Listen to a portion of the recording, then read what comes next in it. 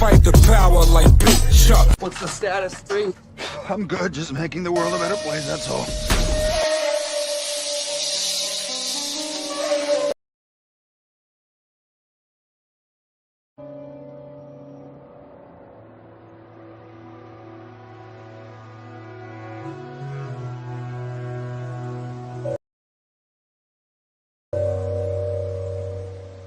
There's some sins that you commit that you can't come back from, no matter how hard you try. You just can't, it's like the devil is waiting for your body to quit because he knows in that he already owns your soul. And then I think maybe there's no devil. You die, and God, he says, nah, you can't come in. You have to leave now. You have to leave and go away, and you have to be alone.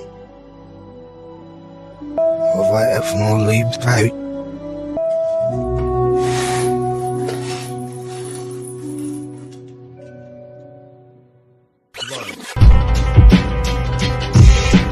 Check it, listen. You're a real step up, and I'm a landmine. Leave your legs dangling, call it hang time. Shout out to all the soldiers who bang signs. Back in the day, I used to sling dimes. This is for the streets, hustling, pushing grams, and flipping bundles. Fuck the government borders, I'm digging tunnels. Delivering the package, cause I'm the real muscle. Wear a ski mask, sports emblems above my brim. Nothing but camo, I'll stomp you out in my Timbs. Take it a step further and start chopping limbs. One day I make it out of hell, something's gotta give. People ask how come the chaos doesn't break me. Because I'm solid, deeply rooted like sequoia trees. The top G, Chuck the God with the iron rod, making devils flee. Staying righteous is something that I can't guarantee.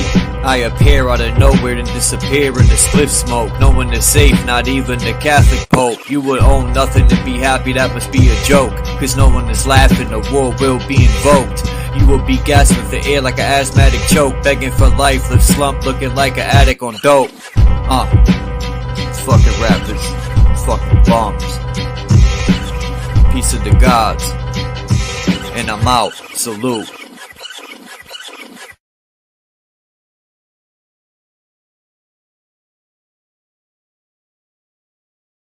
Hey Kimba, how you doing today?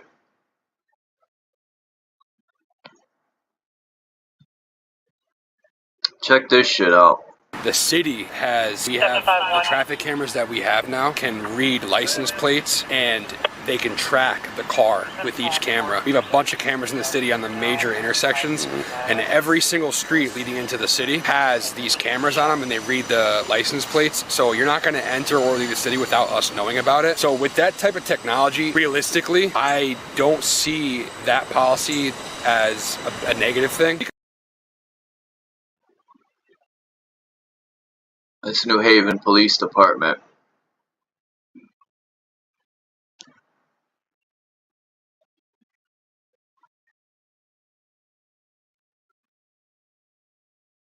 With all these cameras they have, New Haven, Connecticut. I'm alright. Could always be better. But other than that,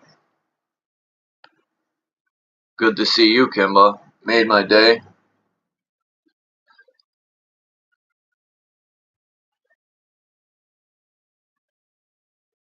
These were the crystals I was talking about that they find underground, or tree roots. Tree roots.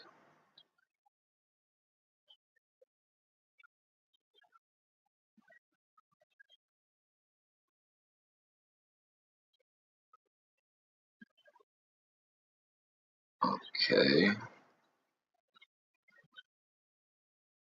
Do do do do do do do do do do do do.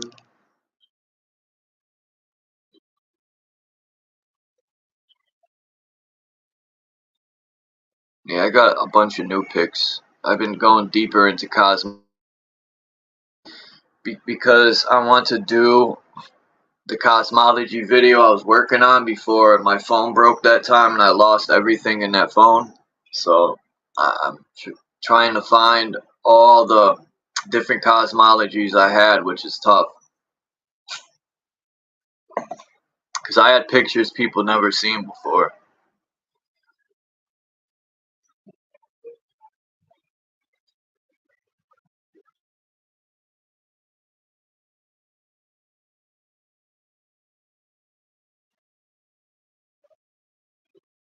Do do do do do do.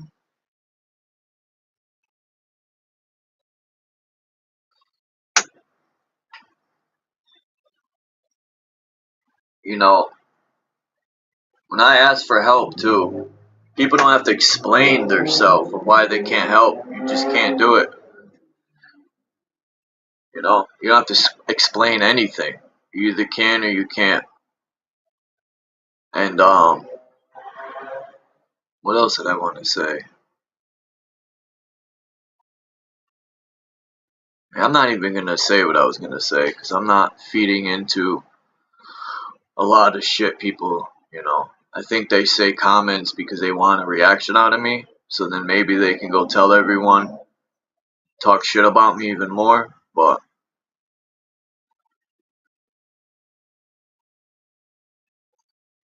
you know, especially with all these fake bots and accounts that people use, like I don't know what's up. But I play along with it and let people hang themselves, and it gives me an opportunity to see people for what they really are. But I'm gonna finish reading a little bit of this because I know most likely. And oh, Candy, if you come, you asked me why yesterday's live wasn't up because it was banned completely. They didn't give me no strike or anything, but they banned it all around. So I just took it down. There's no point in keeping it up.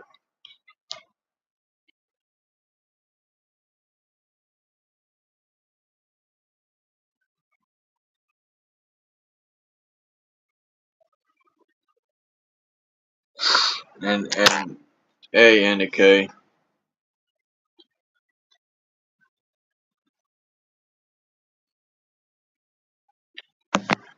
It's not so much annoying.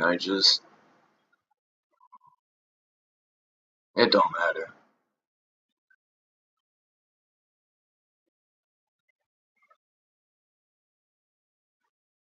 And you didn't annoy me, Anna K.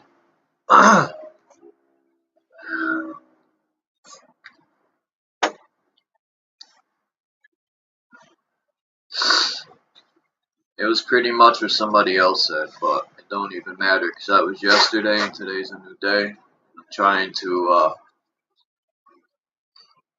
to remain in a good mood with all the issues that are going on in life.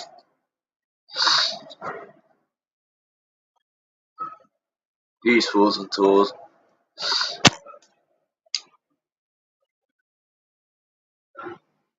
Yeah, thank you, Anna K. I try. So this little chapter I'm gonna read is the priest of Ra. I just want to finish this book. There's a couple pages left. This is from the book The Lost Keys of Freemasonry by Manly P. Hall. And it says, what words are there in modern language to describe the great temple of Amun-Ra? It now stands amidst the sands of Egypt, a pile of broken ruins. But in the heyday of its glory, it rose a forest of plumbed pillars, holding up roofs of solid sandstone, carved by hands, long laid to rest into friezes of lotus blossoms and papyrus, and colored lifelike by pigments, the secrets of which were lost with the civilization that discovered them. A checkerboard floor of black and white blocks stretched out until it was lost among the wilderness of pillars. From the massive walls, the impassive faces of gods, unnamed, looked down upon the silent files of priests who kept alight the altar fires, whose feeble glow alone lighted the massive chambers throughout the darkness of an Egypt night. It was a weird, impressive scene, and the flickering lights sent strange, ghostly forms scurrying among the piles of granite, which rose like mighty altars from the darkness below, to be lost in the shadows above. Peace, Marcel. Suddenly a figure emerged from the shadows, carrying in his hand a small oil lamp, which pierced the darkness like some distant star, bringing into strange relief the figure of him who bore it. He appeared to be old, for his long beard and braided hair were quite gray, but his large black eyes shone with a fire seldom seen even in youth. He was robed from head to foot in blue and gold, and around his forehead was coiled a snake of precious metal, set with jeweled eyes that gave out flashes of light. Never had the light of Ra's chamber shone on a grander head or a form more powerful than that of the high priest of the temple. He was the mouthpiece of the gods, and the sacred wisdom of ancient Egypt was impressed in fiery letters upon his soul. As he crossed the great room, in one hand the scepter of his priestcraft, in the other the tiny lamp, he was more like a spirit visitor from beyond the environs or environs. I wonder what word this is. Anyone ever heard of this word?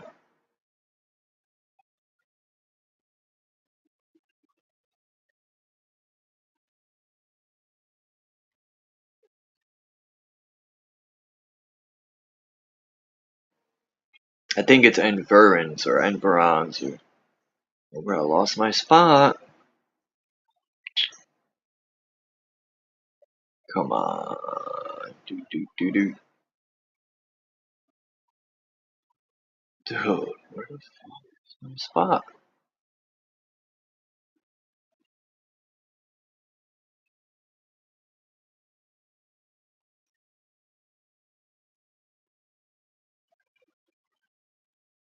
Oh my god.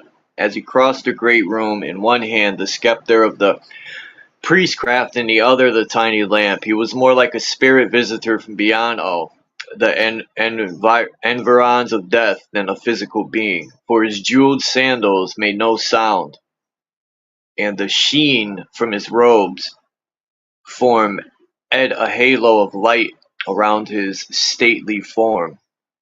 Down through the silent passageways, lined with their massive pillars, past the phantom figure, down steps linked with kneeling sphinxes, and through avenues of crouching lions, the priest picked his way until at last he reached a vaulted chamber whose marble floors bore strange designs, traced in some language long forgotten. Each angle of the many-sided and dimly lighted room was filled by a seated figure carved in stone, so massive that its head and shoulders were lost in shadows no eye could pierce. In the center of this mystic chamber stood a great chest of black stone carved with serpents and strange winged dragons. The lid was a solid slab weighing hundreds of pounds, without handle of any kind, and the chest apparently had no means of being opened without the aid of some Herculean power. The high priest leaned over, and from the lamp he carried lighted the fire upon an altar that stood near. sending the shadows of that weird chamber scurrying into the most distant corners. As the flame rose, it was reflected from the great stone face above, which seemed to stare at the black coffer in the center of the room with their strange, sightless eyes. Raising his serpent wound staff and facing the chest of somber marble, the priest called out in a voice that echoed and re-echoed from every nook and cranny of the ancient temple. "Artemis, come forth!" Then a strange thing happened. The heavy slab that formed the cover of the great coffer slowly raised as though lifted by unseen hands, and there emerged from its dark recesses a slim, white-clad figure with his forearms crossed on his breast, the figure of a man perhaps 30 years old, his long black hair hanging down upon his white-robed shoulders in strange contrast to the seamless garment that he wore. His face, devoid of emotion, was as handsome and serene as the great face of Amun-Ra himself that glazed down upon the scene. Silently, Aradmus, I think it's Artemis, stepped from the ancient tomb and advanced slowly towards the high priest. When about 10 paces from the earthly representative of the gods, he paused, unfolded his arms, and extended them across his chest in salutation. In one hand, he carried a cross with a ring as the upper arm, and this he proffered to the priest. Artemis stood in silence as the high priest, raising his scepter to one of the great stone figures, addressed an invocation to the sun god of the universe. This finished, he then addressed the youthful figure as follows, quote, "Artemis, you seek to know the mystery of creation. You ask that the divine illumination of the thrice greatest and the wisdom that for ages has been the one gift the gods would shower upon mankind be entrusted to you. Little you understand of the thing you ask, but those who knew have said that he who proves worthy may receive the truth. Therefore, stand you here today to prove your divine birthright to the teachings that you ask." The priest pronounced these words slowly and solemnly, and then pointed his scepter to a great dim archway surmounted by a winged globe of gleaming gold. "Before thee, up those steps and through those passageways lies the path that leads to the eye of judgment and the feet of Amun-Ra. Go, and if thy heart be pure as the garment that thou wearest, and if thy motive be unselfish, thy feet shall not stumble, and thy being shall be filled with light. But remember that Typhon and his hosts of death lurk in every shadow, and that death is the result of failure." Artemis turned and again folded his arms over his breast in the sign of a cross. As he walked slowly through the somber arch, the shadows of the great unknown closed over him, who had dedicated his life to search for the eternal. The priest watched him until he was lost to sight among the massive pillars beyond the shent span that divided the living from the dead. Then slowly falling on his knees before the gigantic statue of Ra, and raising his eyes to the shadows that through the long night concealed the face of the sun god, He prayed that the youth might pass from the darkness of the temple pillars to the light he sought. It seemed, for a second, a glow played around the face of the enormous statue, and a strange hush of peace filled the ancient temple. The high priest sensed this, for rising, he relighted his lamp and walked slowly away. His beacon of light shone fainter and fainter in the distance, and finally was lost to view among the papyrus blooms of the temple pillars. All that remained were the dying flames on the altar, which sent strange flickering glows over the great stone coffer and the 12 judges of the Egyptian dead. In the meantime, Erasmus, his hands still crossed on his breast, walked slowly onward and upward until the last ray from the burning altar fire was lost to view among the shadows far beyond. Through years of purification, he had prepared himself for the great ordeal, and with a purified body and a balanced mind, he wended his way in and out among the pillars that loomed about him. As he walked along, there seemed to radiate from his being a faint glow, which illuminated the pillars as he passed them. He seemed a ghostly form amid a grove of ancient trees. Suddenly the pillars widened out to form another vault room, dimly lit by a reddish haze. As Erasmus proceeded, there appeared around him swirling wisps of this scarlet light.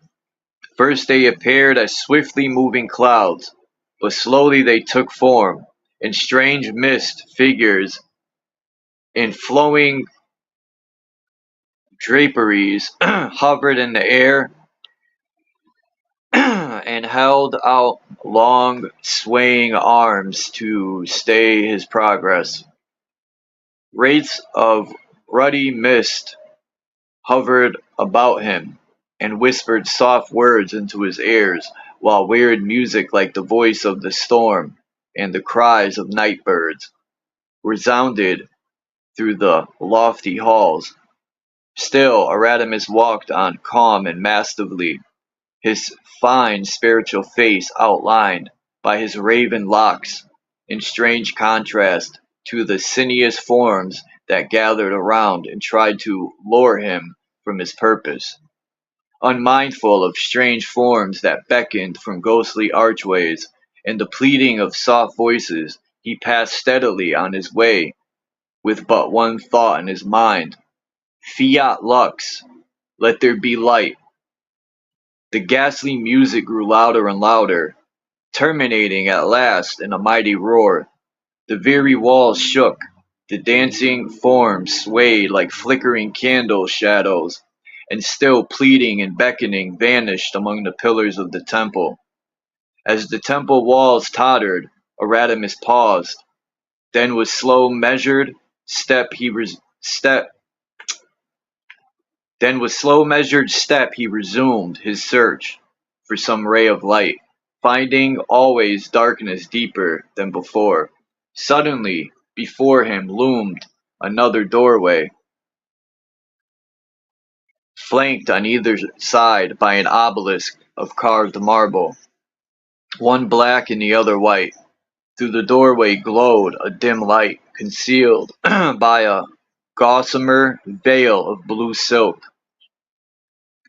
As Erasmus slowly climbed the flight of steps leading to the doorway, there materialized upon the ground at his feet a swirl of lurid mist.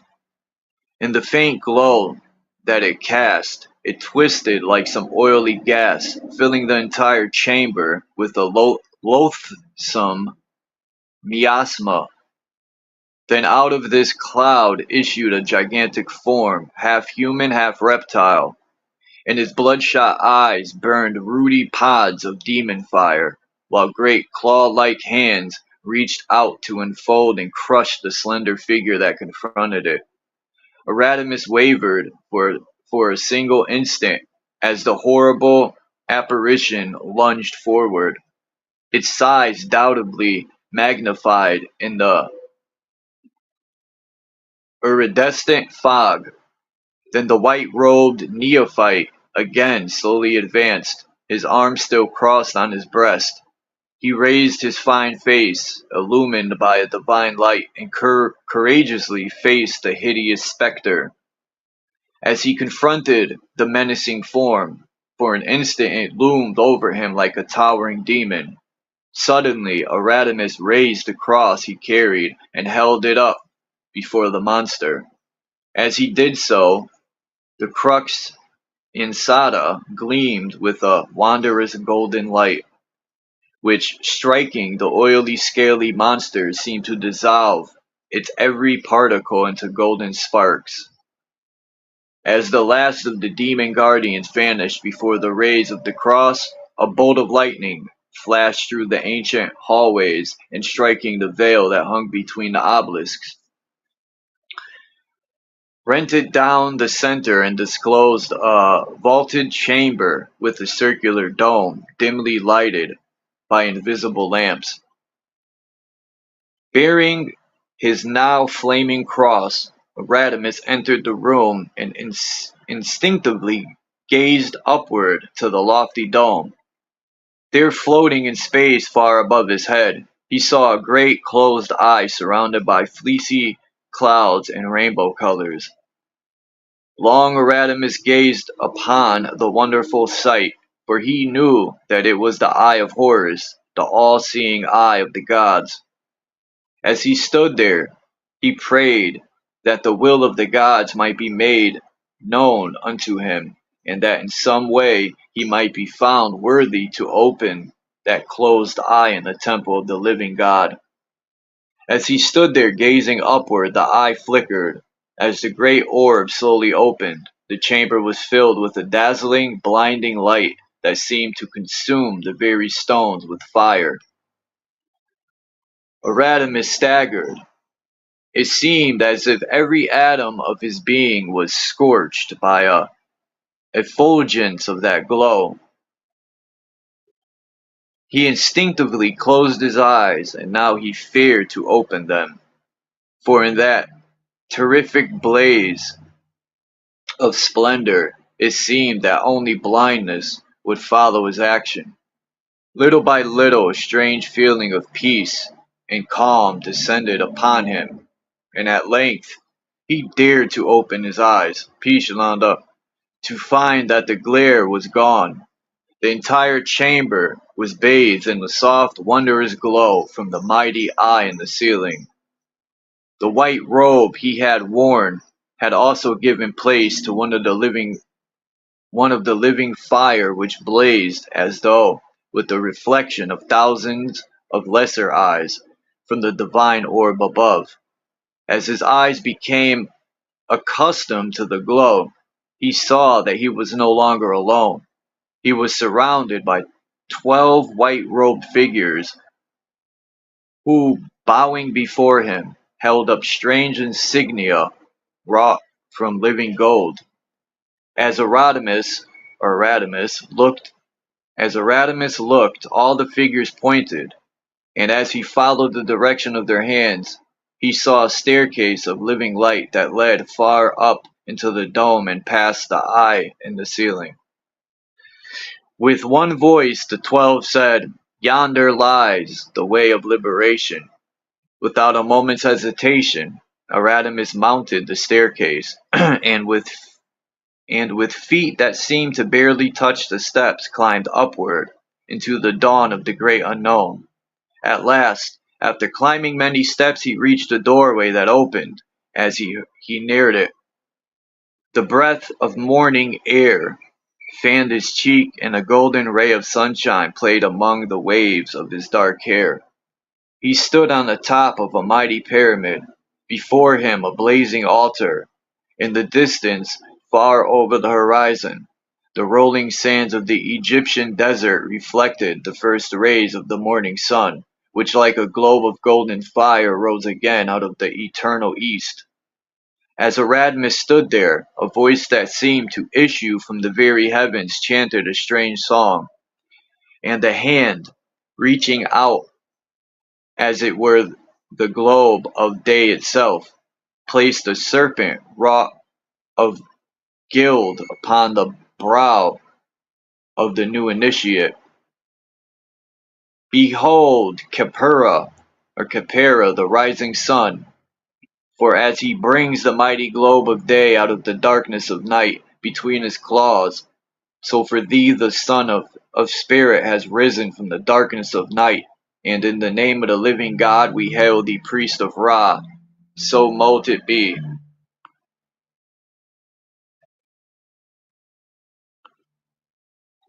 The robe of blue and gold. Hidden in the depths. Oh boy.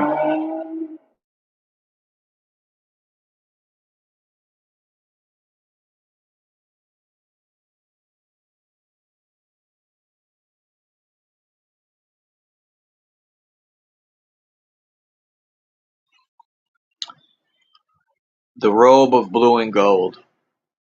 Hidden in the depths of the unknown. Three silent beings weave the endless thread of human fate. They are called the Sisters, known to their mythology as the Norns or Fates, who increasingly twist between their fingers a tiny cord, which one day is to be woven into a living garment, the coronation robe of the priest king. To the mystics and philosophers of the world, this garment is known under many names. To some it is the simple yellow robe of Buddhahood. By the ancient Jews it was symbolized as the robe of the high priest, the garment of glory unto the Lord. To the Masonic brethren it is the robe of blue and gold, the star of Bethlehem, the wedding garment of the Spirit. I call it a frickin' bathrobe. Three fates weave the threads of this living garment, and man himself is the creator of his fates. The triple thread of thought, action, and desire binds him when he enters the sacred place, or seek admittance into the tiled lodge. But later, the same cord is woven into a splendid garment, whose purified folds cloth the sacred spark of his being. We all like to be well dressed. Robes of velvet and ermine stand for symbols of rank and glory, but to many ermine capes have covered empty hearts. To many crowns have rested on the brows of tyrants. These are symbols of earthly things, and in the world of matter are too often misplaced. The true coronation robe, the garment molded after the pattern of heaven, the robe of glory of the Master Mason, is not of the earth, for it tells of the spiritual growth, his deeper understanding, and his consecrated life. The garments of the high priest of the tabernacle were but symbols of his own body, which purified and transfigured, glorified the life within. The notes of the tiny silver bells that tinkled with never-ending music from the fringe of his vestments told a life harmonious, while the breastplate which rested amid the folds of the ephod reflected the gleams of heavenly truth from the facets of its gems. There is another garment, without a seam, which we are told was often worn by the ancient brethren in the days of the essences, when the monastery of the lowly Nazarenes rose in the silent grandeur from the steep sides of Mount Tabor, to be reflected in the inscrutable waters of the Dead Sea. This one-piece garment is the spiral thread of human life, which when purified by right motive and right living, becomes a tiny thread of golden light, eternally weaving the purified garment of regenerated bodies. Like the white of the lambskin apron, it stands for the simple, the pure, and the harmless. These are the requirements of the Master Mason, who must renounce forever this world's pomp and vanity, and seek to weave that simple one-piece robe of the soul which marks the Master consecrated and consummated. With the eyes of the mind we still can see the lowly Nazarene in his spotted robe of white, a garment no king's ransom could buy. This robe is woven out of the actions of our daily lives, each deed weaving into the endless pattern of thread, black or white, according to the motives which inspired our actions. As the Master Mason labors in accordance with the vows, he slowly weaves this spotless robe out of the transmuted energy of his efforts. It is this white robe which must be worn under the vestments of state, and whose spotless surface sanctifies him for the robes of glory, which can be worn only in the stainless, seamless garment of his purified life. When this moment arrives and the candidate has completed his task, when he comes purified and regenerated to the altar of wisdom, he is truly baptized of the fire, and its flame blazes within himself. From him pour forth streams of light, and a great aurora of multicolored fire bathes him with its radiance. The sacred flame of the gods has found its resting place in him, and through him renews its covenant with man. He is then truly a Freemason, a child of light. This wonderful garment, of which all earthly robes are but symbols, is built of the highest qualities of human nature, the noblest of ideals and the purest of aspirations. Its coming is made possible only through the purification of body and the unselfish service to others in the name of the Creator. When the Mason has built all these powers into himself, there radiates from him a wonderful body of living fire, like that which surrounded the Master Jesus at the moment of his transfiguration. This is the robe of glory, the garment of blue and gold, which shining forth as a five-pointed star of light, heralds the birth of the Christ within. That sounds better. Man is then indeed a son of God, pouring forth from the depths of his own being the light rays, which are the life of man, striking hearts that have long been cold. This spiritual ray raises them from the dead. It is the living light which illuminates those still buried in the darkness of materiality. It is the power which raises by the strong grip of the lion's paw. It is the great light which, seeking forever the spark of itself within all living things, reawakens dead ideals and smothered aspirations with the power of the Master's eternal word. Then the Master Mason becomes indeed the sun in Leo, and reaching downward into the tomb of crystallization, raises the murdered builder from the dead by the grip of the Master Mason. As the sun awakens, the seeding in the ground, so this Son of Man, glowing with the light divine, radiates from his own purified being the mystic shafts of redeeming light, which awaken the seeds of hope and the truth of a nobler life. Discouragement and suffering too often brings down the temple, burying under its debris the true reason for being and the higher motives for living. As the glorious robe of the sun, the symbol of all life, bathes and warms creation with its glow, this same robe, enfolding all things, warms them and preserves them with its light and life. Man is a god in the making, and as in the mystic myths of Egypt, on the potter's wheel he is being molded. When his light shines out to lift and preserve all things, he receives the triple crown of godhood, and joins that throng of master masons who in their robes of blue and gold are seeking to dispel the darkness of night with the triple light of the Masonic Lodge. Ceasingly, the norms spin the thread of human fate. Age in and age out, upon the looms of destiny are women, the living garments of God. Some are rich in glorious colors and wondrous fabrics, while others are broken and frayed before they leave the loom.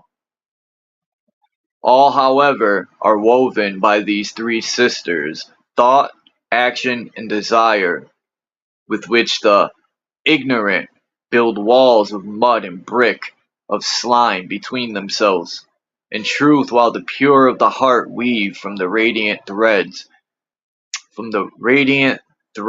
garments of celestial beauty.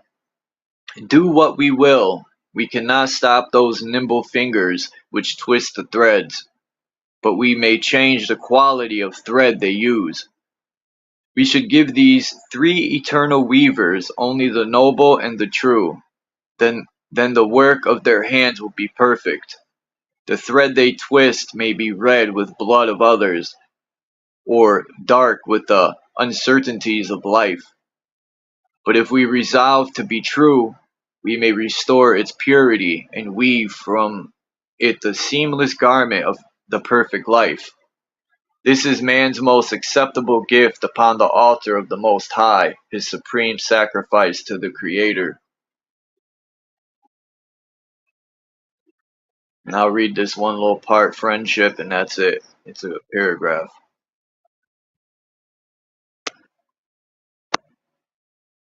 What nobler relationship than of a friend? What nobler compliment can man bestow than friendship? The bond and ties of the life we know break easily, but through eternity one bond remains, the bond of fellowship, the fellowship of atoms, of stardust in its endless flight, of suns and worlds, of gods and men. The clasped hands of comradeship unite in a bond eternal, the fellowship of spirit, who is more desolate than the friendless one, who is more honored than one whose virtues have given him a friend. To have a friend is good, but to be a friend is better. The noblest title ever given man, the highest title bestowed by the gods, was them the great Jove gazed down upon Prometheus and said, "Behold, a friend of man, who serves man, serves God. This is the symbol of the fellowship of your craft. For the plan of God is upheld by the clasped hands of friends. The bonds of relationship must pass, but the friends remain. Serve God by being a friend of the soul of man, serving his needs, lighting his steps, smoothing his way. Let the world of its own accord say of the Mason, behold the friend of all. Let the world say of the Lodge, this indeed a fraternity of brothers, comrades, in spirit and in truth." And then next time I'll read the rest of the book, which is the Emerald Tablet of Hermes, finish of the Tabula, Smaragdina. Whoa. Smaragdina. Smaragdina? I'm tearing that up probably. Oh, actually, it's only 5 more pages. Maybe I'll just finish it. The Emerald Tablet of Hermes. The Emerald Tablet of Hermes illustrated. Oh, the Emerald Tablet of Hermes illustrated on the opposite page introduces us to Hiram, the hero of the Masonic legend. The name Hiram is taken from the Chaldean Churam. The first 2 words. Nah, I'll save this. I don't feel like reading. Maybe I'll read it in a minute. I don't want to overread people to death.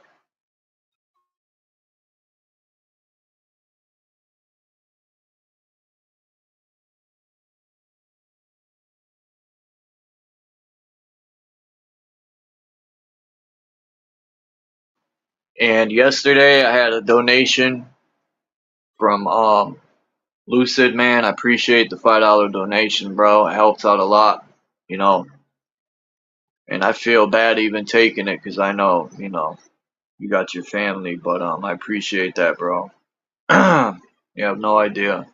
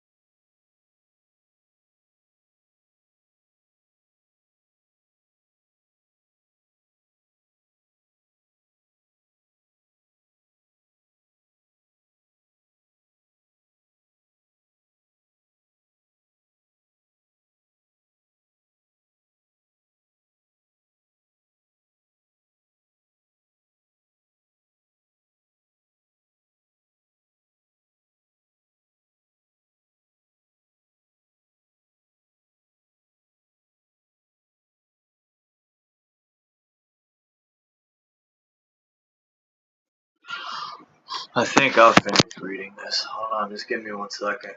Ouch. People want to come up. The link is there.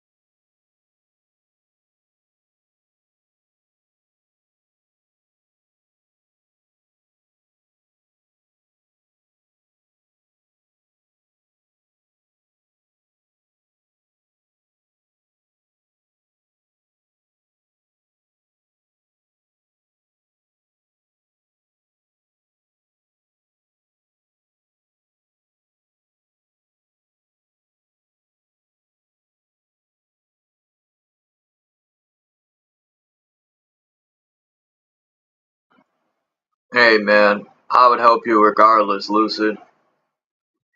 You always kept it real with me, and you've always been a good friend. Even though I've only known you for a year,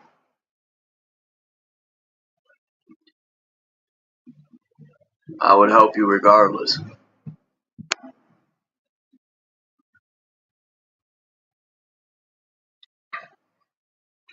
Money isn't everything, man.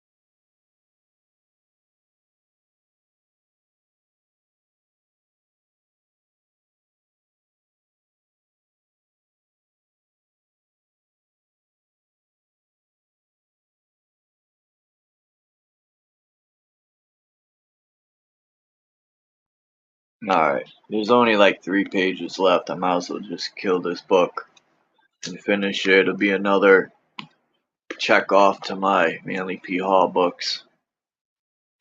The Emerald Tablet of Hermes. Tabula Smaragdina. Smaragdina. I think I'm saying that right. The Emerald Tablet of Hermes, illustrated on the opposite page, introduces us to Haram, the hero of the Masonic legend.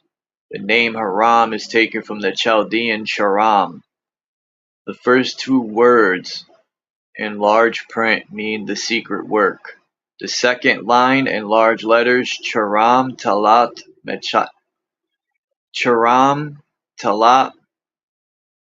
Mechasit. Mechasit means Charam. All that nonsense just to say Charam. The universal agent, 1 in essence, but 3 in aspect. Translated, the body of the tablet reads as follows.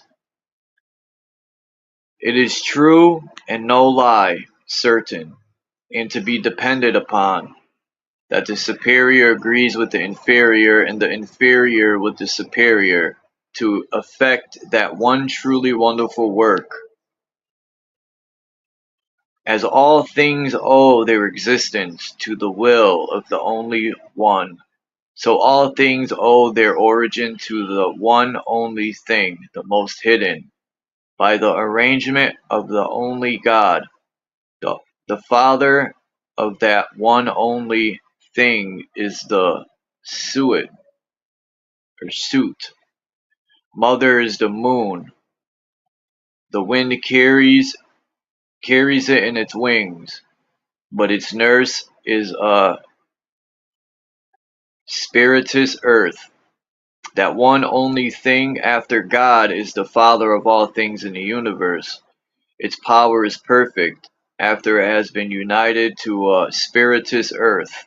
Separate that spiritus earth from the dense or crude earth by means of a gentle heat, which with much attention, in great measure, it ascends from the earth up to heaven, and descends again, new-born on the earth, and the superior and inferior are increased in power.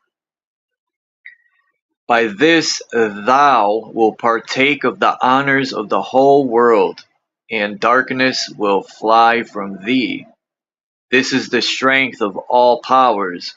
With this thou wilt be able to overcome all things, and to transmute all that is fine and all that is coarse. In this manner the world was created, but the arrangements to follow this road are hidden. For this reason I am called Churam Talat Mechasit, one in essence, but three in aspect. In this Trinity is hidden the wisdom of the whole world. It is ended now, what I have said concerning the effects of the sun.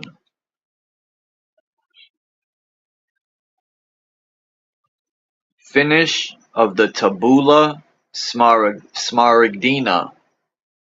In a rare, unpublished old manuscript dealing with the early Masonic and Hermetic mysteries, we find the following information concerning the mysterious universal agent referred to as Churam or Haram.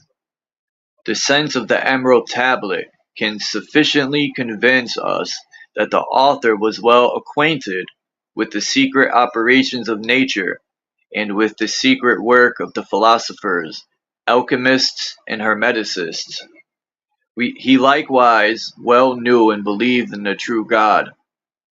It has been believed for several ages that Cham, one of the sons of Noah, is the author of this monument of antiquity. A very ancient author whose name is not known, who lived several centuries before Christ, mentions this tablet and says that he had seen it in Egypt at the court, that it was a precious stone of an emerald, whereon these characters were represented in bas relief, not engraved. He stated that it was in his time esteemed over 2,000 years old, and that the matter of his emerald had once been in a fluidic state like melted glass, and had been cast in a mold, and that to this flux the artist had given the hardness of a natural and genuine emerald by alchemical art.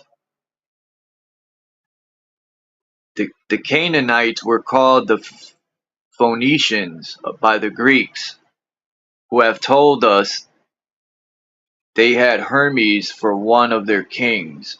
There is a definite relation between Churam and Hermes. Churam is a word composed of three words, denoting the universal spirit, the essence whereof the whole creation does consist, and the object of Chaldean, Egyptian, and genuine natural philosophy, according to its inner principles or properties. The three Hebrew words, Chama, Rush, and Majim, mean respectively fire, air, and water, while their initial consonants, CH, R, and M, give us Churam, that invisible essence which is the father of earth, fire, air, and water, because although immaterial in its own invisible nature as the unmoved and electrical fire, when moved it becomes light and visible, and when collected and agitated becomes heat and visible and tangible fire, and when associated with humidity it becomes material. The word Churam has been metamorphosed into Hermes and also into Herman, and the translators of the Bible have made Churam by changing Chet into he, both of these Hebrew word signs being very similar. In the word hermaphrodite, a word invented by the old philosophers, we find Hermes changed to Herm, signifying Churam, of the universal agent, and Aphrodite, the passive principle of humidity, who is also called Venus, and is said to have been produced and generated by the sea. In the word, I said that already. We also read that Haram or Sharam, or the universal agent, assisted King Solomon to build the temple. No doubt as Solomon possessed wisdom, He understood what to do with the corporealized universal agent. The Talmud of the Jews says that King Solomon built the temple by the assistance of Shemer. Now this word signifies the sun, which is perpetually collecting the omnipresence surrounding electrical fire, or spiritus mundi, and sending it to us in the planets in a visible manner called light. This electrical flame, corporealized and regenerated into the stone of the philosophers, enabled King Solomon to produce the immense quantities of gold and silver used to build and decorate his temple. These paragraphs from an ancient philosopher may assist the Masonic student of today to realize the tremendous and undreamed of the shire of knowledge that lies behind the allegory, which he often hears but seldom analyzes. Haram, the universal agent, might be translated vita the power eternally building and unfolding the bodies of man. The use and abuse of the energy is the keynote to the Masonic legend. In fact, it is the key to all things in nature. Haram, as the triple energy, one in source, but three in aspect, can almost be called ether, that unknown hypothetical element which carries the impulses of the gods through the macrocosmic nervous system of the infinite. For like Hermes or Mercury, who was the messenger of the gods, so was Jesus. Ether carries impulses upon its wings. The solving of the mystery of ether, or if you prefer to call it vibrant space, is the great problem of Masonry. This ether, as a hypothetical medium, brings energy to the bodies of thought, emotion, and action. In this manner, Sharam, the one in essence, becoming three in aspect, mental, emotional, and vital. The work which follows is an effort to bring to light other forgotten and neglected elements of the Masonic rites, and to emphasize the spirit of Haram as the universal agent. Freemasonry is essentially mysterious, ritualistic, and ceremonial, representing abstract truth in concrete form. Earth or substance, smothering energy or vitality, is the mystery behind the murder of the builder. Motive. What motive leads the Masonic candidate out of the world and up the winding stairway to the light? Is that Jacob's ladder? He alone can truly know, for in his heart is hidden the motive of his works. Is he seeking the light of the East? Is he seeking wisdom eternal? Does he bring his life and offer it upon the altar of the Most High? Of all things, motive is most important. Though we fail again and again, if our motive be true, it should be if our motive be true, we are victorious. Though time after time we succeed, if our motive be unworthy, we have failed, entering the temple in reverence. For it is in truth the dwelling place of the Great Spirit, the spirit of Masonry. Masonry is an ordainer of kings. It has been, its hands has shaped the destinies of worlds, and the perfect fruitage of its molding is an honest man. What nobler thing can be accomplished than the illumination of ignorance? What greater task is there than the joyous labor of service? And what nobler man can there be than that Mason who serves his light, and is himself a light unto his fellow men.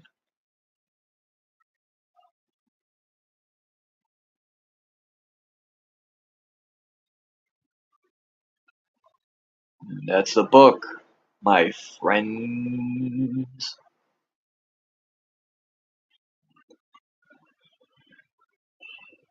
That is the book, The Lost Keys of Freemasonry.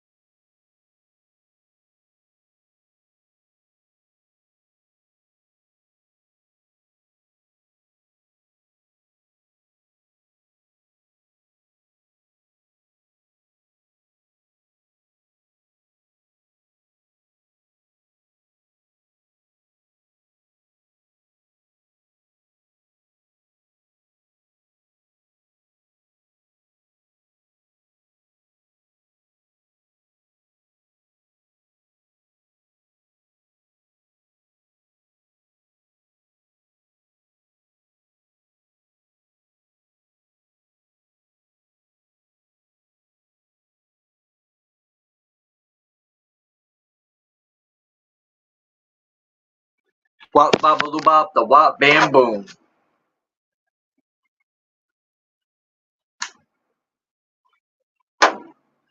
I got this cool beat I found.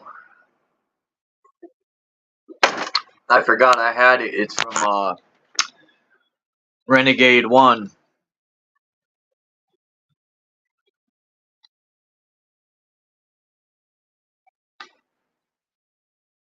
So who's gonna come up and chat?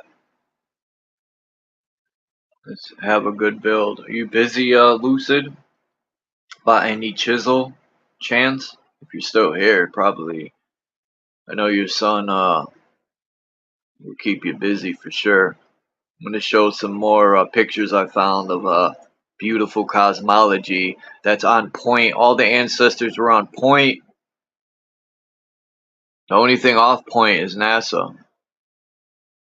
I'll have a duel with anyone from NASA. I'll destroy them.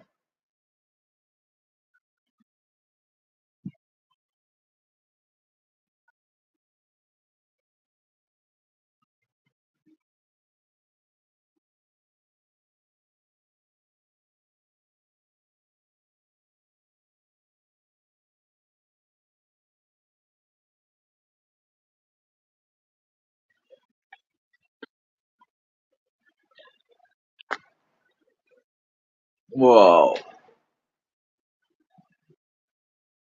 Fuck you mean the file's too large?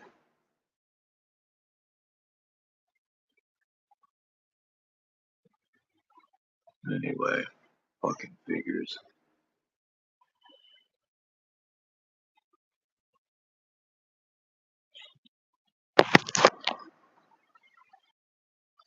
Yup, all these people that think they can get away, and all along. The city has, we have the traffic cameras that we have now can read license plates, and they can track the car with each camera. We have a bunch of cameras in the city on the major intersections, and every single street leading into the city has these cameras on them, and they read the license plates. So you're not going to enter or leave the city without us knowing about it. So with that type of technology, realistically, I don't see that policy as a negative thing.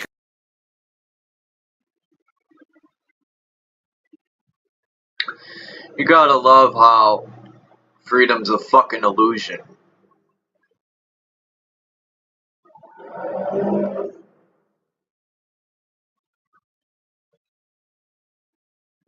And I've seen tons of videos where they pull people over because it said it was a stolen car, and yet it was wrong.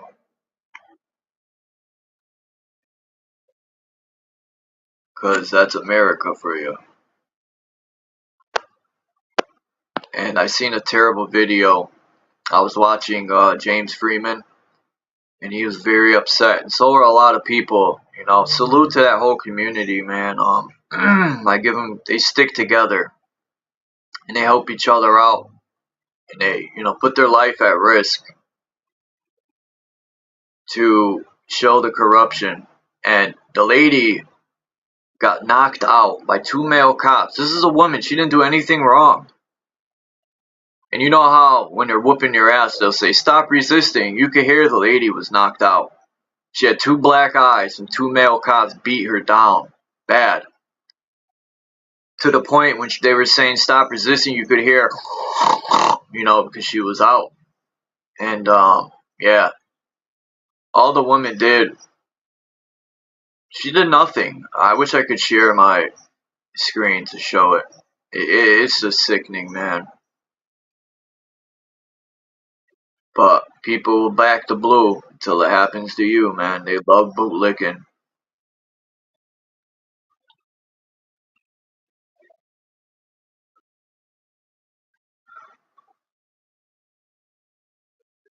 It's fucking disgusting.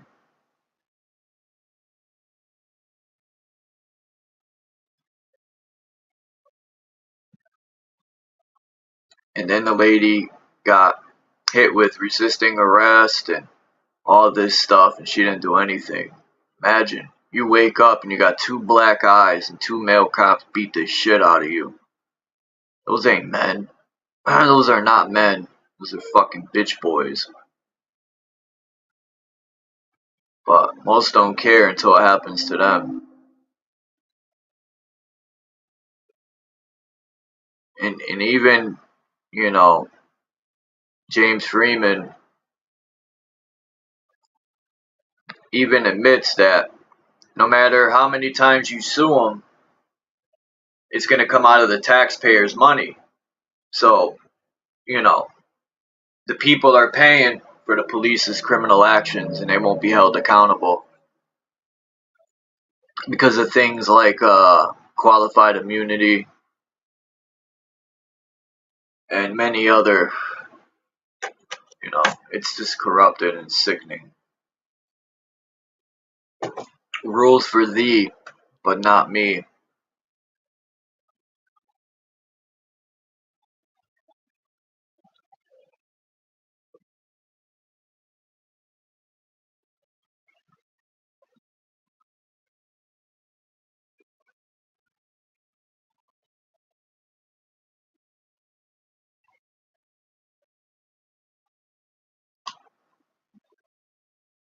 Oh, shit.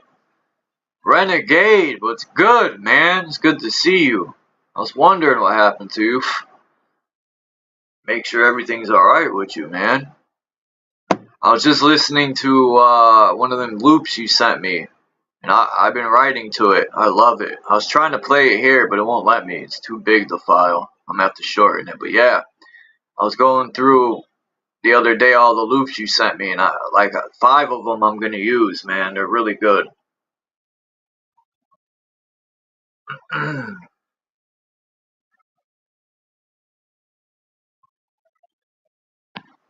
It's good to see you, Renegade, man. If you got time to come up for a second, please do so.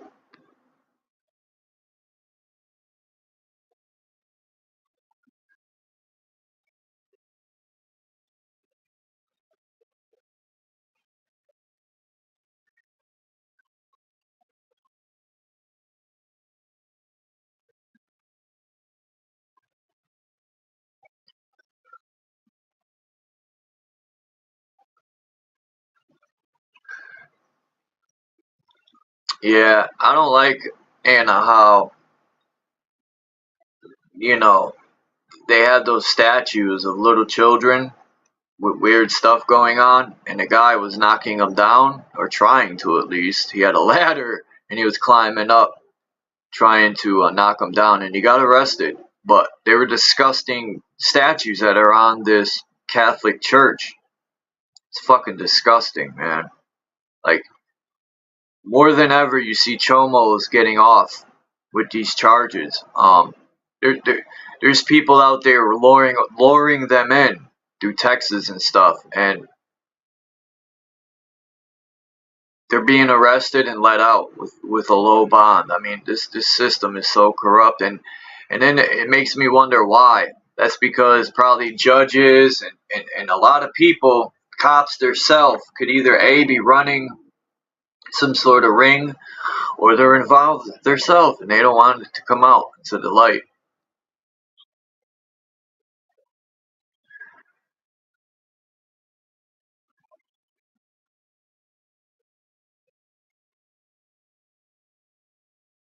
And it's not going to stop until people can band together and say enough's enough.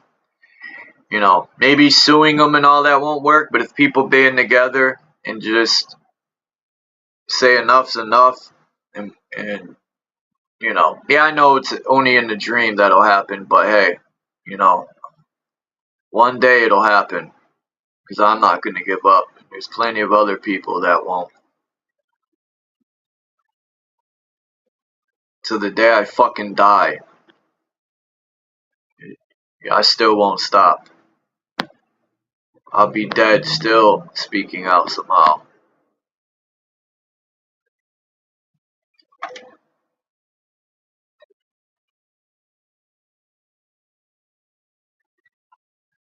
Renegade One's in the building.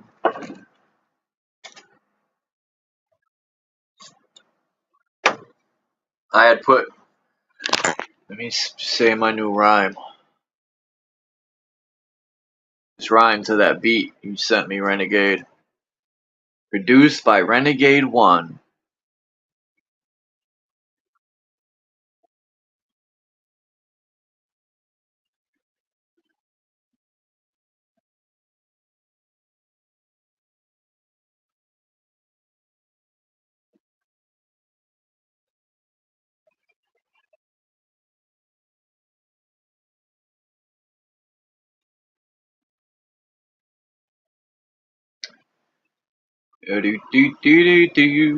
Alright. Let's do this, son.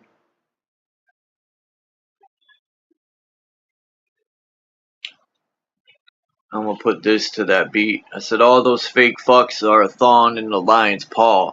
Strong as oxen, boxing, breaking iron jaws. People quick to talk shit then call the law. Pederasty politicians and tenuous cults.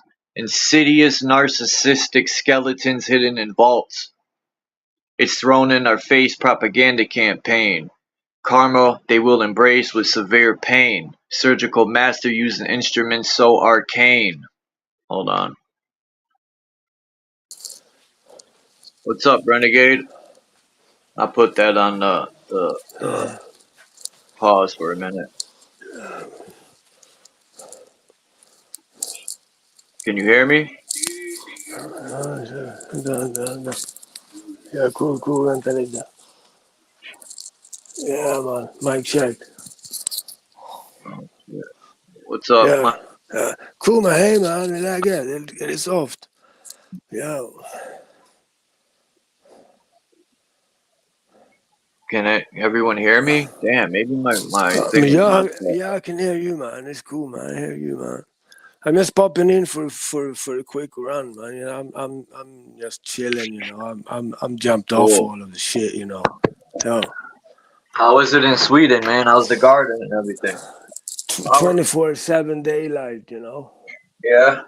Mhm. Whatever keeps you busy, it's better than YouTube. It's like I can give you some I vibes. still want to Yeah, do man. that interview, man. I want to Yeah, we'll definitely do interview that. you. Yeah, check this.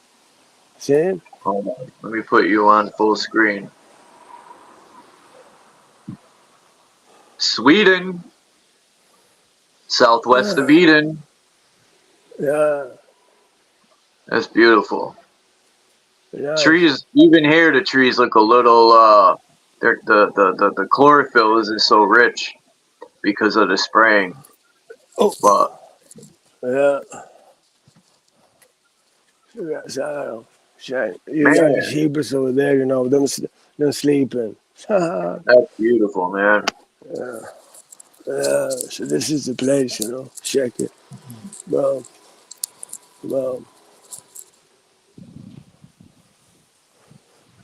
So rock and roll. Yeah. Yeah, preparing for the winter, you know. Sean. Yeah.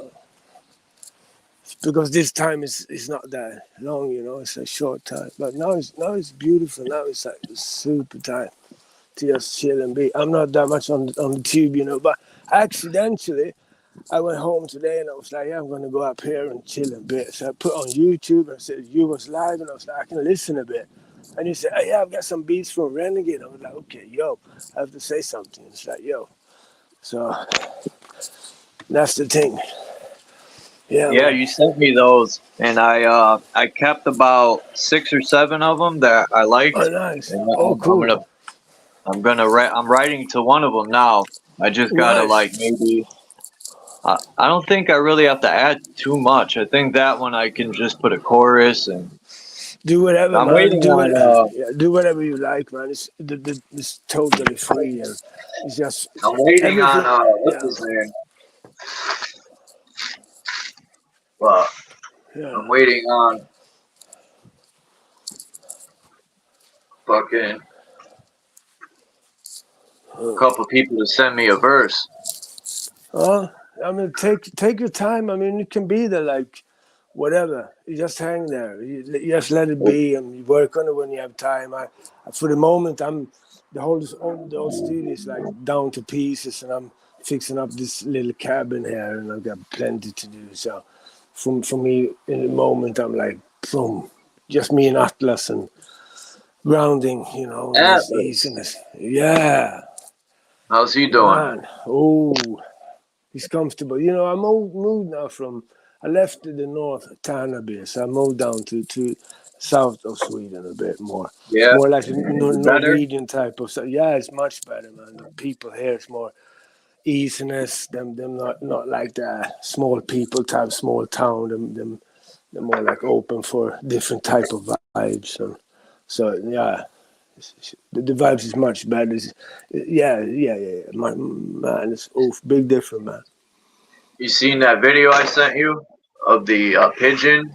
The pigeon got a hold of a bag of fentanyl, and the pigeon ate some of it, and the fucking thing was high. Poor pigeon. Yeah, but listen to this. I got a news for you guys, but this is Sweden is not Sweden anymore. What? Yeah, listen up now. This is about United States, and check this thing out. NATO? NATO Hate was the NATO. first. Fuck NATO NATO. was the first thing. Yeah, but check this. This is called DCA agreement. DCA agreement.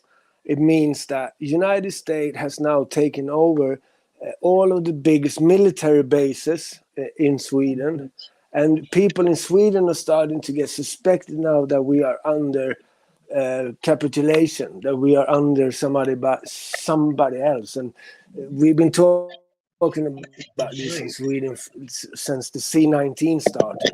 Something is going on because there was a Swedish flag that doesn't go up one day in the archipelago in Yeah. Stockholm, the capital, for one day, and the day after, the biggest ship from United States Huh. arrived to that harbor, and the people in the government didn't have suits on it. They had like ordinary clothes visiting that boat, and from that point, now we're wondering if the maritime law United States has occupied it or took over Sweden actually, because the politicians over here, man, they've been acting like big fag ass, and they are fags also, you know. So crazy things that happening that you don't know about, you know.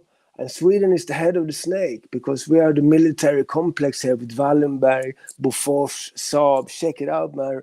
Everything. So Sweden is the high tech of everything, and we've been neutral for 200 years just as a cover-up, and now they occupy the Sweden with not any arms, and that goes hands in hand with Russia also. So we got Putin on the left side, and we got you guys on the other side, and we're going to be the next platform to conquer the southwest of Eden, because this is a craft very, very strong place on the map. We're near the center, you know. So this is the thing that's going on. So Sweden is not Sweden anymore. And Ukraine We are being like, maybe Ukraine is a piece of Sweden, got taped Simon color on the flag, and we'll be sending money to I like Ukraine. And Russia. that's, I love Russia, man. Them the thing, you know. So Sweden is occupied now by you guys. So you are a part of Sweden now because you Not can me, travel. not us. No, Maybe I the know, government. by you, the government. Yeah. So Sunkiss That's and all crazy. those old military, you know, them can go over to Sweden and work for the military in the United States, and the law is from the U.S. ground don't mind level. your Yeah. business. Yeah. So they occupy Sweden now. We sold out. We don't have nothing to say to yeah. The And U.S. it's all about don't mind your borders. business. The U.S. is always in somebody's business because they try to police the world. We would be such a better country if we would worry about our fucking self. Mm. But can you please bring up a session sometimes in the future? What is a border? What is a border? And connected to that border is a language. So language is the border and the border is the language. And we're still dealing with borders, but we're still allied with different countries over the borders. That's fucking creepy, man. I wonder why they called it a board, Yeah. you know, like, Yeah. and then It's on the people would be like, board. I'm bored. No, it's on the board. It's on the table. It's on the blueprint. It's on the board. It's on the table. They're working on it. This is our platform. It's like a chessboard. See? It's a chessboard. I think the U.S. opened the borders on purpose because Oh, yeah. from what I heard a few years ago, no one was joining the military. So the U.S. was real short of Oh, soldiers. yeah. They can So, send over the Mexican guys from your they'll side over fight. to Sweden and fight Russia, you know? I That's don't the thing. understand how people fight for a government, but they won't fight for their own people or their family. Exactly. Yeah. So you can say you can send over the guys that now broke into your country. You can say, yeah, you got a job. You can go to Sweden and work on the military bases there to clean toilets. Is that okay? Yeah. I go. See? Peace, Crystal, and seriously, Ray, Marcel. Yes. Yeah. So one. Yo, peace, Jack. I mean, I'm here, but you know that I told you before. I'm dropping off the internet maybe some 3-4 months now. I'm not even listening. I'm popping in, checking out for 5 minutes. Then I'm back here. You know, I'm taking a break from that. Well, I'll keep in touch, and Yeah, man, you maybe know we where can do we this got our interview. Telegram there, so we can keep it. But listen, man, if I send something to you on Telegram, check it out and just read a notice that I've seen it, so I know that you checked it. Yeah, man. Then we can have a chat over there in a couple of hours or tomorrow or something, man.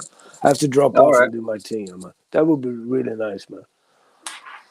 All right. Peace, my brother, man. Very cool, Hassan. Peace, man. It's good to see you, bro. Same, man. Peace. Big hug, man. Peace.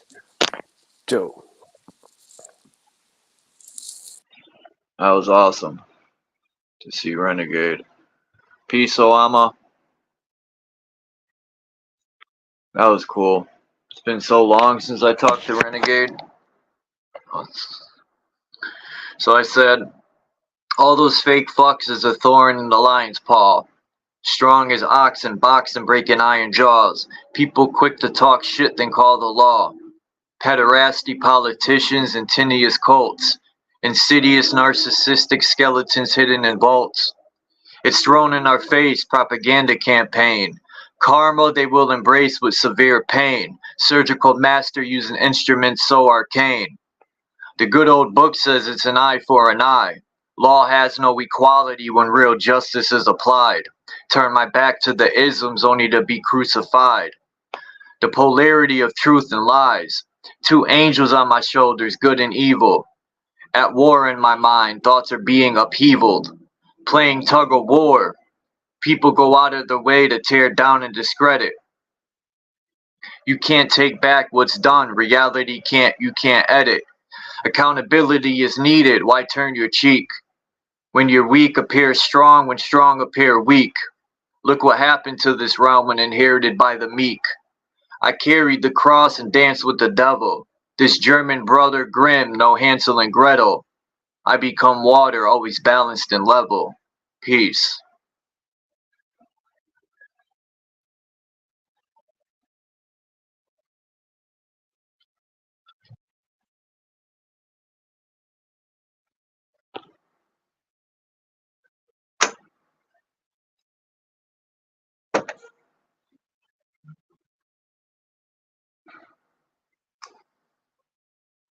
Thank you, Crystal.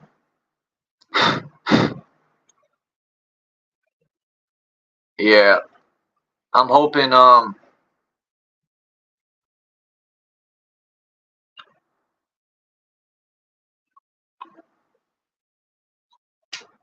shit.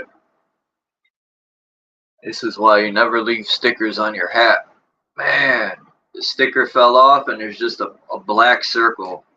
That's so clean, because the brim is dirty. Huh.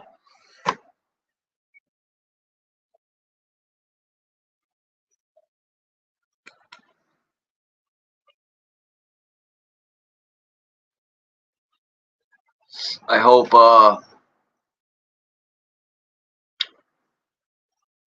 man, I can't think today. Hey, I have some beats I'm working on.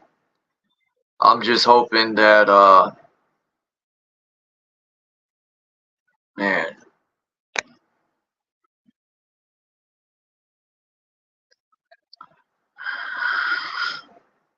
that I get this verse that I'm waiting on. Maybe it'll never come. I don't know.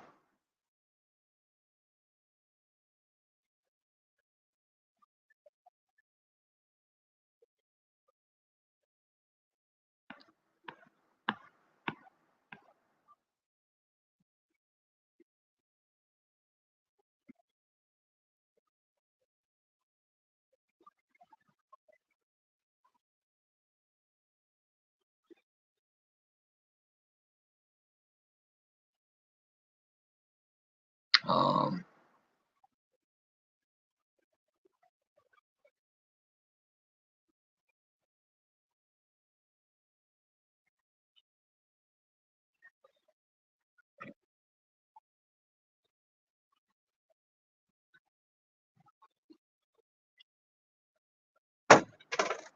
Sir Drop.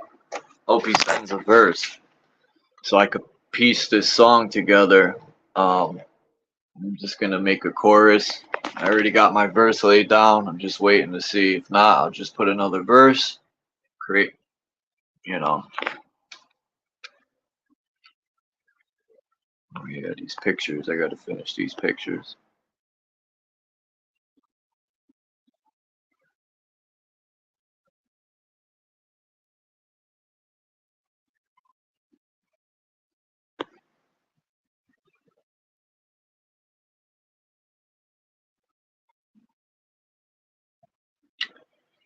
Huh.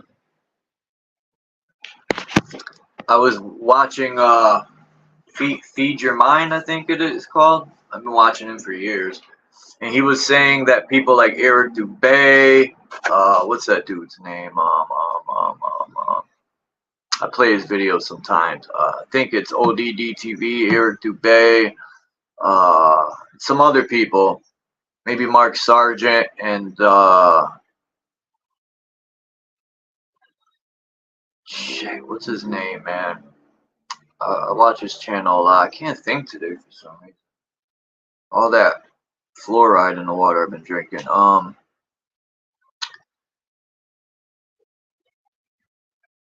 But there's a bunch of flat earthers that are supposed to go to Antarctica on this trip. And they're gonna see if it stays light 24 hours down there. And if it stays light, they will admit we're on a globe. And if it stays, there's something like that. But I didn't trust it anyway. You know, these people can pull anything off. Use a sun simulator, who knows?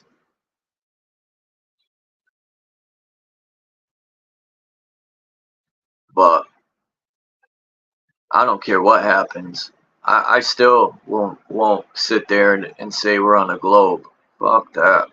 Because I know we're not.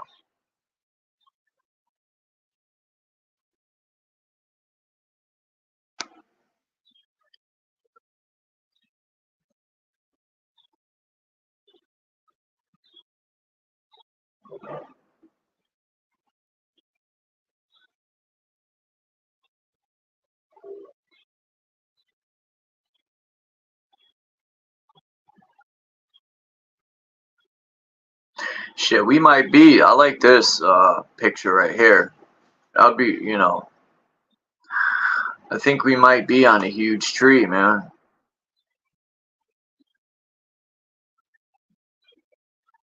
Receive information as a fool. Aids one growth. Oh, God. Hold on.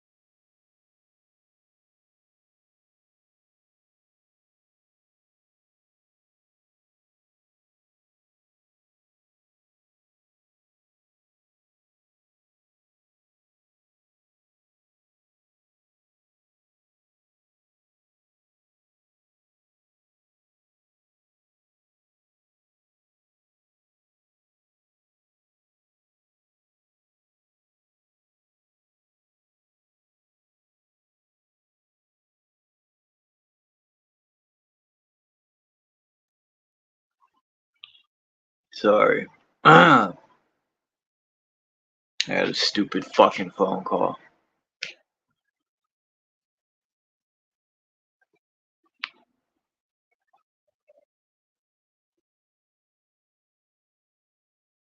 Um,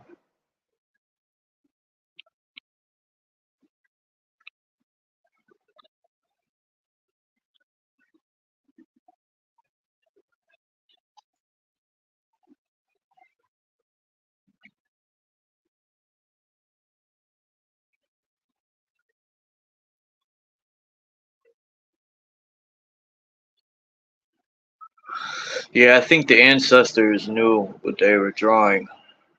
You know, I think the ancestors are way more knowledgeable than we can ever be. See, this is the bottom part of this picture. This. And then this is the whole picture. I can't zoom in because I'm not on my laptop.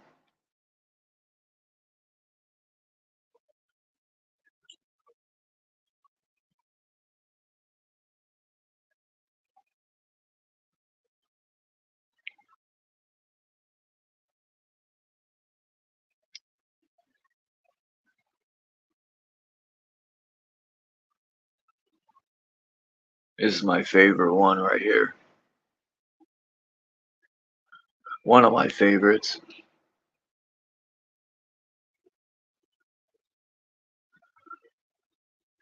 Oh, I gotta look up Michelle Gibson.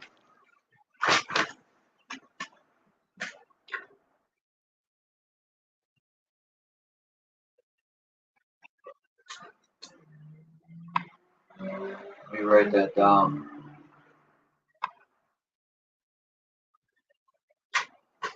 Alright, I'm gonna check Michelle Gibson out later. Thank you, Crystal, for that. But yeah, this is one of my favorite. Because there's that story when fire meets ice. That's a good. I'm gonna see if I can look that up and find that story. What's up, Dominic? How's everything going?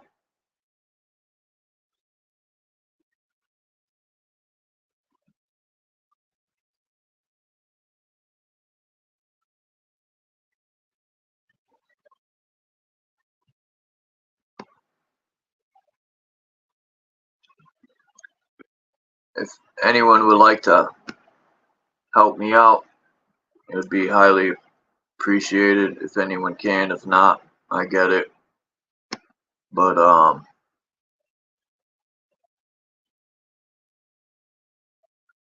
my information is in the pin, whatever you call that. But anyway, hold on, go back to that. I want to see if I could find that so-called fire and ice beginning story. Oh no, I want to find that cosmic egg story.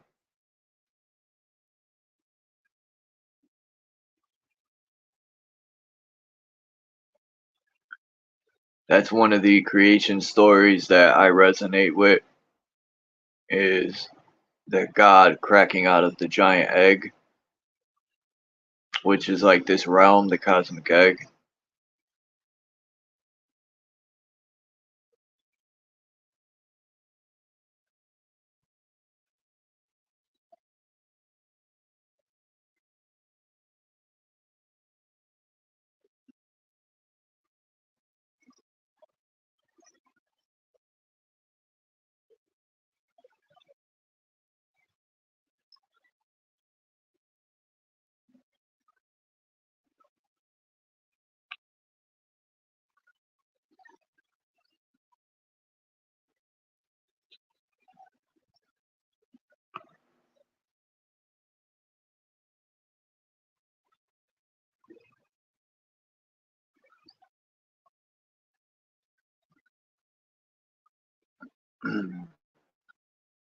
I wish I could zoom in on this. This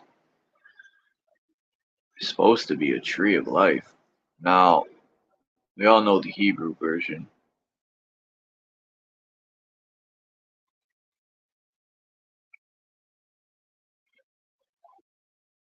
I like that. I don't remember what version this is, but these things right here are all over the place. Now,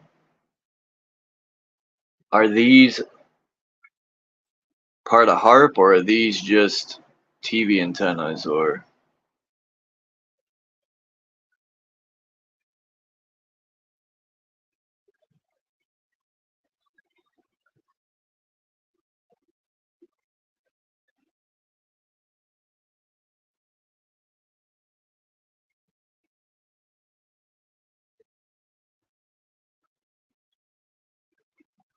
the Hubble telescope is a joke. That's why I downloaded this. It's pretty funny.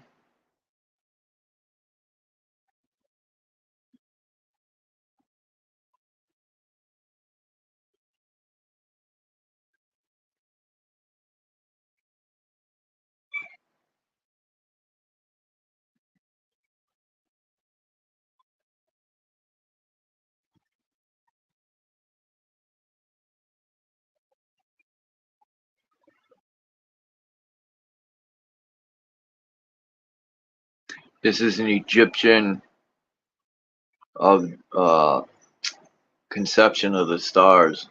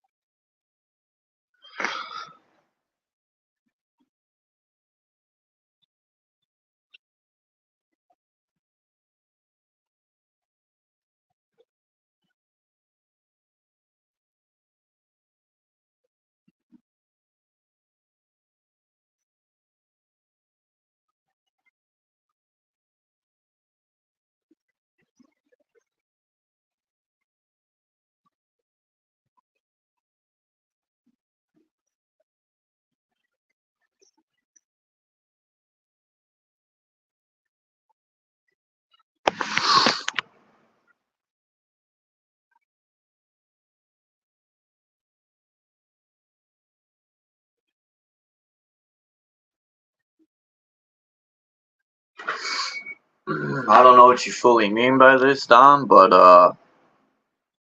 if you want to come up and speak on it, should information be received in different seasons and luminaries? No. I think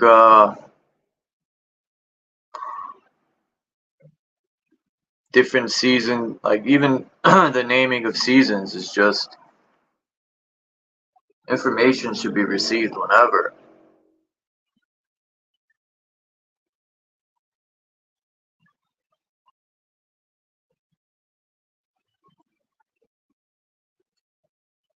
Season.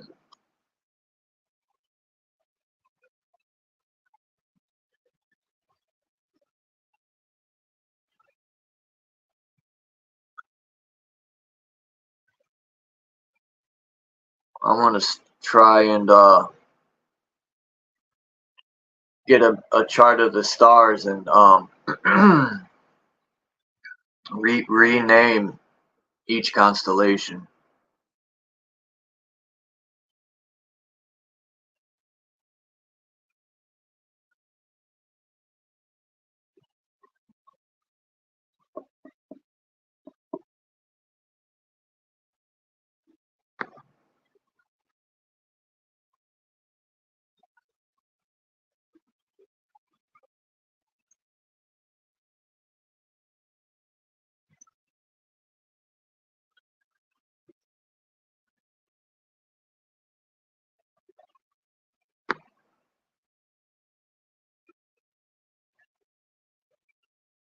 Tree of Life.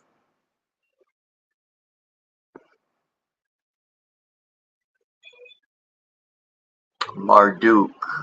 So I think that is Marduk.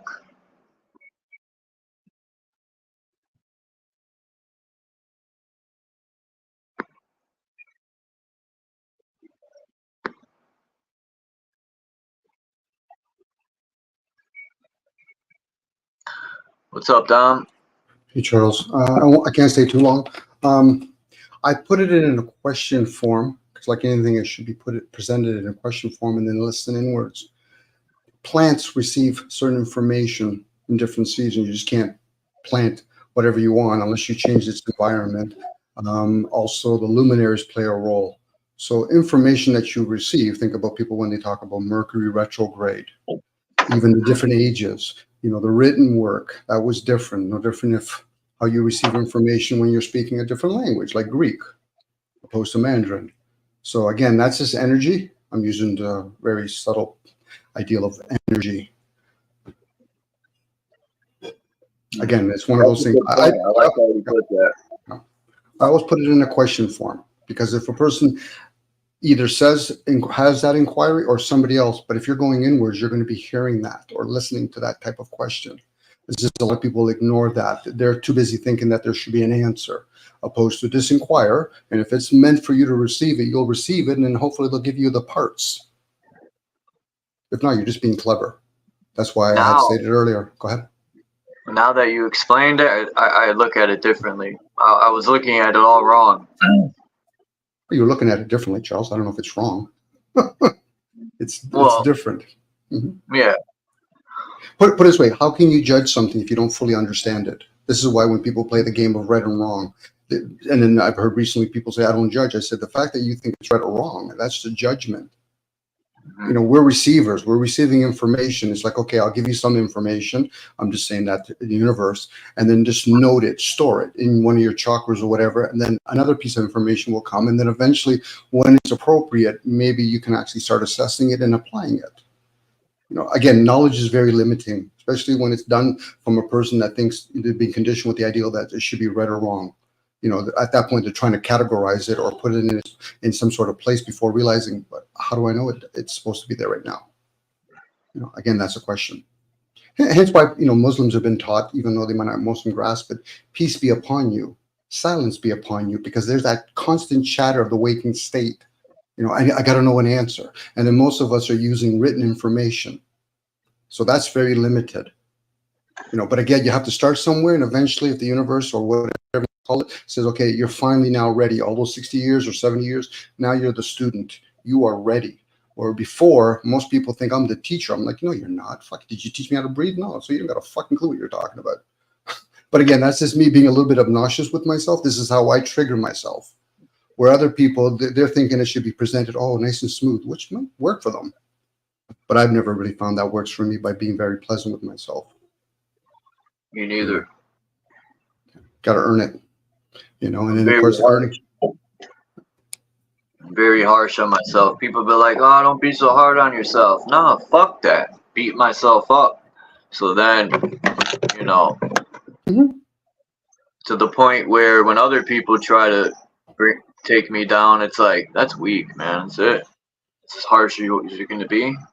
That's right. Well, you have to be your worst enemy to yourself. This is why when people learn crafts, like if they want to be an Olympian in something, you got to push yourself. A lot of resistance will bring growth. But unfortunately, a lot of people, they don't want resistance. They're actually more caught up in their attachment. They want more pleasantry. Oh, that sounds nice. Okay, so but are you willing to break it down? Are you willing to challenge oneself? Are you willing to challenge the words that come across you? You know, but unfortunately, some people think that they're the thoughts, so therefore, how can they come across you? Again, I was just posing those as a possibility. Again, that could be way whacked for most people, let alone even for me, but I'm willing to entertain it. Most people aren't willing to entertain that. They want to be sedated, but they don't want to be entertained by it. Anyway, I got to take off, Charles. Have a beautiful day, my friend. I hope, you know, those days where you have those moments, you learn something from it. Thank you, Dom. Have a great day.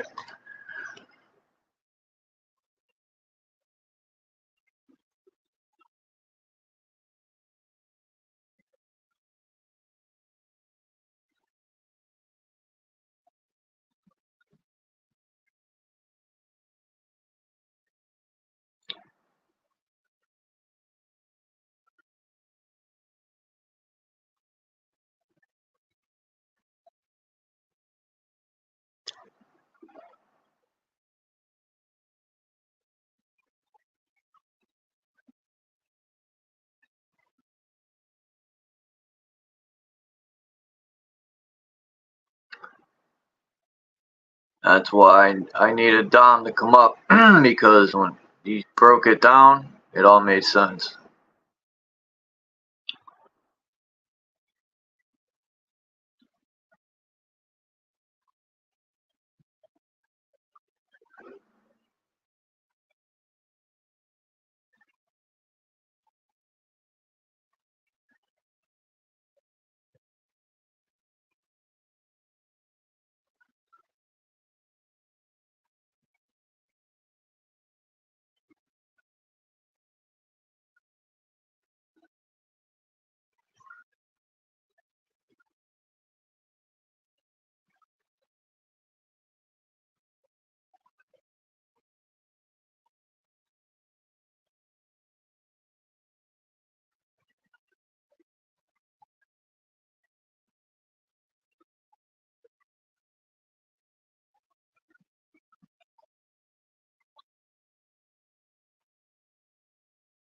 I'm gonna look for that story right now after these couple pictures.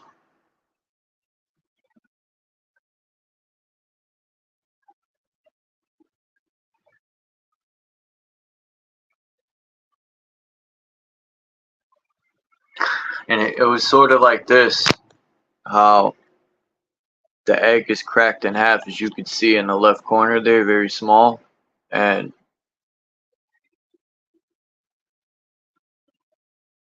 how the top part would spin with the stars in it. Or I think maybe the firmament isn't spinning.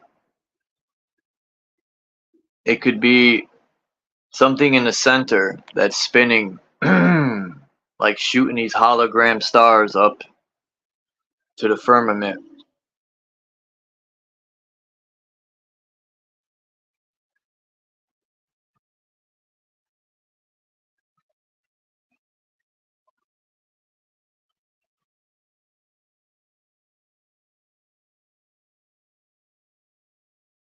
That Mount Meru here looks like, it almost looks like a bell, or that vibration.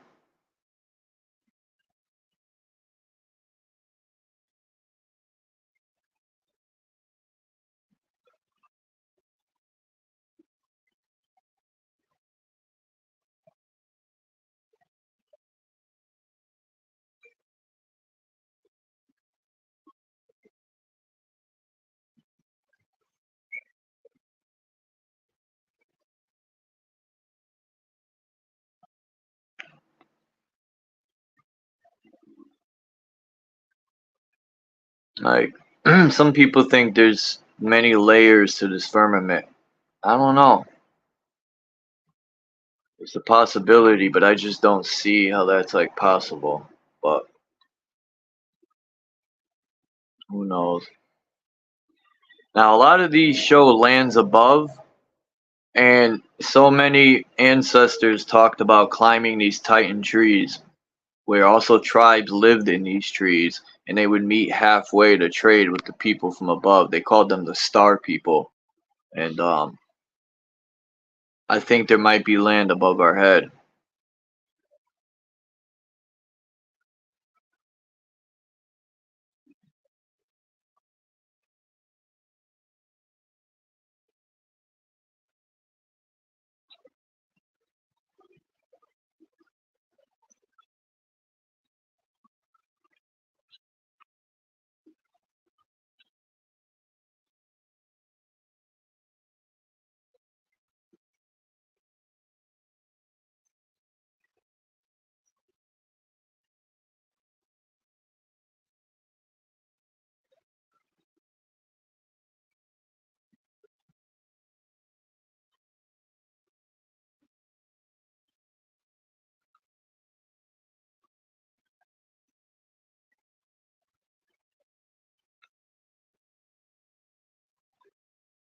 I like this one.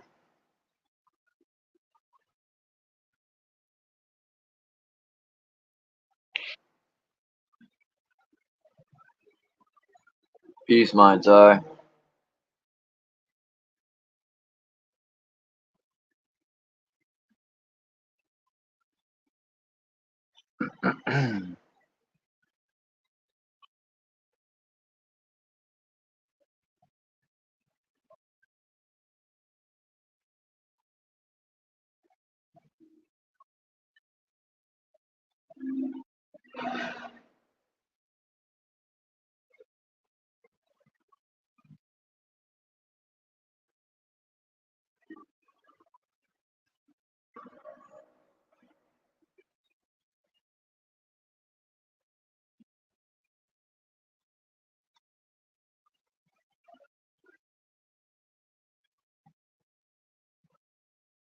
Like here, it shows in the crossroads. Excuse me. It's showing like that beam of light coming from the center, beaming up. Sort of like it's beaming the light up to create the stars.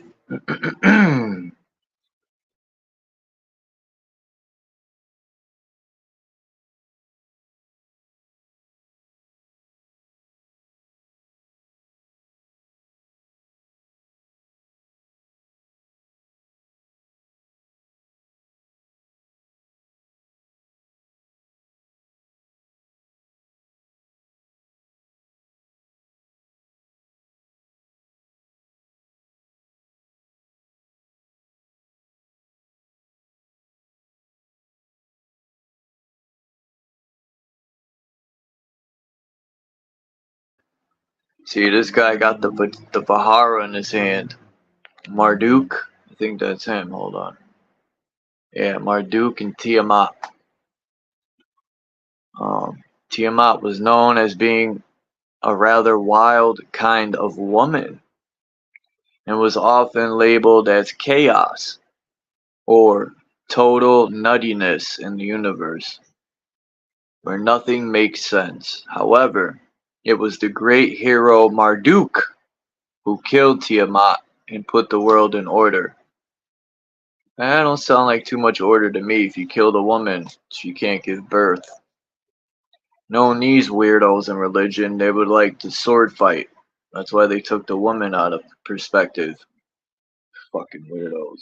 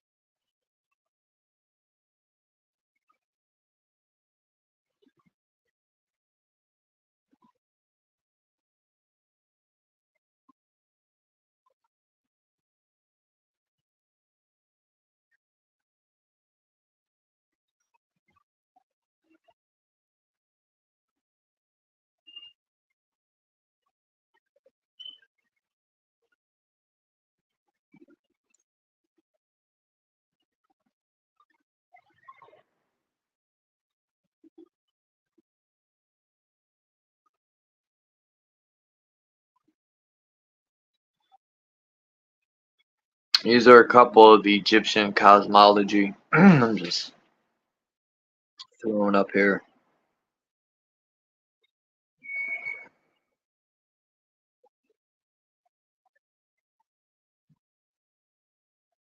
The Serpent of Chaos, Apophis,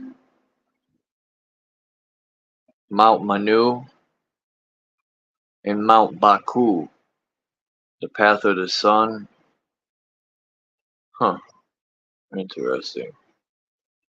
Geb, Shu, and Nut.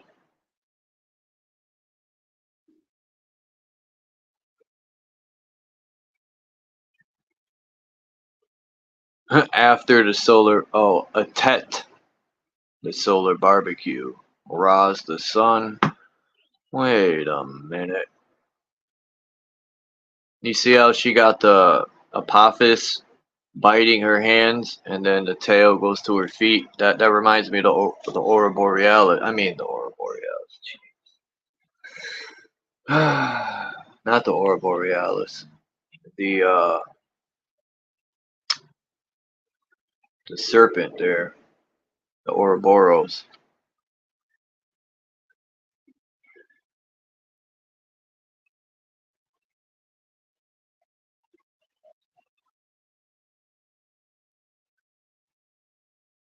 Here's Marduk's cousins that are at the Tree of Life there. I think this is, what are the people, forgot the name. Oh, here's some more Egyptian. Now this picture is interesting because I said before that this was our realm, and that was the sun and moon.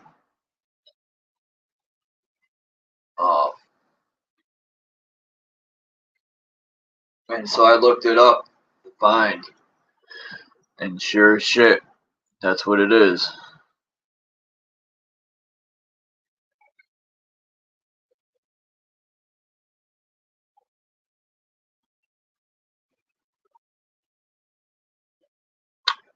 Come on, go back.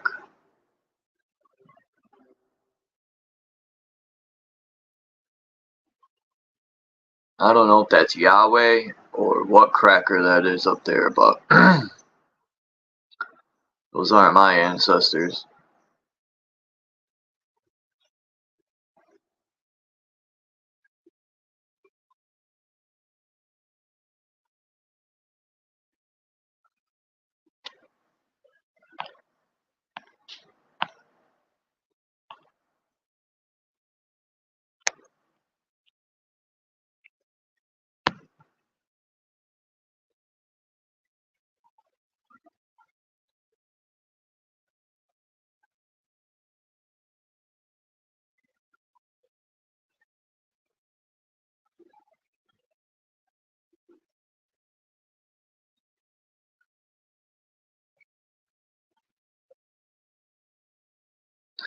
So far, I've covered Sumerian cosmology.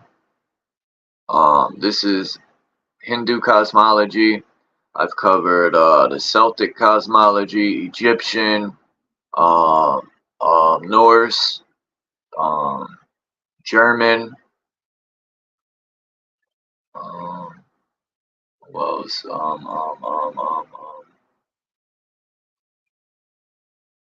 Hebrew, Christian, I think Catholic. Japanese, which I showed the other day. Chinese. Here's another. This is from a book cover, but I'm gonna edit this and pull that picture up. That looks like the footstool of God. You know, in the Bible it says, "We are God's footstool." Well, that's what that looks like, and that's, you know, Asian cosmology.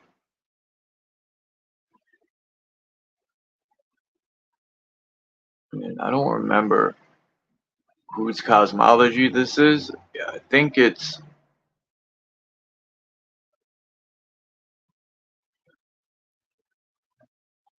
could be a native tribe.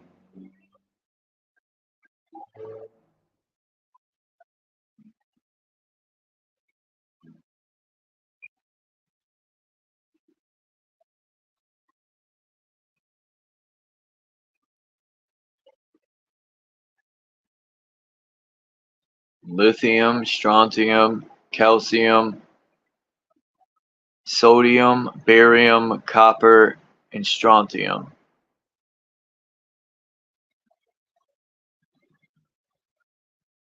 Here's some more Hindu cosmology with Mount Meru.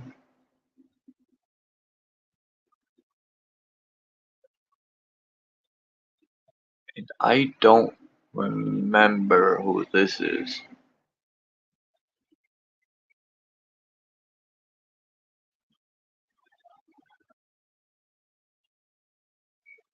I think this is Hebrew. I'm probably wrong.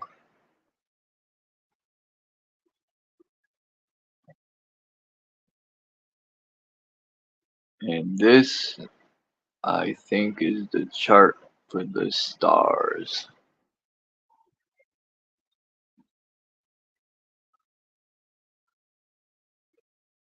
And that was the last one for now. I could pull more up, but I'm not.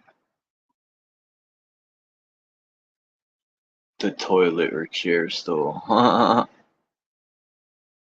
So who's gonna come up and chill for a little while? No one? Great. Hold on, let me see if I can find that story.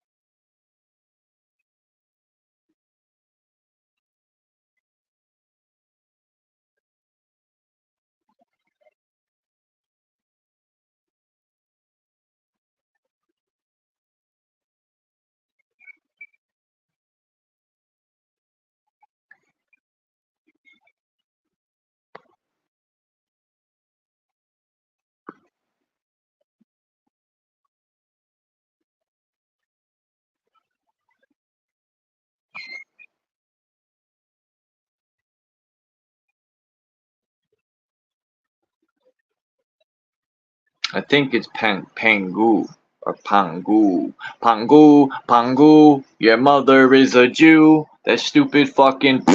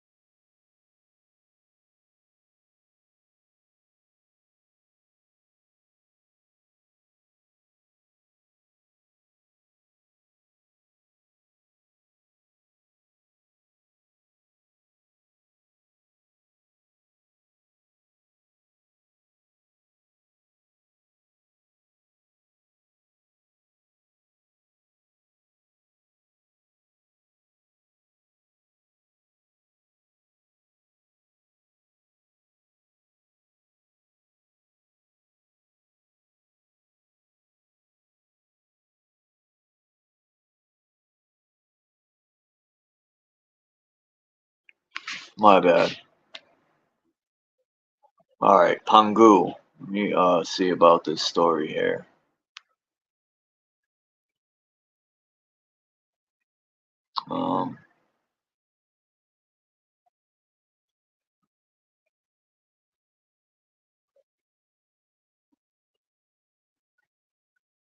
Birth from the cosmic egg, Chinese Pangu. Why can't I get a PDF file? Ooh. Ew.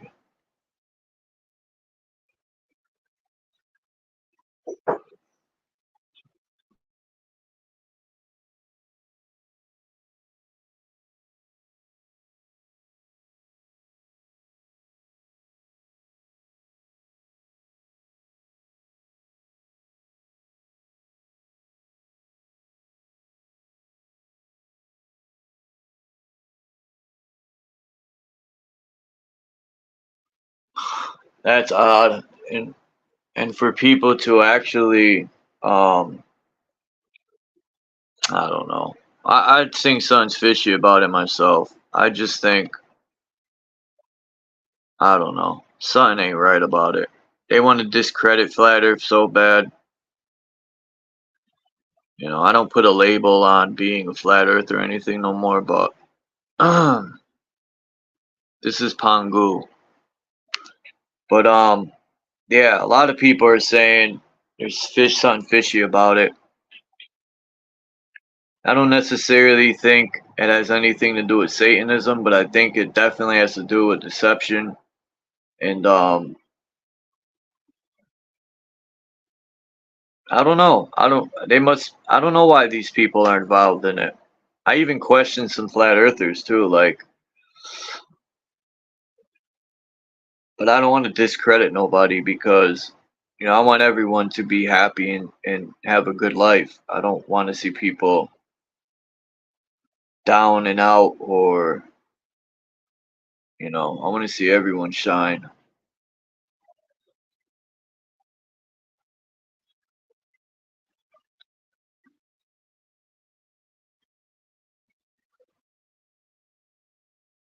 Sometimes I think I care more about other people than my own self, which is terrible. That's very terrible. Why can't I get a fucking download here? There's no Kangoo. Story here. You gotta be kidding me. Here we go. PDF file. So I can upload some stuff to desecrate my computer.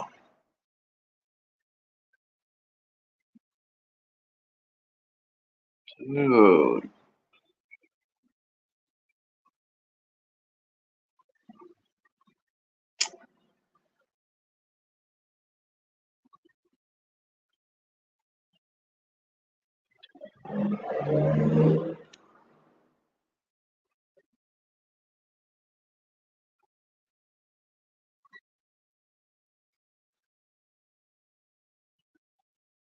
Na na na na. Just to download a PDF, they want me to put my password in there like I'm some idiot. Like Chuck was born this morning.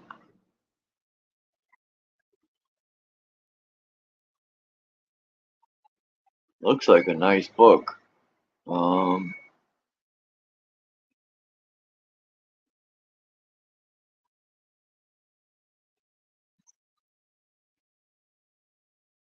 Here we go. Here we go, yo. Here we go, yo.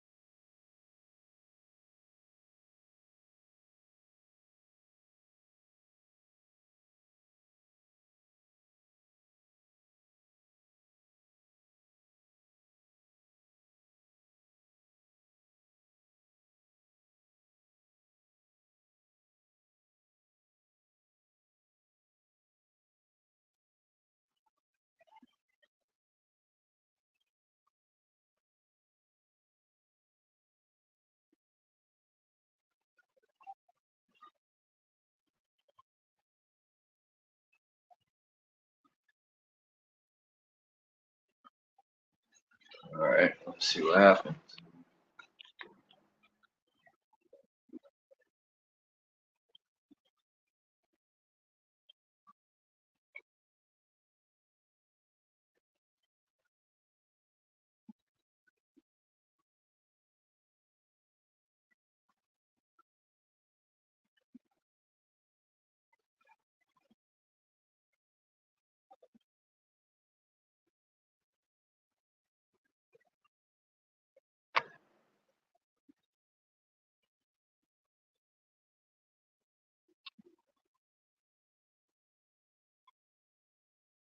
All this bullshit just to upload a PDF file. Of course.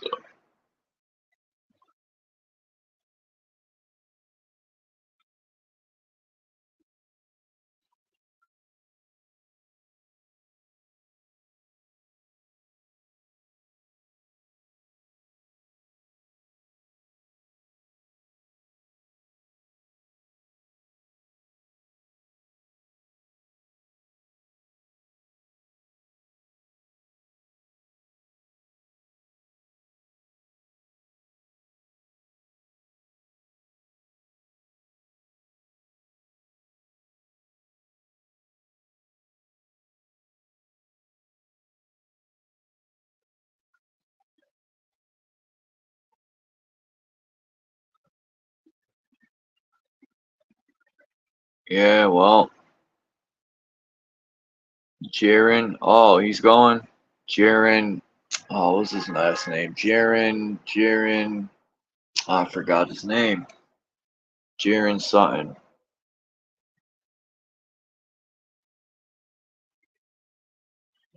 And a lot of those so-called flat earthers disappeared for a while. And, you know, the way, what was that guy's name?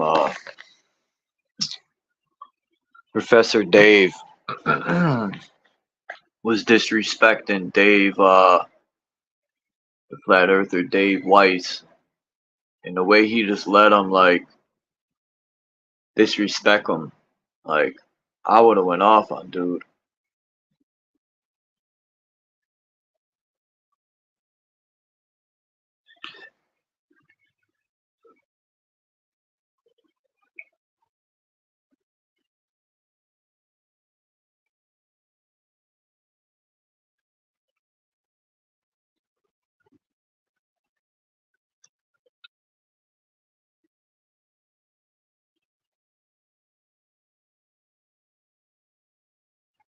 Alright, here we go. About fucking... No, that can't be it. That's a little file. I feel defiled. Let's see.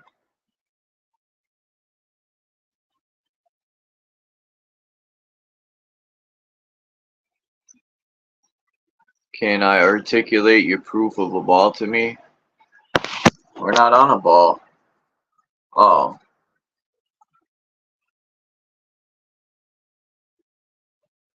We're inside the ball.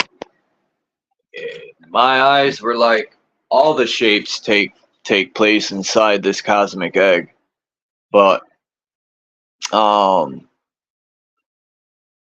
as far as I think it's like an infinite plane with many different cosmic eggs. I think the sun and moon and the stars were created by man with technology from the center. That's all it is this electric universe was created by the creators, whoever that is. But, you know, it's technology. That's what I think.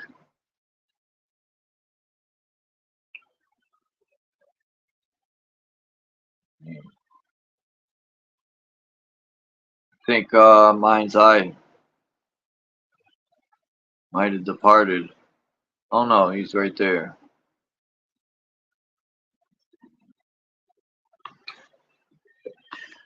What the fuck? I just downloaded this thing and it's not here? I need to stop playing games.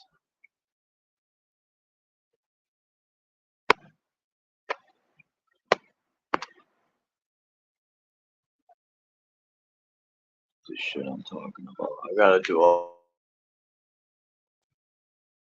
this for a file.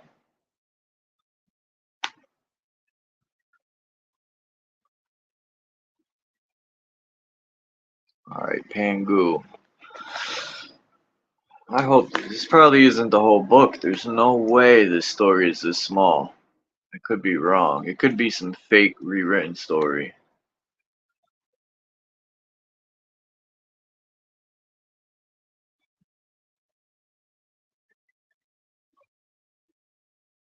Yeah, no way. I knew that wasn't the real story. There's no fucking way it's one page.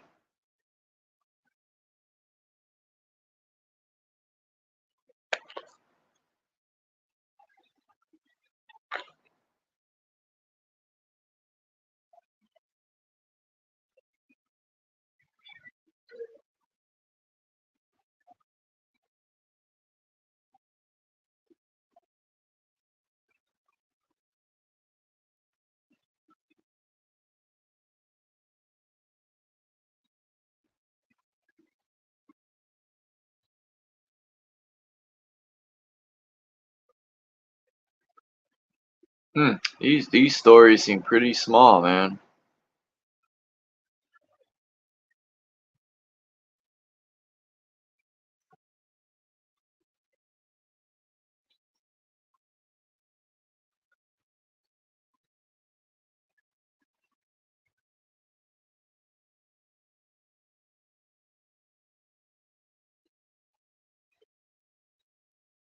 There you go, Crystal.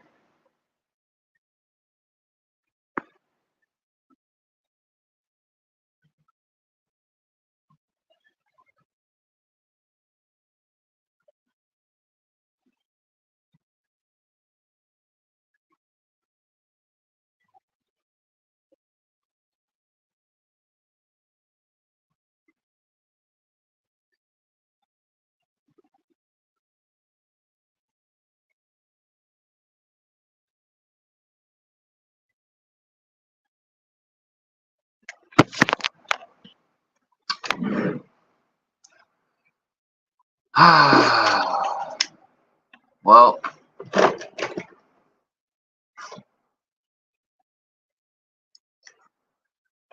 life is short, life is quick. They even say life's a bitch.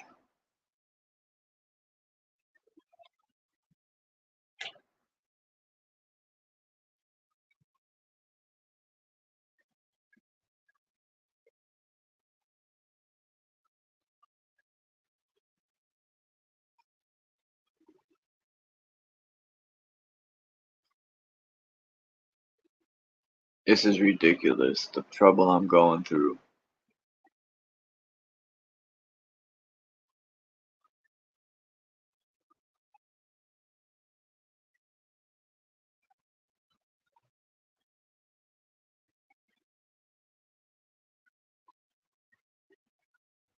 It's also a story, I believe, where a dragon hatched out of this egg.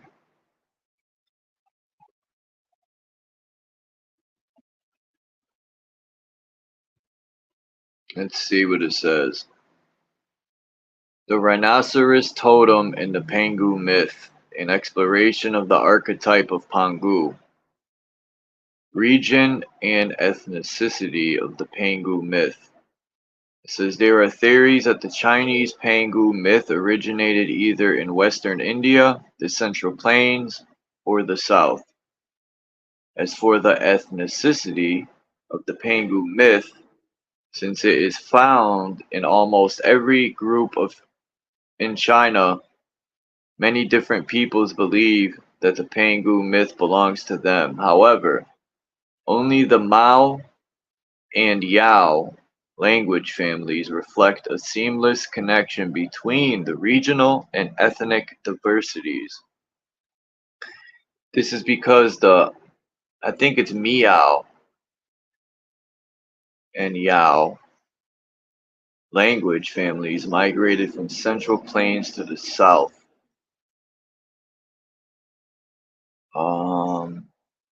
Many scholars, notably Lou Simeon, Yang Khan, and Zin. This is pretty boring. I didn't want to know all that. I just wanted the story. But instead, I got that. A bag of poop.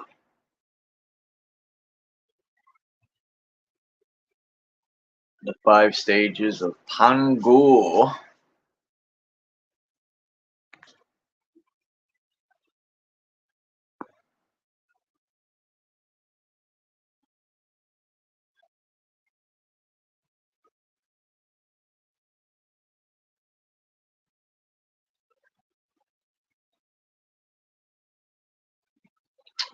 Chinese creation. We're gonna download this. Oh no, why does it have to be looking like this crap? Some a newspaper? Dude, I know they didn't just say 18 megabytes for this fucking thing. You gotta be shitting me.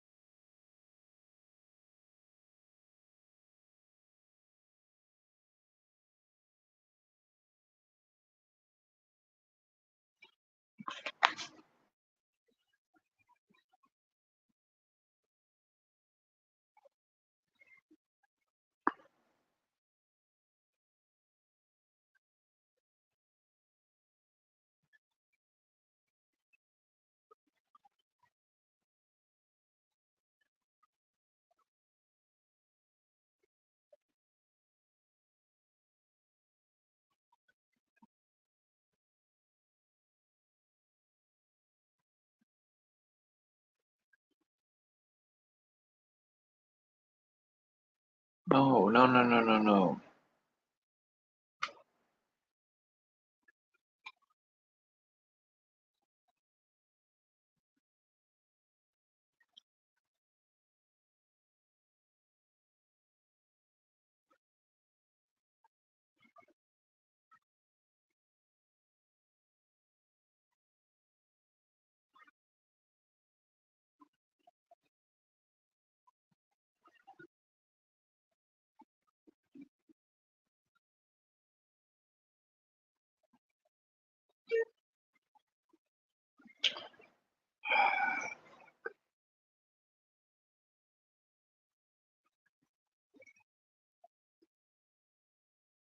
Alright.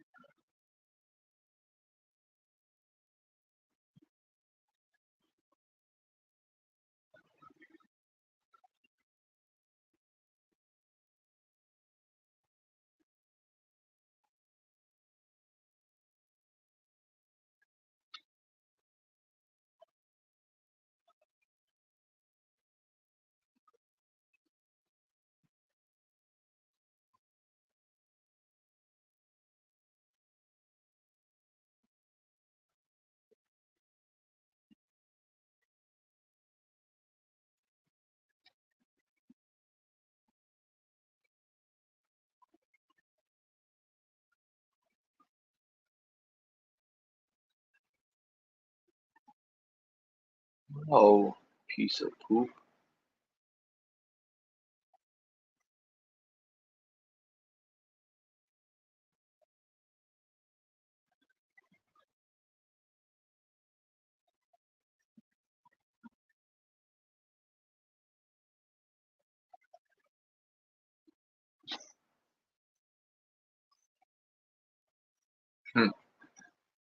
No, that can't be right.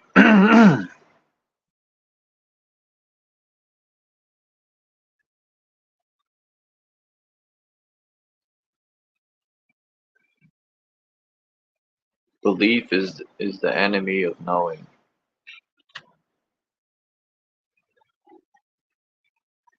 Well, like, oh,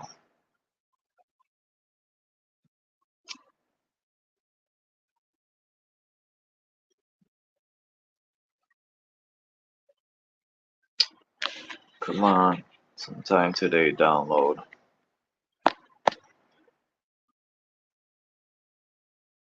16 emergency landings. Yeah, I want to check that out. It's a book.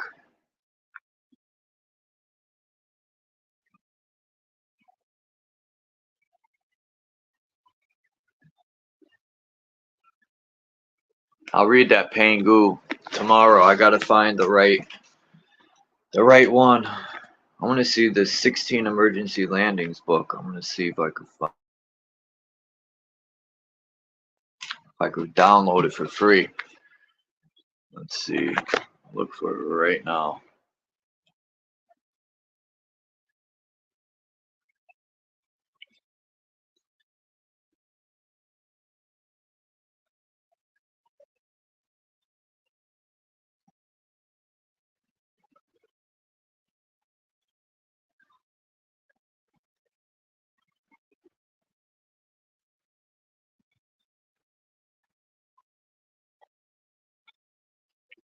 Who wrote it? Eddie Ellencar.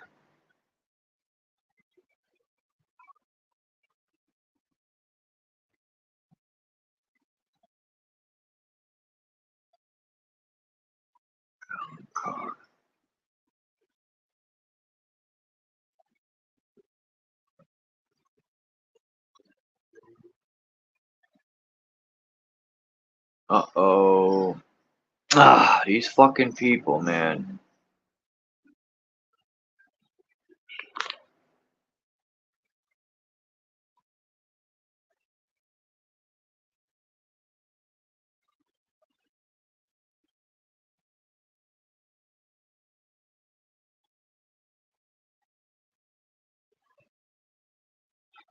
Alright, I found it. I think it's downloading. I think it. Yes, I downloaded it. 16 emergency landings proving flat Earth by Eddie Ellencar. The content of this book is based upon the research of the author. The purpose is to engage the reader into conducting their own research into this so important topic, which is the shape of this place we live in and call Earth. If you choose to use the content of this book for yourself, the author of this book and the publishers take no responsibilities for your actions and the decisions and the consequence thereof. 24 chapters, an unpredictable standpoint. In recent decades, thanks mainly to the work of radio, TV, and independent newspapers, many conspiracy theories have made some advances. For 20 years now, internet technology, search engines, and information have all expanded dramatically, and they do not fit into the average so-called mainstream anymore.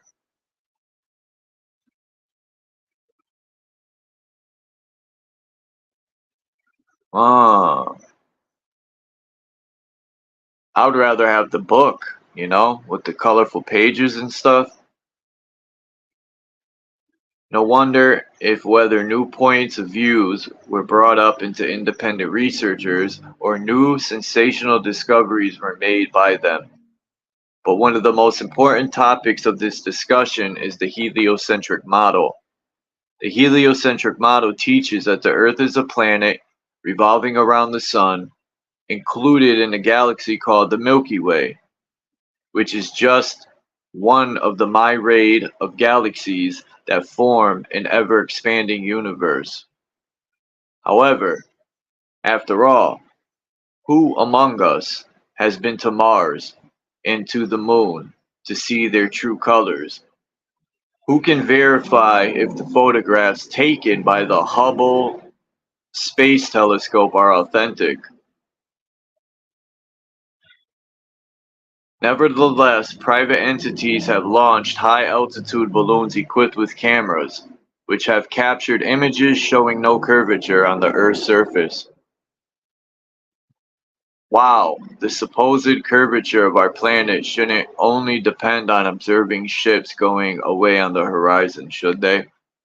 For quite some time now, allegations have been raised about the veracity of the moon landings and the exploration of the solar system, not to mention the impossibility of detecting the rotation of the Earth.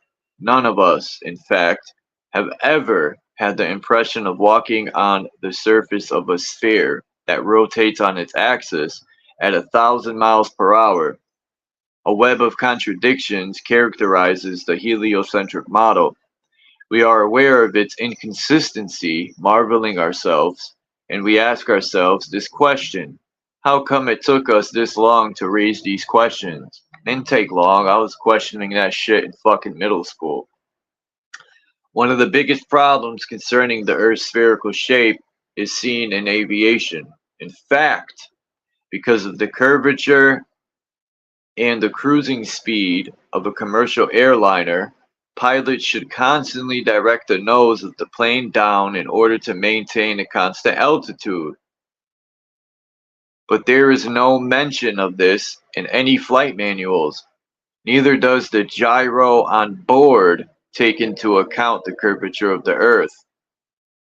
Another intriguing chapter in the main theme of this book, Flight Paths.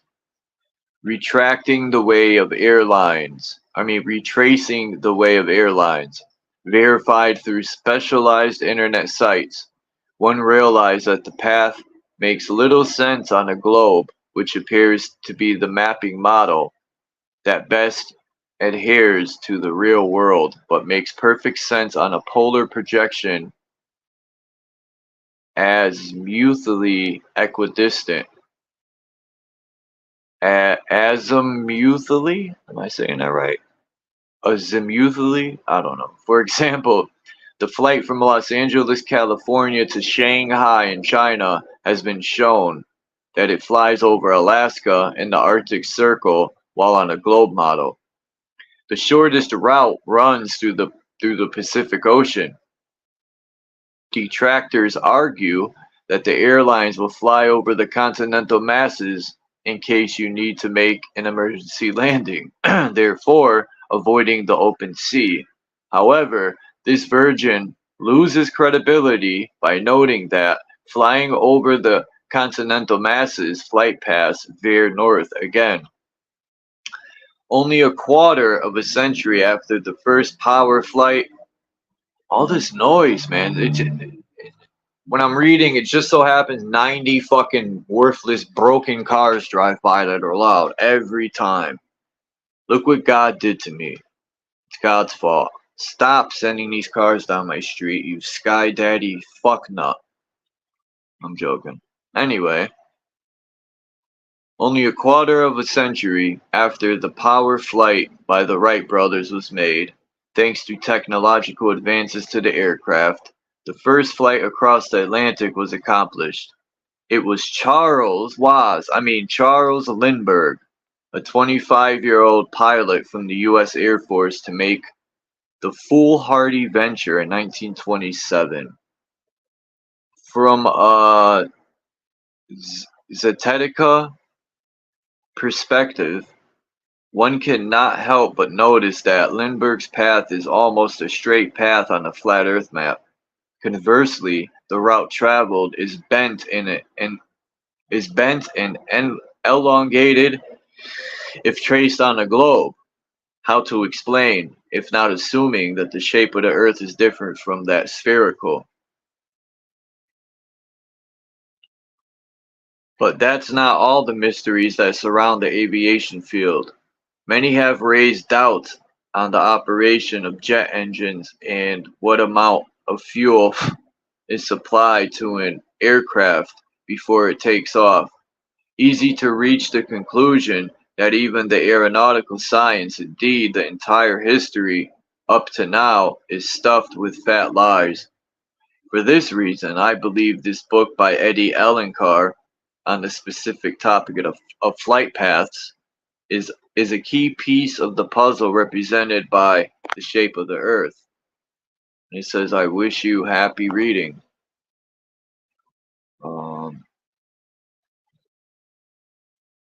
It says, forward. I have had many people sending me questions and asking my opinion about flight paths and emergency landings, and how these flight paths prove that the shape of the Earth is not a globe. I have since decided to write this book where I present 16 emergency landings proving flat Earth, and I show, by comparing the flight paths side by side on the globe model and on the flat Earth map, that the paths of these flights on the flat Earth map make more sense over that the paths of these flights on the flat Earth map make more sense than over a ball Earth model. I start this book by telling a little bit about me and my struggle when I first came across the flat Earth information. I have visited NASA in Huntsville, Alabama twice in my lifetime, and having been a big science believer and science fiction reader, it was extremely hard at first to look through the evidence and find the hidden truth behind a pile of lies. Now,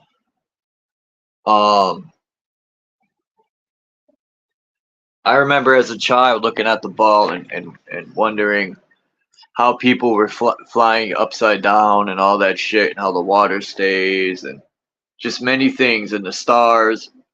When I got in high school, I started to question how we see the same stars every night for flying through space. But it says, since the beginning of my investigation and research, I have defended the position that flight paths and emergency landings are among the strongest evidence, if not the strongest evidence, that the Earth is not a globe. I also come to the conclusion that those who have been withholding this information have done it for a long time, and they have been using all sorts of mechanisms, the education system, technology, and the media, just to keep this truth from being widely known by the population of the world. Shit, when I seen Eric Dubé's video, and the first thing they started to break down was water, that's all they said, I wasn't sold, but yeah, I pretty much was, because you know they were explaining sea level, above and below, and then I thought when I did carpentry and a lot of other stuff, my level in the water in the little bubble, and I said, motherfucker, ha. And you know what also is cool about that little bubble is it's round and has water in it, like we're inside the cosmic egg. It says, I hope this book may help you, the reader, to see through the lies and deceit. If you open your eyes and find this truth, please don't keep it to you. Share it with the world. The flat Earth map I will be using in this book is one which has come to be known as the Gleason's map, the new standard map of the world, patented by Alex Gleason on November 15th, 1892. There isn't a map that is 100% accurate, and the Gleason's map may or may not have its flaws, but for comparing flight paths, it is a perfect tool. On the back of this page, you will find the Gleason's map for high-resolution versions. Yeah, the military also uses that Gleason's map. Wow, this has some good quality for a PDF. And I'll do more reading on this book tomorrow.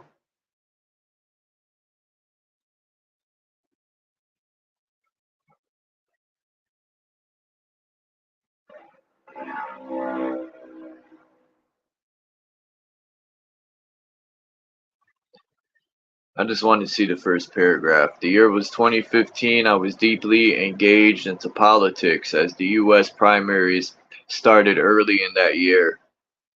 Ted Cruz announced his candidacy in March of 2015, and Marco Rubio followed up Ted Cruz by announcing his own candidacy in April of that same year. On August 6, 2015, the first Republican debate aired on Fox with 10 candidates lined up for the face-off.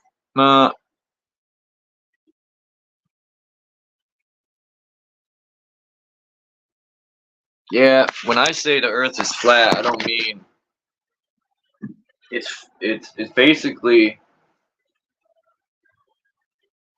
not a ball. I mean, even the horizon, that word has been in our face. It's horizontal no matter how high you're rising. That's why it's a horizon.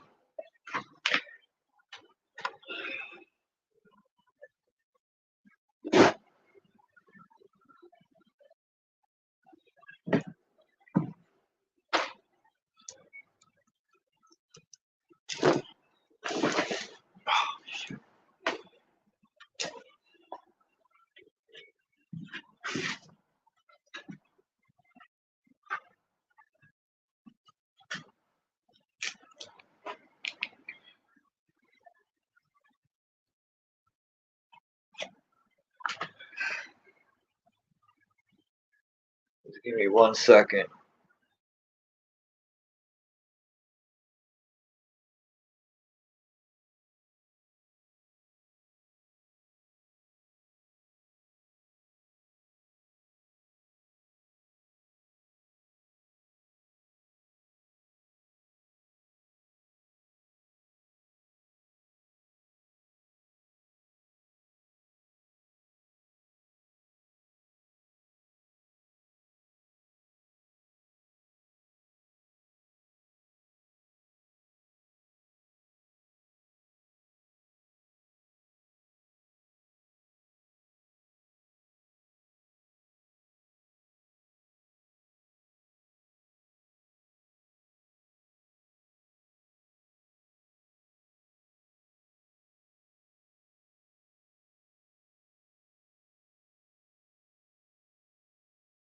Alright, my bad.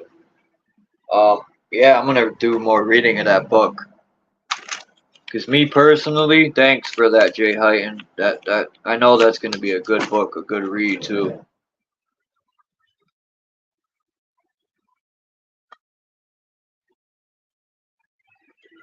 For sure. What's up, Mind's Eye? You working? You busy? I know no one wants to come up. That's cool.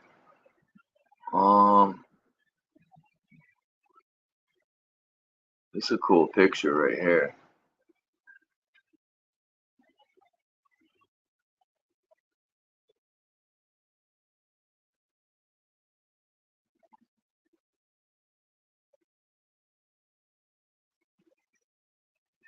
If Earth were flat, we would not be born out of a...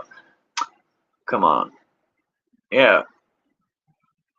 A gyroscope is a ball with a level plane in the center. See, that's the only thing that's missing out of this apple. This is the apple they talk about in the Bible that contains all the information of the universe. Right here, the ether, or the torus field, with the fish at the center, the crossroads. They left out the plane we live on. I think we live on an infinite plane that has hills and valleys and underground and above ground, and they took us out of the cosmic egg and threw us on the shell. And for some odd reason, they needed to instill that into the minds of the children, because that's the only way you can indoctrinate. You got to start from the children. That's why when you take a wild animal and you bring it into your house, you gotta start as a baby, so you can, you know, it'll still have that wildness to it. But if you raise it to love, it won't be like a wild beast, you know. Well, yeah, the crater is part of the plane of existence that we live on. Inside the cosmic egg would be the crater, but that don't mean there's an edge where it ends. It could be infinite, and there could be many craters with many cosmic eggs all around. That's what I think.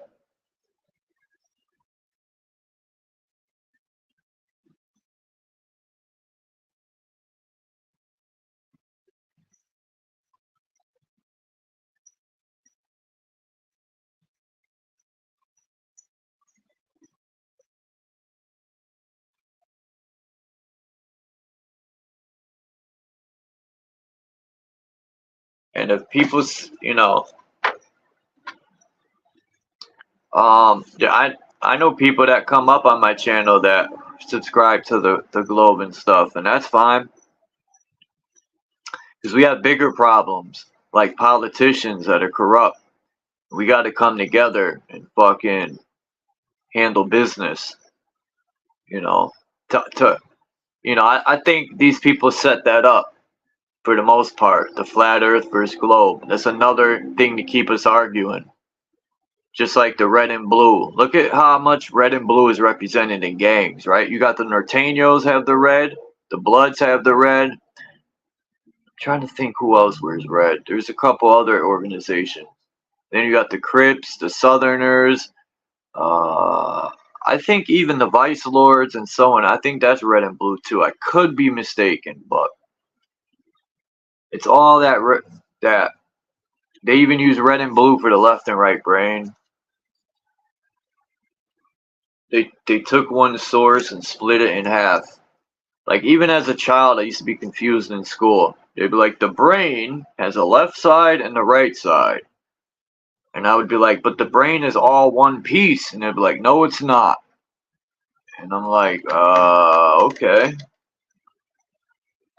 Never made sense to me how they split the brain in half when it's one brain.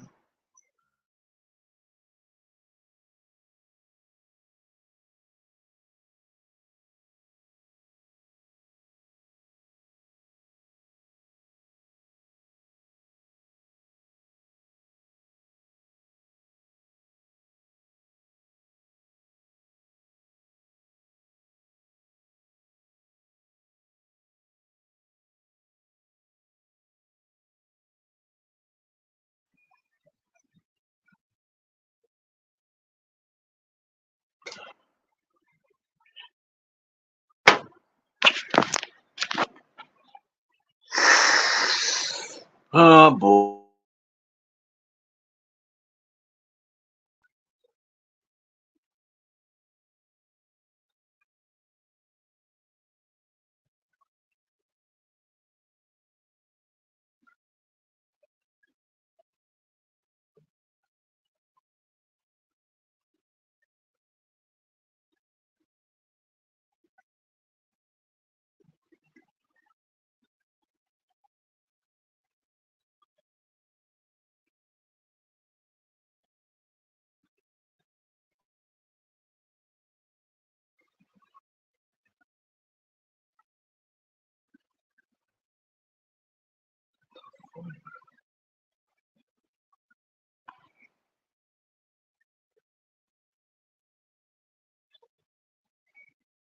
That was weird.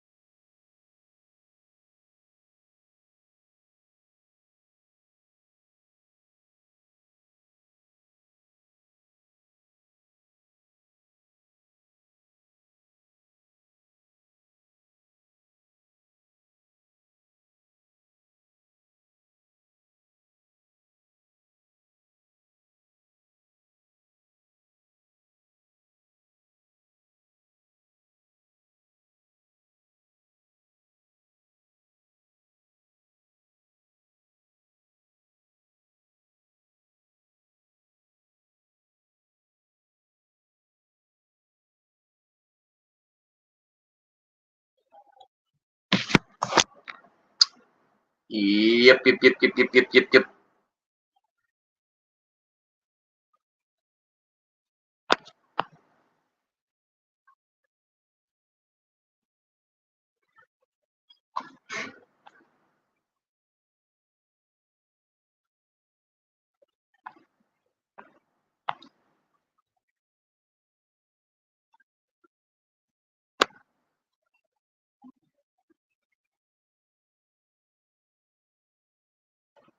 Anyone watch Citizen Man lately?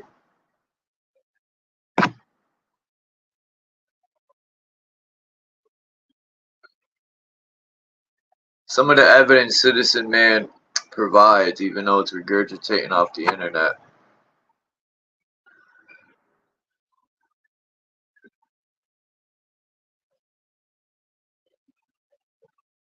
I heard from Dave Weiss. It is a stationary level topographical plane contained with a dynamic fluid pressure system. Interesting. Lucid in the house without a doubt. What's up, man? Chilling. What are you up to, bro? Trying to. Huh? I was saying, I know what you're up to, but how's life? It's life. Life's life.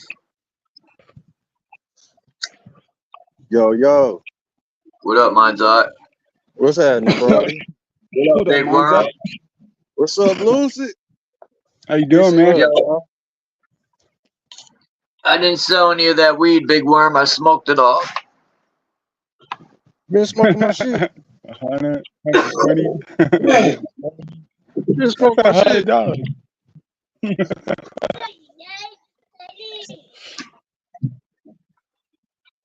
Hey, that movie was all about a friend needing some help.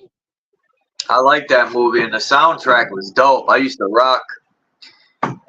I think hip hop has some of the dopest soundtracks, man. Like Friday, Ghost Dog was a good soundtrack. The Man with the Iron Fist is a good soundtrack.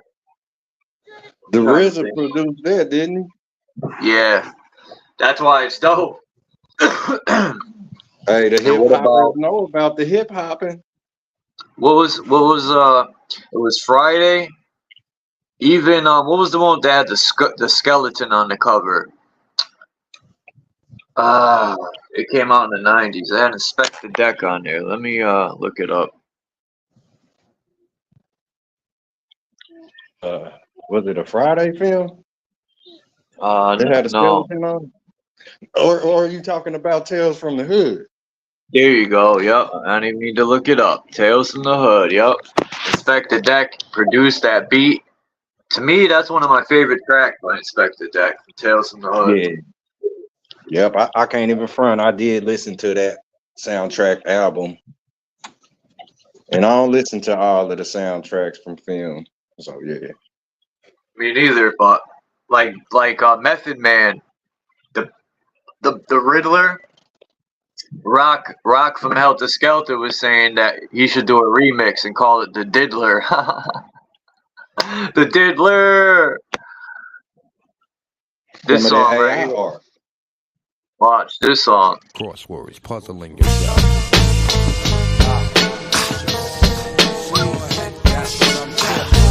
Come on.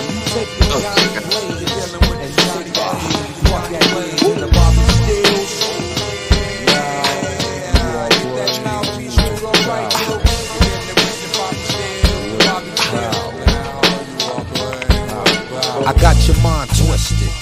Unrealistic wavelength draining on your brain strength inflicted. Crosswords puzzling your doubt, questioning your. That shit's fire. Method Man is one of my favorite lyricists. Absolutely. People sleep on him. Scarface is like, when it came to the South, I think Scarface, Goody Mob, a little bit of Ludacris because he was kind of lyrical, but Mostly like Goody Mob, Outkast, and Scarface. And then the West Coast. What was that when you did? Poetry in Motion. It was. It was Ice Cube. I liked. People used to gag on me because he'd be like, Ice Cube don't even like white people, and you listen to his music. And I go, hey, I agree with him on a lot of shit he says about white people. So hey, he ain't lying, and I know he ain't talking about Chuck. So,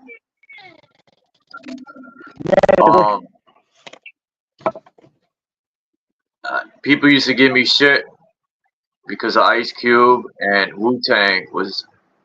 People used to tell me the nation don't even like white people, and I'm like, well, hey, that's 90% of their album sales, right? But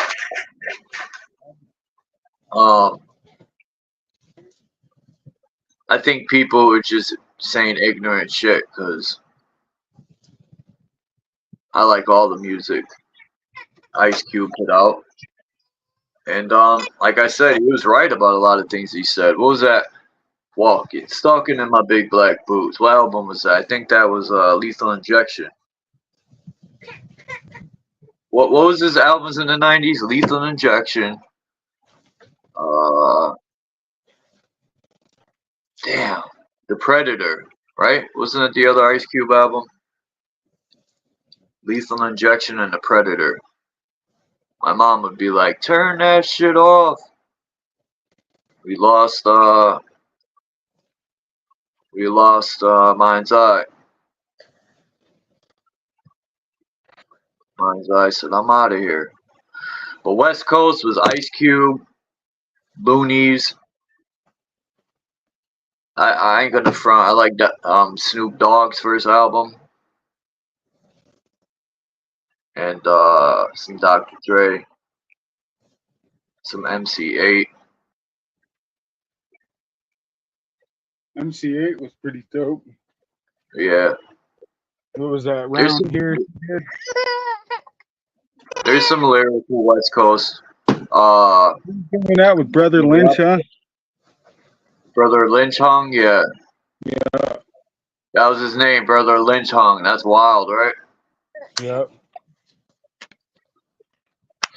What about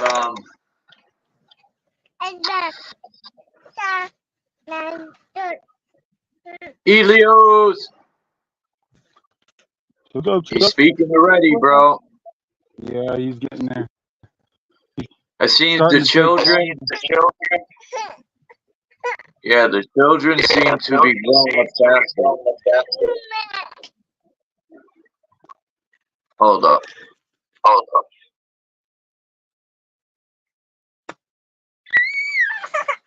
Oh no.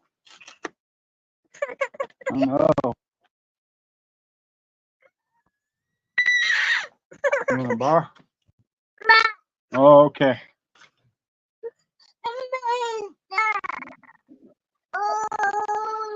Oh.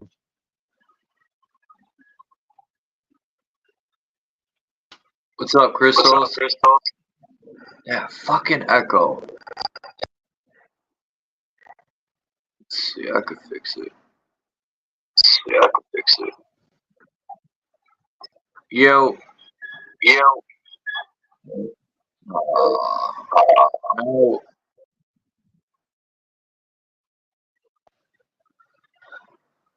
I fixed it.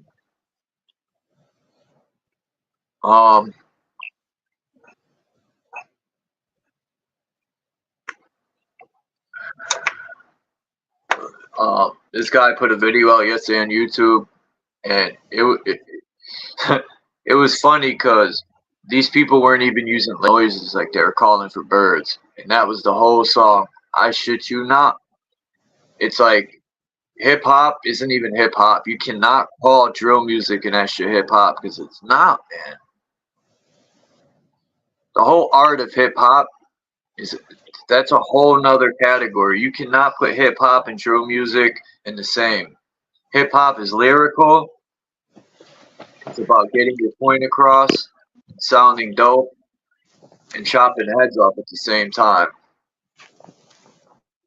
Word. What it mean? Higher infinite power healing our people? That's what hip hop mean. I didn't know that. That's dope. Yeah, higher infinite power, healing our people. So They that's what rap used is to. about, like where your hips can hop, where, what's the point of, say, learning all the things that we learn and you don't apply it? You just sitting, like, imagine not graduating school. You like school out, you just gonna keep sitting there talking about you got A's and B's, but you're not doing nothing. So what's the use in you graduating or learning anything if you're not gonna apply it? That's where you gotta stand up. There go hip hop. Your hips hop up, you get up. You get up and you start dancing at least. Some people too damn scared or, timid. To try.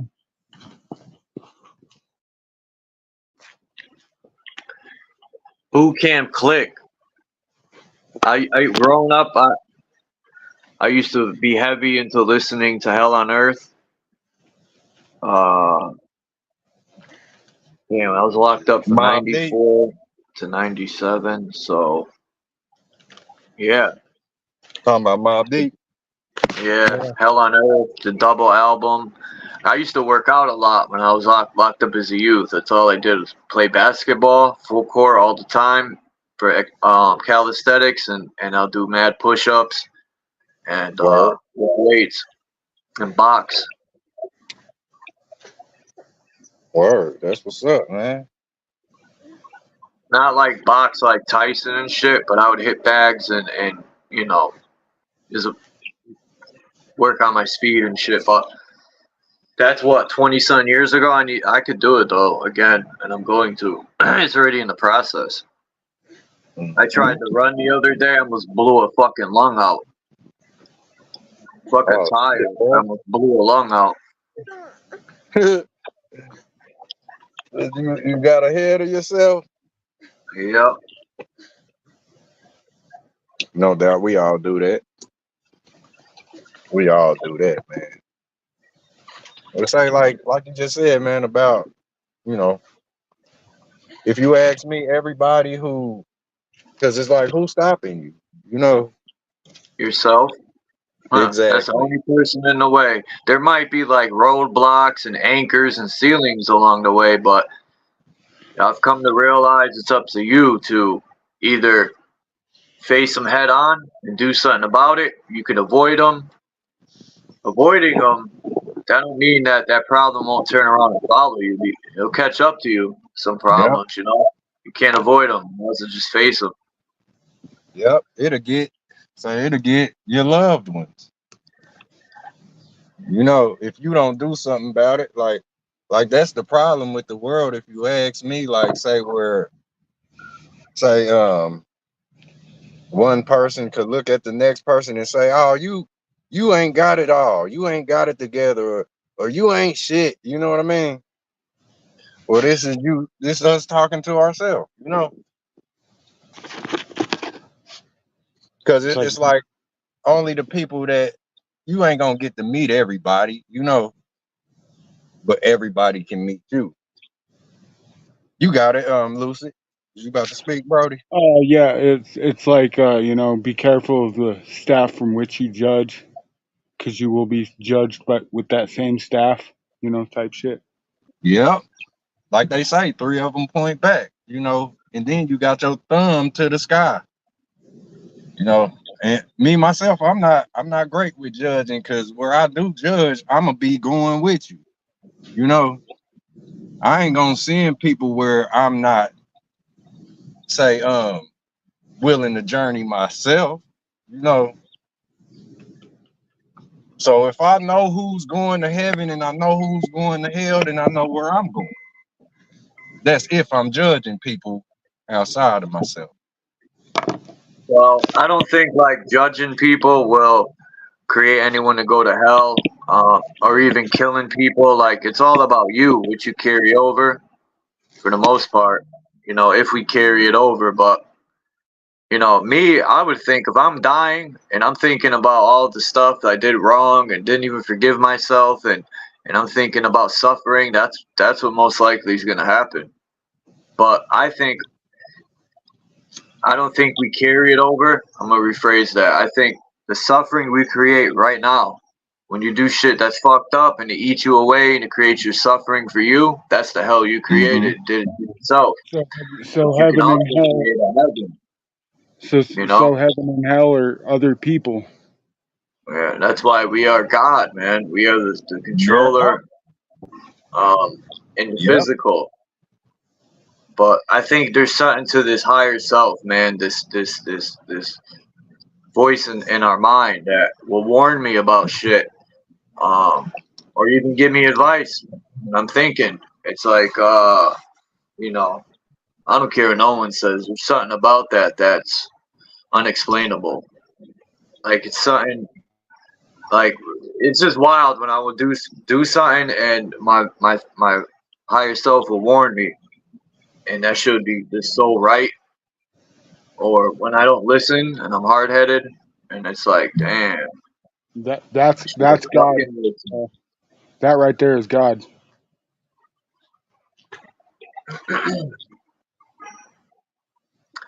I said to all warriors, it's time for a revolution. Give the government all-seeing eyes contusions. The far left or right, neither side I'm choosing. I'm all for the people, it's time to save self. You're waiting on illusions like Jesus is gonna help. Absolution.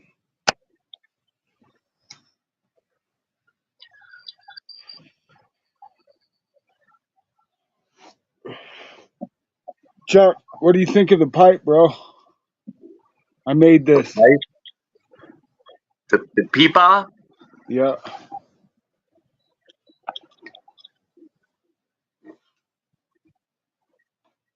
Oh shit.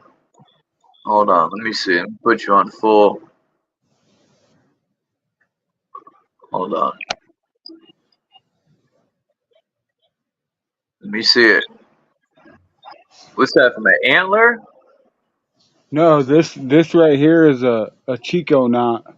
It's one of the bushes that grow out here, and it makes these really badass gnarly knots. Yeah, I like that. And you carved it in and everything? I thought that Well, was an antler.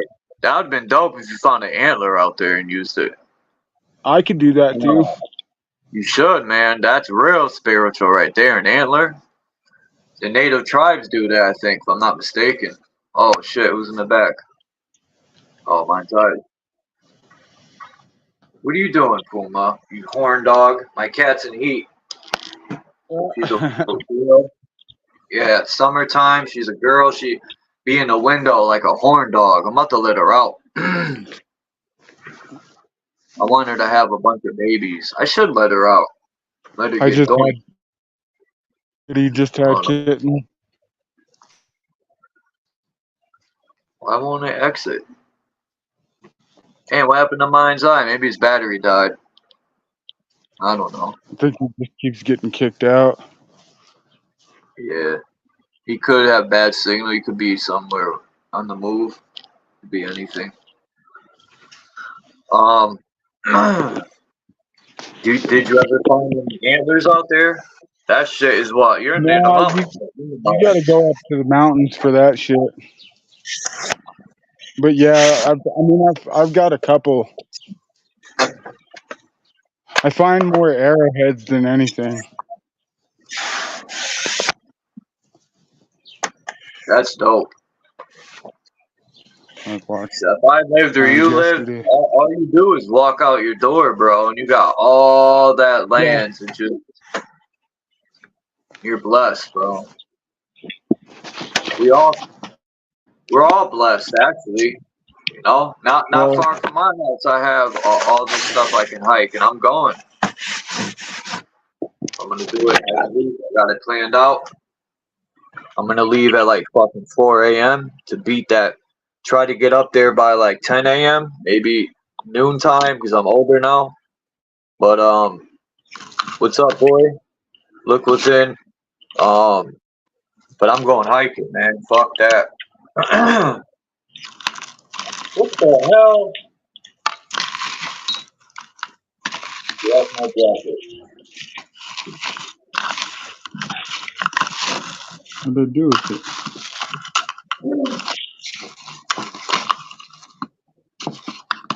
Well, I found this the other day. Turquoise.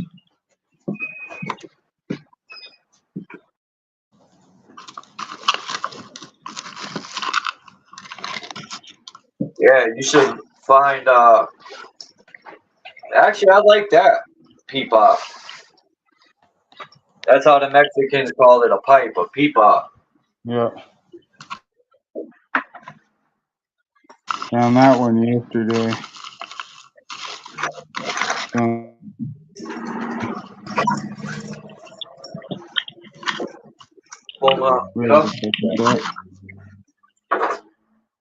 No joke, man. About 70 freaking piece of shit cars been driving by on my live stream. Loud. Can't hear it. They need to get a new muffler. Loud for nothing ass cars. They be like, when? Like they're going fast. I look outside, the thing's going like 2 miles an hour. Motherfucker farting. Motherfucker farting up the street. Little Mazda. Yeah. Barely going anywhere, but it sounds like a NASCAR race car. Yeah, got the glass packs on it. It's a fucking hatchback from like 1973. Don't act like you didn't play with them Hot Wheels when you was little. I did. I used to take the Chinese cheap ones my grandpa would buy. I'd set those on fire, smash them off ramps. Those were the, but yeah, Matchbox and Hot Wheels. Yep, I got my ass whipped all the time with the Hot Wheel track. Yeah, I had one that folded out. I don't remember how I got it. My check. Y'all here? Yep. Yeah. We hear you. He froze up for a second. Yeah, I went into a dead zone, so my signal shot out. I'm back though. What do you think about them arrowheads? How is that possible to even shoot an animal with a rock arrowhead tied to a bow? Like, you'd have to shoot that bow pretty. You'd have to have some good bows, man. Like today's type of bow guns. Mm-hmm. To get that stone show, unless it's super sharp. Yeah, So, people want to say that the Native Americans weren't smart, dude. They were highly intelligent. Yeah, that's what I mean. I'm not sleeping on the native tribes. They were highly intelligent, right? Yep, they I might used to get love bad. going to powwows, bro. I was in heaven when I would go there, and I used to love the music, the drums and shit. I'd be amped up. It'd make me want to dance around. See, that's what hip hop do, man. Like we are like where they, you know how they tell us about say that deity Pan and them having a flute. Yeah, remember that? Satan is the music industry, and that ain't nothing bad. Like, right, life is what you make it, you know, especially when you're the one judging or observing.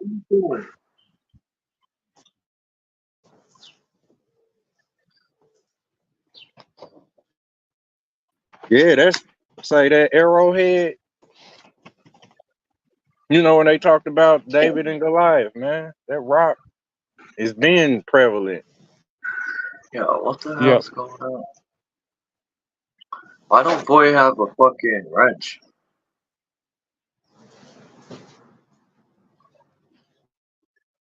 That's weird. Yeah, the rock, man. You said the rock on the arrowhead. Yeah, cause Lucid. I remember we used to have to buy arrowheads, and I don't think that me, my mom, or my mom's boyfriend at the time, that we used to go to powwows. We used to buy them from there, but Lucid said he finds them where he's at, out Yeah. in what, Central America. Yeah. You're near the Yeah. Four Corners, right? Yeah. Colorado.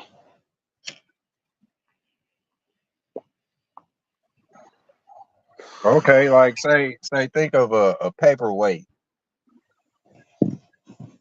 You know, like say how they designed them wasn't nothing but an ancient slingshot. You know, you throw something heavy into the sky, it's gonna lob down. It's gonna hit hard. You know where it lands. Yep. The rock, you know, that's where you get the term rocket. It's meant to fly. Where you throw a rock at some shit, that's rocket. Rocket. I think the ancestors or say the ancient world they'll be confused at us when we say that they were intelligent. They might think we talking slick to them. Yeah. You know, cause it's like telling somebody, oh, you think you smart. It's basically an insult. Yeah. Cause how do you know I'm smart and you not? Like, how could you claim to be an imbecile or dumb or not too intelligent? You know, but where say the next person who has that confidence, you would say, oh, you are smart, but you claim you're not. How do you know he's smart or she's smart if you don't possess the same you know, fortitude? Yeah. Don't tell me that I'm smart and you put yourself down. It's like you Right. gonna insult me with a kind gesture. Yeah. You got it, Brody. Well, it's like I mean, I don't know, kindness can be used manipulatively, and a lot of times it is. Um, Yep. uh, when you come correct, though, I mean, coming correct is you know substantial when you're trying to when you're in relationship. You know, um, Mm-hmm.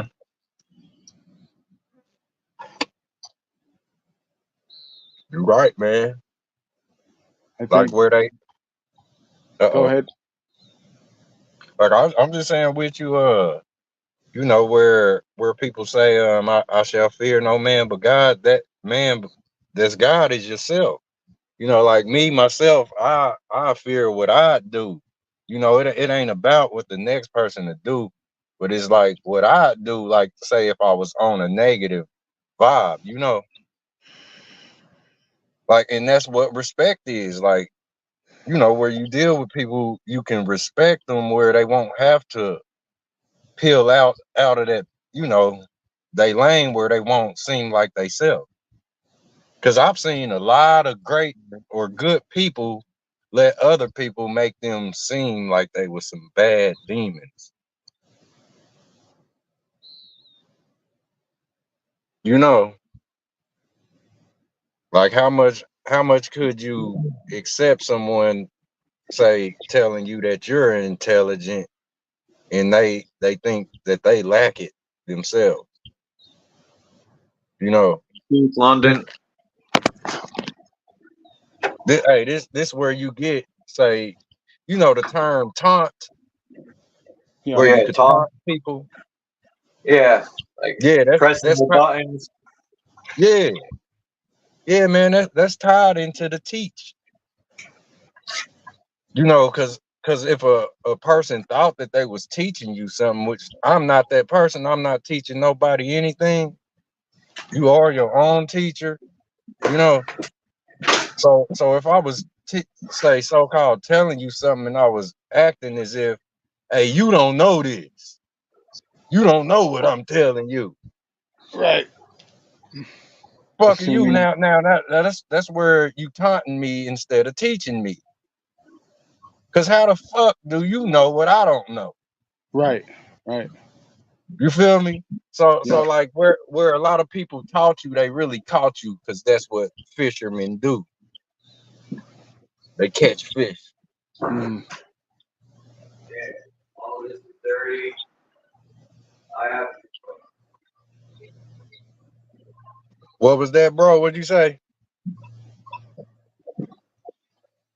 Huh? The mic was kind of. Yeah, you sounded far away, bro. Yeah, I'd walked away. That's why. That's a good speakerphone. No doubt, man. I'm You still seen the thinking about that video? paperweight. Listen to this shit. This All is right. from the New Haven Police Department, Connecticut. The city we have the traffic cameras that we have now can read license plates, and they can track the car with each camera. We have a bunch of cameras in the city on the major intersections, and every single street leading into the city has these cameras on them, and they read the license plates. So you're not going to enter or leave the city without us knowing about it. So with that type of technology, realistically, I don't see that policy as a negative thing. Yeah, we're free. It's for your own good, bro. It's for your safety. We gotta know where everyone's going at all times. So when the cops, when people cry about people walking down the street with phones in their hand with cameras, they need to shut the hell up and talk about the real cameras that shouldn't be there. The ones on every corner. Nobody asks the people if we want them up. Well, people got them in their doorbells, in their home, fucking, in every room in their house. There's cameras everywhere. The government be watching. They just sit back now and just hack into everything if they want. Word. How do you think they catch drug dealers? They be hacking into their house cameras probably, right? And then they can't use it as evidence because it's illegal, but they'll know what you're doing and sure set you up easier. You know, Yeah. hey, you know how you write on that? They put a lot of the truth in television. They put a lot of the truth in films. That newest film they made is called Space Jam, right? That Space Jam film. They mentioned that what you just said in there in that film. The dude's name was Algae, right? And that was short for algorithm, Oh right? shit. And the young dude was like, "How the hell you know that I was planning to do this?" He was like, "Man, I was listening through." He was like, "I was listening to you. You was in the kitchen." He was like, I was listening through the toaster. He didn't say it exactly like I just said it, but he was saying every apparatus in your home. Like I was listening and I was watching you through that. Because Algae was literally the algorithm in the computer. So if you say it, he hear it. Like you just said, they watch. Like you can watch with the ear, you don't gotta see with the eye. It's all the same.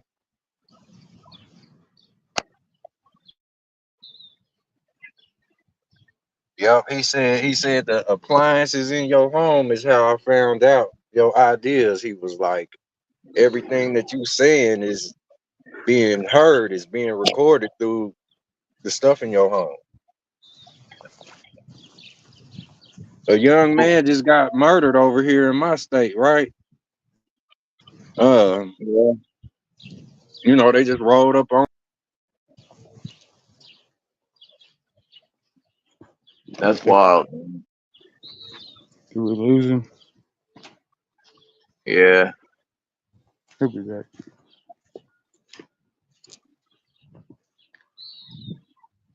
Yeah, it's a trip, dude. And I tell people this. There's that echo. They're starting to put cameras in smart TVs so they can just watch it. Hold on.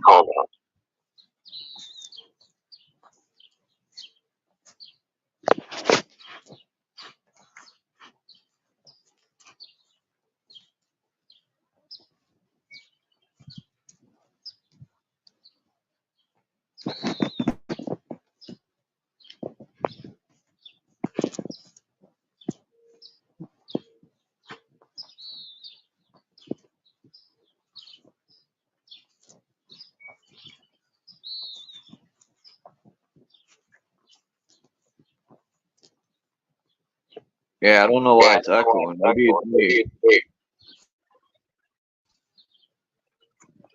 I'm gonna back out and come back.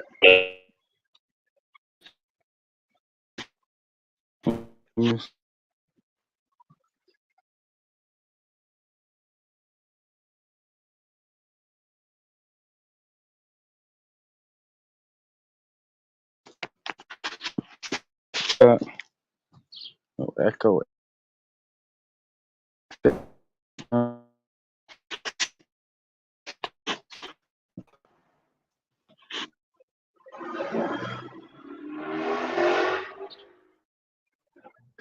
Here's mind's eye.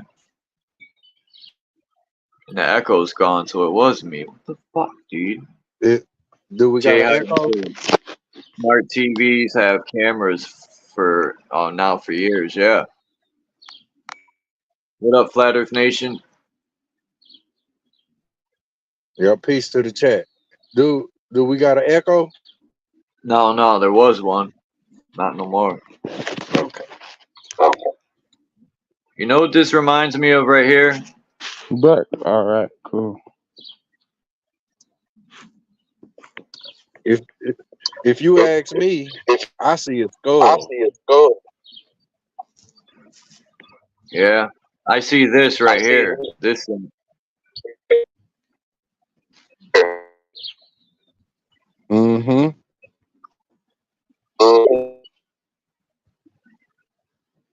You see, like where the two pools of water. See, like they make the cavity of the skull eyes.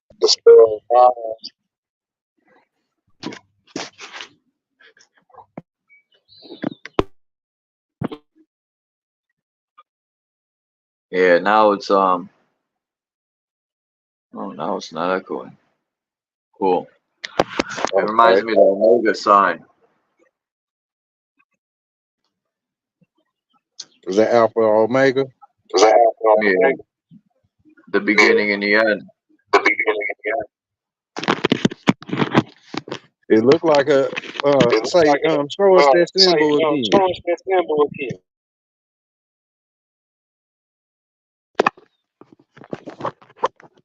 Because to me, where it takes the shape it takes, look like a crawling caterpillar.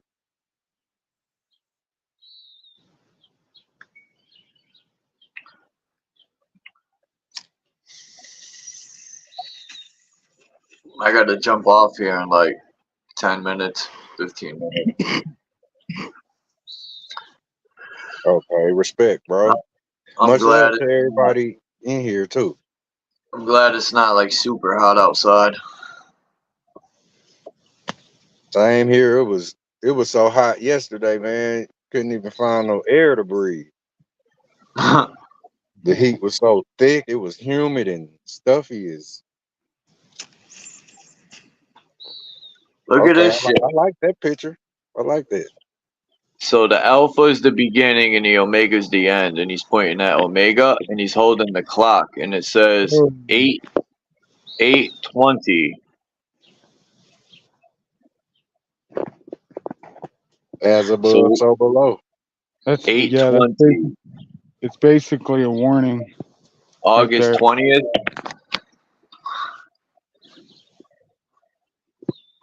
Imagine you looked up the word omega in gematria and it was 8:20. I know that the O is saying a lot to me. The O. That's what the OM.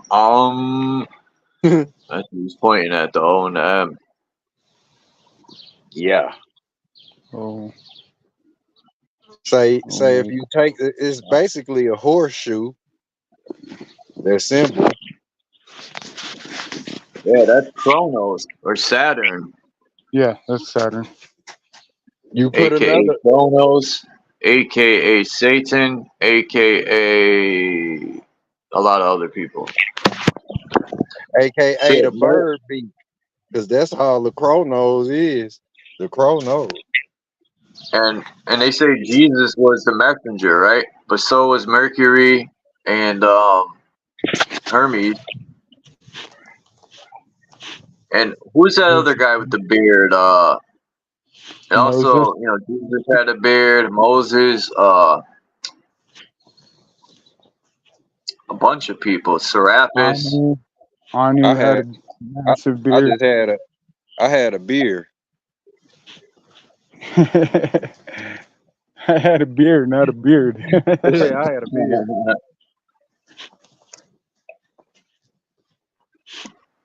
I seen this video on YouTube yesterday, a short, and this it was funny. It was comedy, but the guy really had a baby bear. He was pulling it by its ears. Shit you not. Wow, I think it was the mother was trying to attack him, but he was holding the bear in front of him as hostage. And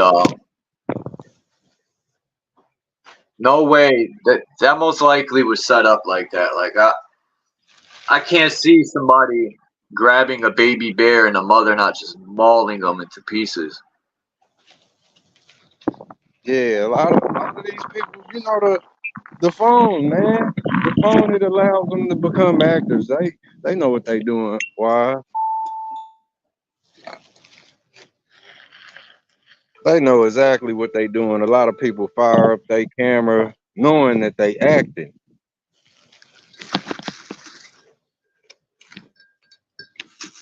Like, it might look real, but the world is rigged, man. It's Bro, the world stage.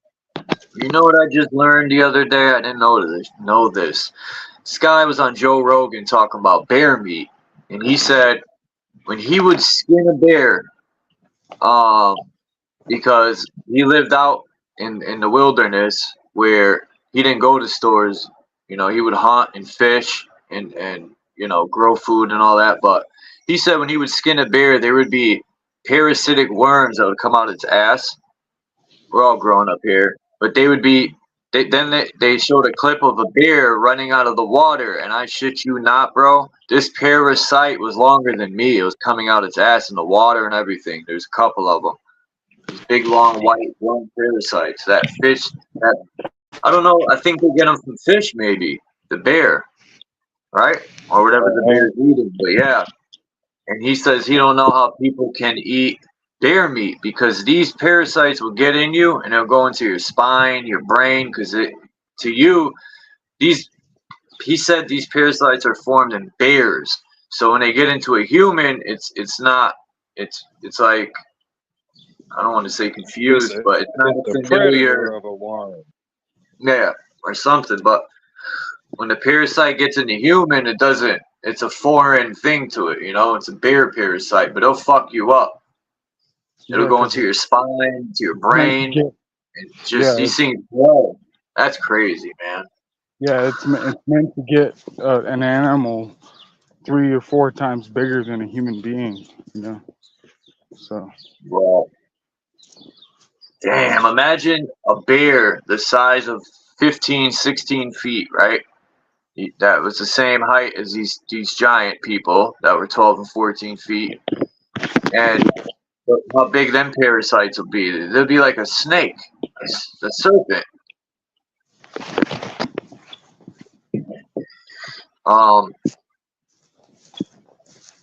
Now, if I seen a bear that I killed and I'm skinning it to make clothing, you know how warm bear fur must be? Yeah. Oh, hell No wonder these people, like, that's all you need to go to Antarctica, right? If it's that cold, you need 2 layers of bear and you'll be super warm. You ain't even got to worry about freezing to death. You'd probably sweat to death. But that's crazy, man. I'm gonna get a video of it because people got to see. I never seen parasites that big coming out of the bear. It looked like snakes. I shit you not, man. It made me think about all meat, right? Cow meat. We should buy some beef and do a test somehow. See how many different strands of DNA fall into this beef. We probably got rat meat, peach, effects, and all types of stuff in this so-called beef. Like, think about it.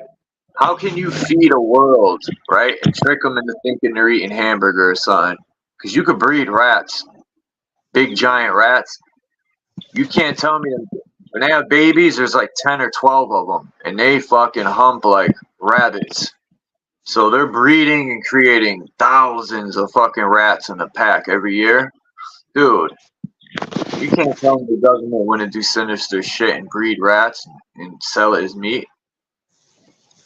Like, what? How? How are you feeding people all these hamburgers every day at Mickey D's and this one and that one? Like, has anyone ever really sat down and thought of that logically? There's no way there's that many cows every year. I don't care what anyone says, man. Nope. But yeah, parasites, that's some wild shit, man. Look into parasites. Same thing as demon possession that we've talked about this. But those parasitic parasites. I'm not eating deer meat, I'll tell you that. So, Chuck, want some venison? Nope, I'm good. I ate venison before, twice, I think. But bear meat, I'm all set.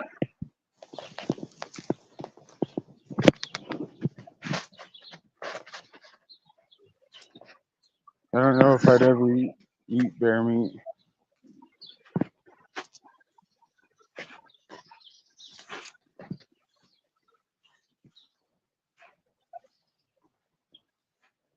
Yep. That's why you got to get acquainted with the herbs and plants around your person. Like, I've seen a person that got rabies. They showed a dog that had rabies. At least people were saying that's what it had, but the thing couldn't control itself. And people with rabies or animals can't drink water. They can't swallow it.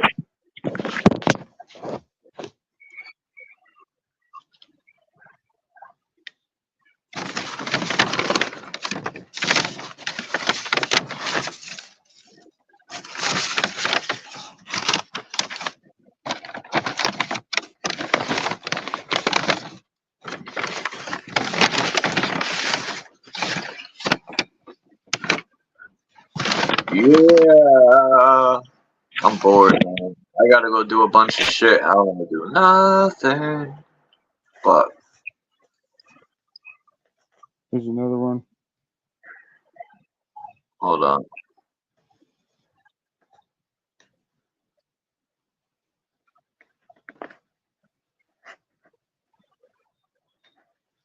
You use you did it by hand or you use tools too? Sandpaper, obviously. Yeah, I'm using tools and got a drill. I mean, it don't matter. I do the shaft by hand. It's still creative, one, and two, I like his skills. You could build those and sell them. Start doing a craft, carving into them. That's a good way to keep your mind busy, man. Yeah, and stay I've given sharp. a lot of them away.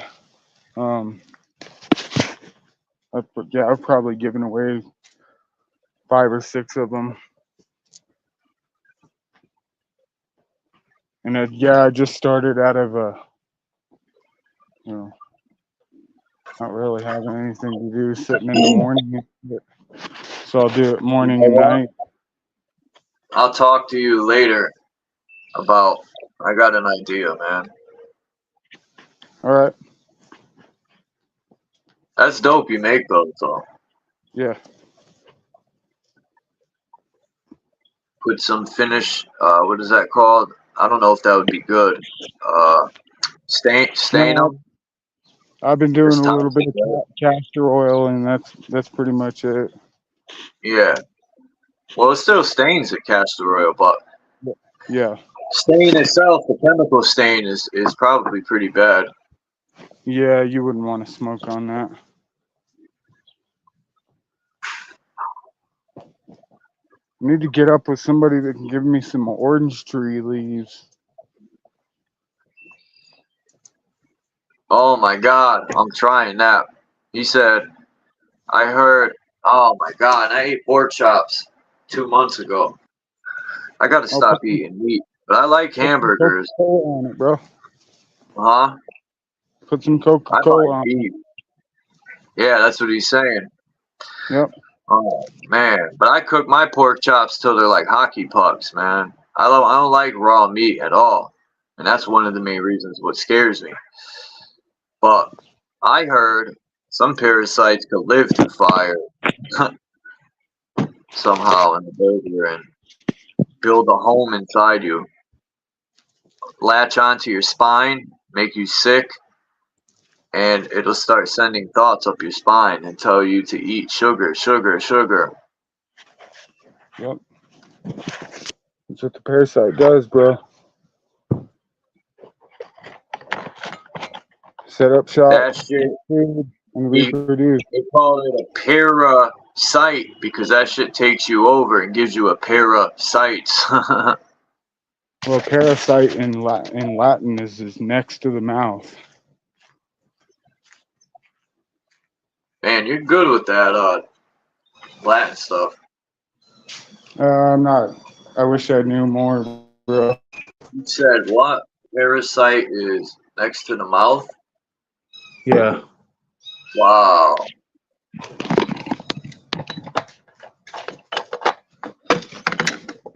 Yep.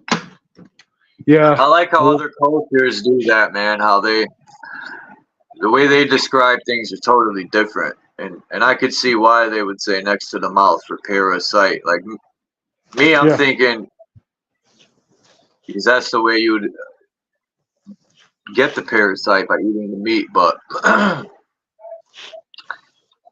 parasite, I'm thinking your eyes, or there's many other things for parasites. But yeah, they do latch onto you and they can consume you. Just like the parasitic system. Yep. Come on. Set up shop and reproduce, bro. They do. Yeah. I forgot what the Holy Trinity is. I gotta apply it. I'm gonna start drinking teas and stuff, and replace coffee with mushroom stuff. Like, but I don't know what is.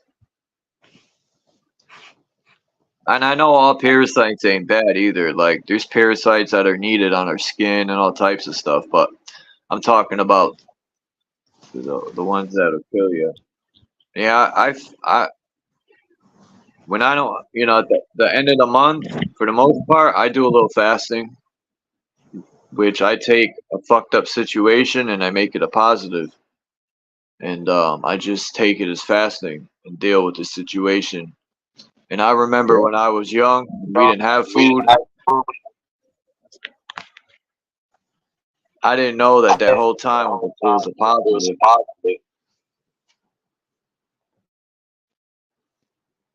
Yeah, that's deep, man, about them the parasitic world. I know you learned about them ones, like them parasites. They make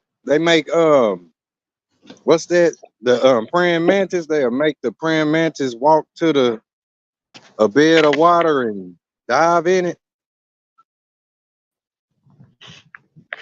You remember that? Mm-mm. Wow.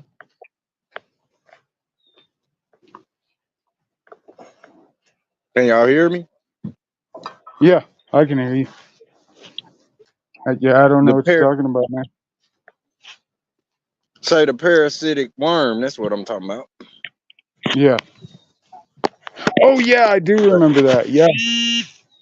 Had that thing come out of its hind end. Mm-hmm. Or wherever it'll come out. Yeah. Yeah, I remember it now. Okay. Yeah, that was disgusting. Okay. That was freaking gross, dude. Yeah, they call them the zombie bugs. Yeah. Well, like say parasites, then they say that every living being on the planet has a parasite. Yeah. Yeah, I think that was the whole 40-day fast, was to rid you of those. Right, they last on. Like, like leeches. Like Shit, leeches. a leech Yeah. is a A parasite. leech is a parasite.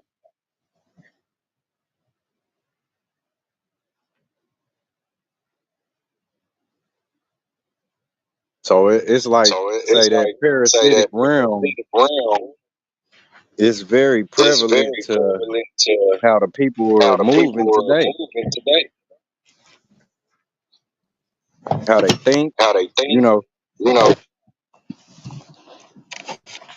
say a lot of the say food a that lot the of the people food eat that the is people eat is via parasite via driven, like parasite driven, it's like parasite it's filled. parasite filled.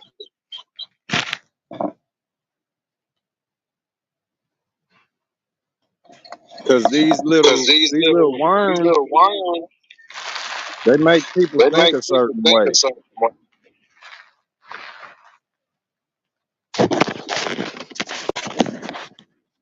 It's crazy that It's maggots crazy that sound like maggots forgot, sound like like forgot, maggot, maggot, forgot. Yeah. forgot. Because the Because worms the remember a worms lot. remember a lot.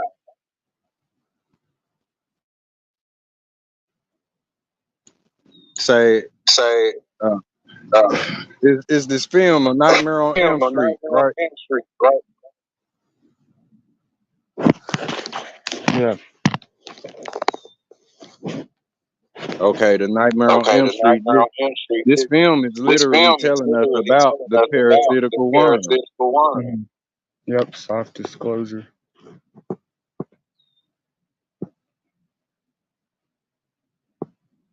Yeah, it's very Yeah, it's interesting, very bro. interesting, bro. Yeah, a lot of the old 80 horror movies told you straight up. Yep. Yeah. You get like say that Say line, that line, the line we the gotta line read we through gotta or read read through or between read between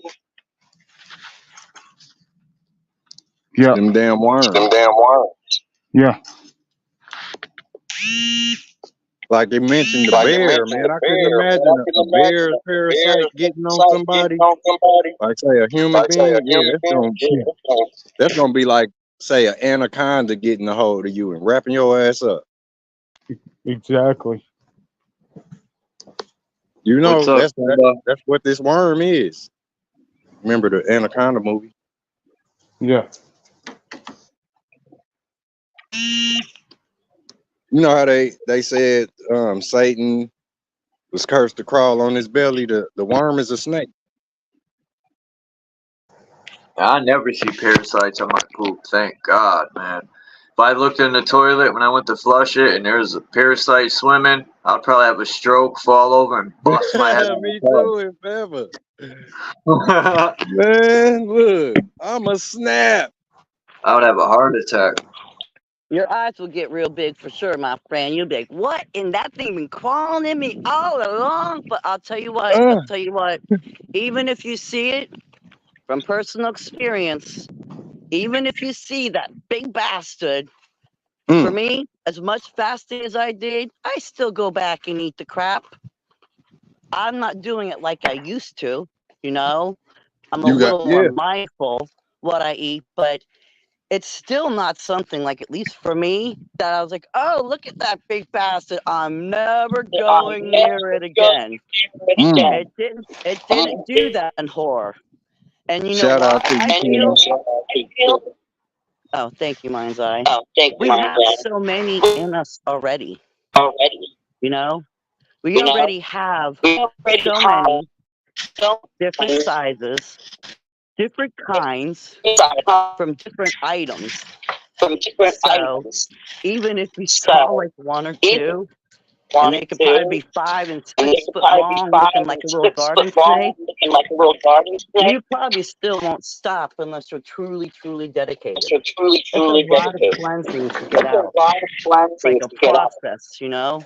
Like my gut and my hips and legs are shrinking, getting them out. But it's a long process if you wanted to get them all out. You know what I'm saying? I yield. Yield. But mine's, I'm sorry, mine's, I want to say I like what you said about the behavior with parasites, because I will say it is like someone else is at the wheel. You know, like you could be fine. Do you guys hear the echo?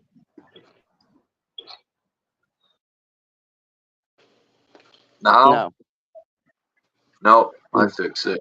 I gotta keep messing with the settings, but there's ways to stop it. Okay, no doubt. Can you hear me, Wise? Yeah. I'm gonna let's jump off here in like 10 minutes. I said that how many 20 minutes ago? Yeah. Yeah, one love, bro. I know you got things to do. Trying to let just my like the phone rest charge of them. up.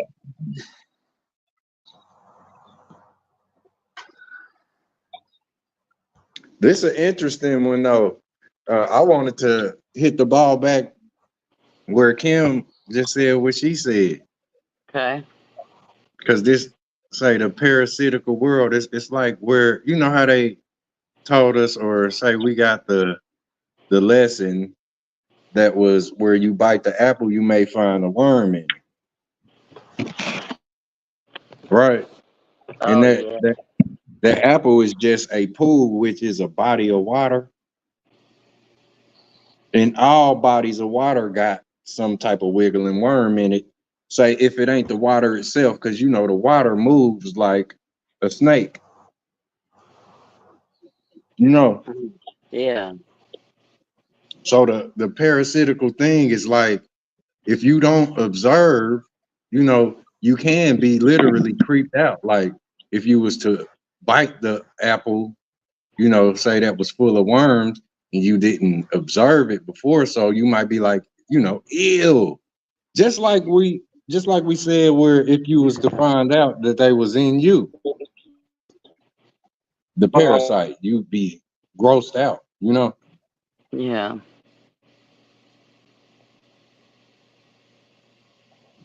So the parasite, like this is what gives us the whole term or the account to what's the Freddy Krueger character. Freddy Krueger was nothing more than a burnt up parasite. You know how like they he was an ugly motherfucker, Freddy. Thanks for coming up, Lucy. I just want to say that. I appreciate it, bro. That's what that Freddy, fire do to you, man. It ain't gonna, Freddy, you know. He put fear into me, Freddy. My mom didn't want me to watch them type of movies, and I remember one night she did. And I think it was Jason and Freddy were the first two scary movies, and Freddy scared the shit out of me. I was scared to go in basements with the hot water heater. Remember that part where you came out of the part in the basement? I think it was a hot water heater. Yeah. That furnace in the basement where he would come out in the dream. Woo! Yes, I remember that, Charles. And think of what you're saying. That's good off of even what Mind's Eye just said. Coming out of the basement. You said wiggle worm. I mean, wiggle like a wiggle worm, Mind's Eye. If we have wiggle room in our body, we have room for wiggle worms. So think of what you're saying, Charles. He came out of the basement, the hot basement. Our bodies get dormant too. We infest shit. Even if we don't put it in, our bodies will infest shit. So thinking that whole analogy with Freddy Krueger as the parasite coming out of the furnace, taking the kids, you He know, is a all in his parasite. body. Yeah. He haunts your dreams. He haunts you in your dreams. And they Which is say if you have parasitic. bad dreams, parasites could give you bad dreams too. All that sugar. Say where the parasite is tied to the worm, right? And we just said, like, say that worm is a snake. Tapeworm. Look, tape. You know what I've been saying about tape? Just the word tape alone is the ape. The tape, but this is where you get all of this singing and tying things together. You tape it, you know what I mean? So like say where they told us about, say that deity that was Medusa. Medusa, she had a whole bunch of snakes for hair. Right? That's like if you look at Medusa and y'all know how she look where all them snakes wiggling on her head. That's literally the parasitical worms. Like say it's multi snakes. So like say where it's multiple jokes, it's multiplicity with say the things that people dive into or people's endeavors, you know. And Medusa will serve you all of them. Like say one of the snakes out of her head is the parasite that's Freddy Krueger. That's just one of them. It's a whole bunch. It's a lot more snakes on her head. Like these is the parasitical thoughts. Like say that's why the brain looked like a ball of snakes. And I yield right there. Oh, mind's eye, let me write off that. Oh my, oh Let's my, get it. oh Let's my. go. Okay, oh my, okay. From my own personal experience over here, getting rid of because I fast a lot. A lot, a lot, a lot. So I've seen how it does with everything. You actually, oh my, I'm gonna, oh my, oh, I look yucky, but I'm gonna put myself on camera anyways. Look, I'm getting parasites off even my head up in here.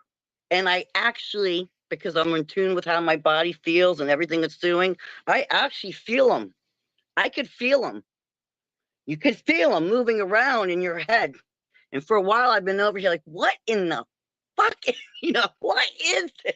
Okay. We have them in here too. So when you're saying Medusa, I didn't even know the thing about Medusa. I'm like, oh, damn, Medusa. I'm over here and I got things I literally feel crawling up in here. So on top of the fasting, Reiki, all this I'm doing with my face like this, look, I'm making real ass. I don't care. I'm doing all this, rub my head, neck. Mm-hmm. Those are coming out. And do you know how they're coming out?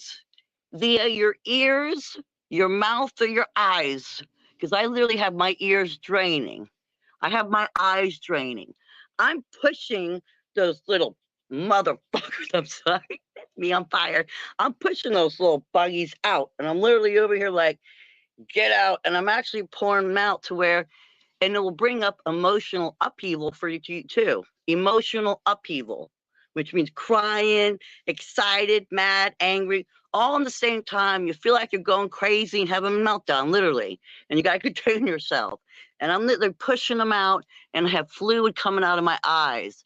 I'm studying all these exercises where you push your face right here because trauma builds up on your face, around your nose, pushing it out my ear.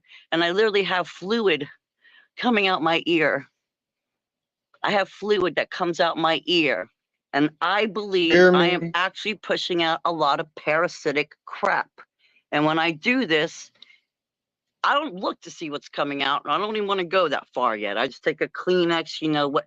But the thing with the movement, okay, I yield. That's steep. That's steep. Okay. Okay. You on point. You on point. Okay. We get them in our head. I didn't.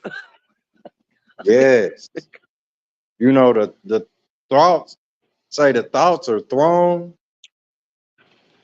and like you can get hit out the blue with a thought. They literally are thrown like bro mentioned the rock earlier. You know, like thoughts are Yeah. just like those parasites. Oh, and that's why they affect our behavior. Oh, not just in our gut. Oh, up and around our brain and okay. Yeah, the whole, like Yeah. cause like say Yeah. let's apply as above, so below to the skull and the torso. Then say if your skull is above the torso, then your torso is a lower skull. Like say the snowman has a big baseball, and then he got a medium baseball, and he got a small baseball for his head. Huh.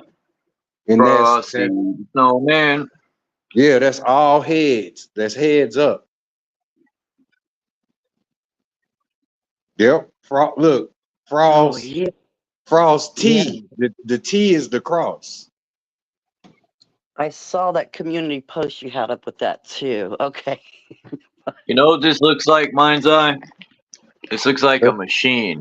It's got the gates for the water, like the water is cooling the machine that creates, and the ice on the outer part, and in the center keep the sun and moon on their electromagnetic circuit. Like there's a lot of alchemy and electricity being used. This is like a well-oiled machine. This whole Mother Earth. You calling it, man. You literally dialing it up right now. Wise. I wanted to say, you know, say that Should have raised Alpha my Omega picture. symbol. Yeah. It'd be the horseshoe. It's like the horseshoe. Put one on top of the other. Right. And there goes your 8.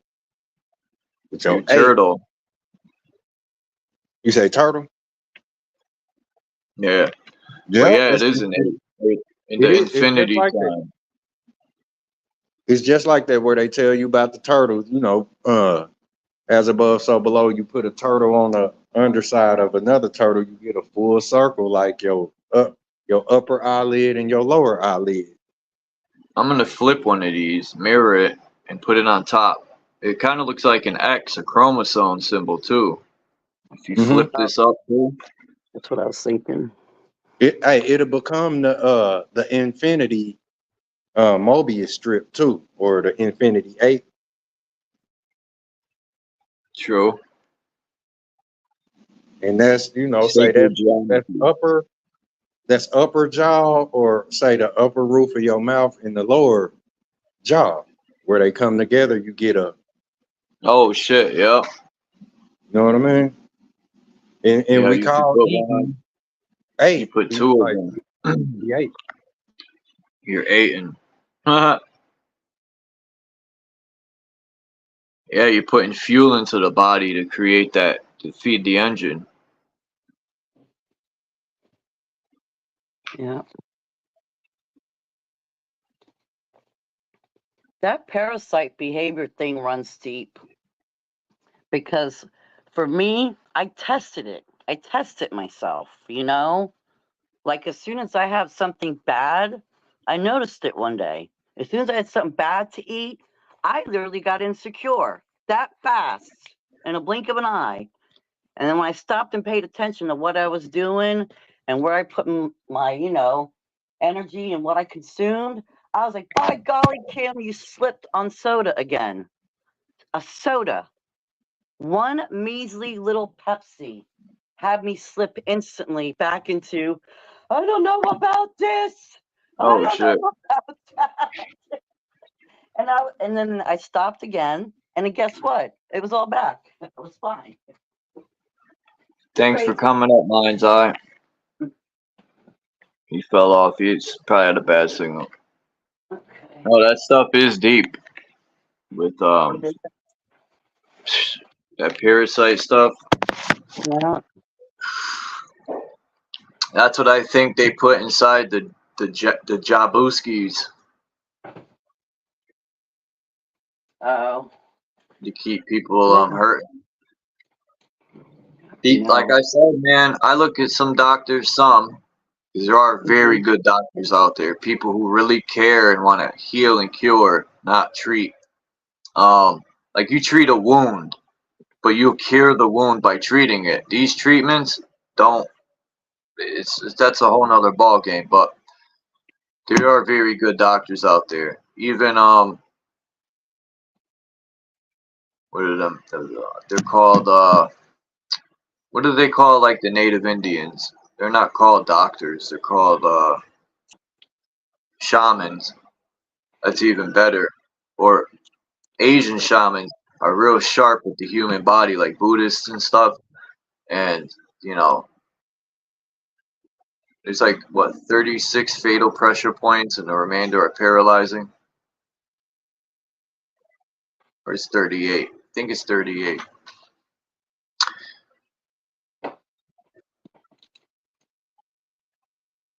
Not only that, Charles, and now imagine living with somebody who has very parasitic behavior, and you may not have it, you know? Now that's a whole nother battle there. I've been around it. I've been around alcoholism, which is terrible. You know, I'm not saying I was a saint when I would drink, but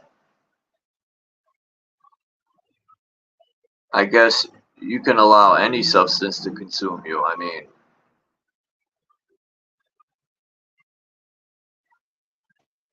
Yeah. that's why waking up at fucking 5 a.m. and guzzling a fifth just to be okay.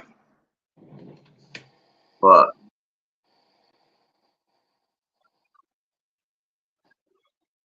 I've been around narcissistic people. They'll tell you one thing, and then the next day they'll be like, "I never said that. What are you talking about?" Yeah. What are you doing, Puma? You want to go outside? Find your boyfriend? Bring some kitties? Yeah, why not? I want her to find a nice cat, so then they could be beautiful, get around 5 or 6 babies, and have a little football team. Have a little football. I was gonna say soccer team. Have a little Yeah, soccer team. starting 5 and one extra for the bench. Huh. You want to start them early, right? We'll get them started early. I think Puma would be a good mother. I can't get her neutered, man. That's fucked up.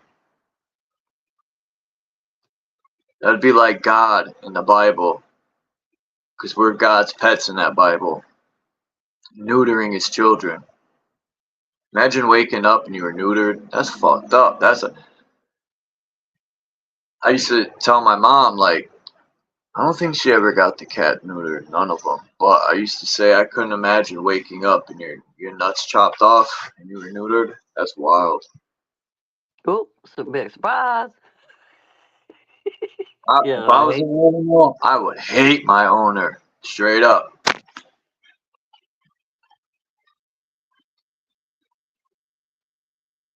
Oh, that's interesting, Fools and Tools. Schizophrenia is formed by parasites that eats away your brain? Ooh, really? Dementia. What's the other one called? Old people get. Come to find out, it's from. Allegedly, this is all for entertainment purposes all the time. Anyway, people, do your own research. It's all there. Just read it.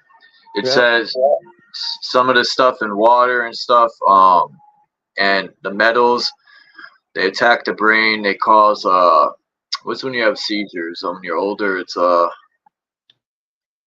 like mini stroke, or you talking about mini stroke, or Alzheimer's. It creates that. It creates what's the other one where people shake? You know that people when they get older they're shaking all the time. yeah, my mom does that. Can't believe I'm gonna have to refresh my mind on the course of metal the poisonous state, you know, of metals and what they do to the body. Because I know it attacks the brain, aluminum and shit. Fools and like Tools said herpes. Herpes? The fuck? Yeah. The cold sore is a herpes bump. Yeah, that's a form of herpes, a cold sore. You said what I was thinking. Is that? But I think she might be answering what you were asking before, though. She was. Not herpes. MS. No, I forgot what it's called, and I said it before. I can't think today. I'm telling you. I notice these effects when I drink tap water. Shit you not. The next day, I'm all like cloudy in the mind. Yeah, I get like that. I've been in the heat, so I'm racing 100 miles an hour already. I gotta find spring. You know, find a natural spring and get some real good minerals and from the earth.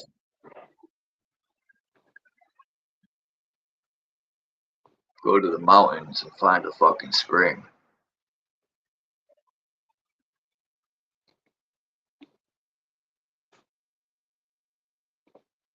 I think it's funny that I've been sitting here drinking this alkaline. Well, not funny, but when I look at things in a different aspect in my eyes, it's funny on my end because I made the decision, you know? I'm over here drinking this alkaline water in bottles. I don't drink it in bottles no more. I am right now because I was outside, but I buy alkaline water in bottles to balance out my, you know, body of soda my whole life, but I'm still purchasing it in bottles. And the more I thought about it, I was like, it's been sitting in a warehouse, transported here, there. You got the chemicals that come off the bottle. I'm still not getting alkaline water, you know? So it's like I go from that to my well water. So it's like Parkinson. another illusion. Another illusion. Thank you, Parkinson, that's it.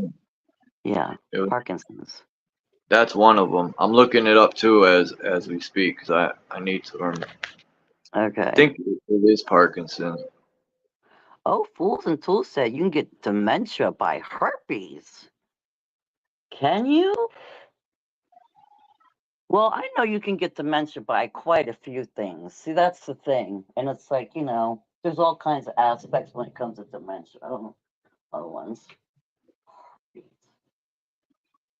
Could you imagine? Don't give me herpes. I don't want to go. Oh, I'm sorry. Herpes, I don't want dementia. Got a herpes bump on the brain. Yeah, it makes me think of those cold sores you get on your lip. I remember one day when someone pointed that out to me and said, "You have herpes." I said, "I do not." I got real defensive, Charles. I was like, "I got a cold sore. It's called a fever blister." You know, I came up with my own term, like my parents were telling me. They're like, "No, that's herpes," and I was like, "Ah!" It says right here. Hold on. Exposure to heavy metals can lead to persistent neuroinflammation. Oh, hold on. Alright, it says metals can poison the brain and cause neurodegeneration. When metals accumulate in the brain, they can cause intracellular events that can alter neurotransmission, which is like a short in the circuit, and lead to cognitive problems, movement disorders, and learning and memory dysfunction. So that with the shit they're putting in drinking water, who knows what else? The shit they're spraying in the sky, who knows what's in the food besides the chemicals like bleach this and that and all. Man, this is wild. The more I learn, I realize we're in more fucking danger than I ever thought. The more I learn, and the more I learn, the more I want to unlearn, because sometimes I think it's better off just being dumb and not knowing anything. I struggle with that too, Charles. You know, it's like the further you start learning about stuff, you're like, oh my, how deep does this really go? I do that a lot. And then sometimes I sit over here like, God, ignorance is bliss. Can I go back to those days? I don't know much of nothing. And, you know, but then also then I think, well, shit, when I didn't know nothing, I also wasn't happy and I was still pissed. I was still in a state of mind, but I was ignorant. You know, so I will say one thing, not being in the state of mind of being so ignorant about everything now has helped me mentally, you know, even though it's horrific and shitty, at least I have some kind of, you know, like release on my mental state of mind. Because I've been over here like, what is going on? This is all, and like you say, you go deeper and you're like, oh Lord, I had to literally stop myself and say, don't look up stuff. I even say it out loud, Charles. I even do this. This is how desperate I get.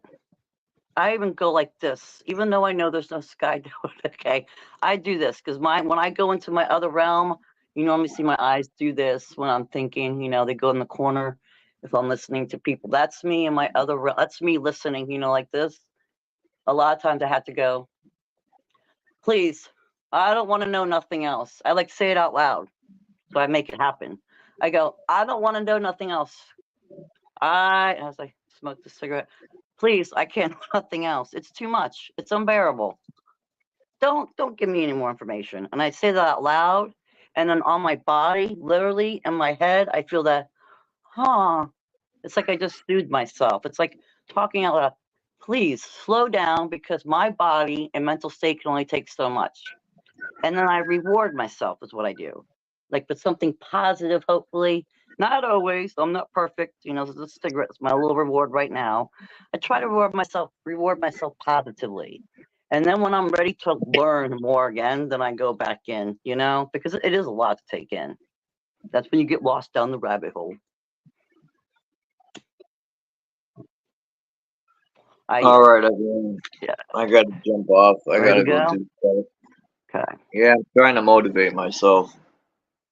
Okay. And I keep creating excuses to stay on longer. So if I end it, then I just have to go do it. Get it over with. It ain't that hot outside today, thank God. So, or let me not. I don't know why I say that. I gotta stop saying I thank God.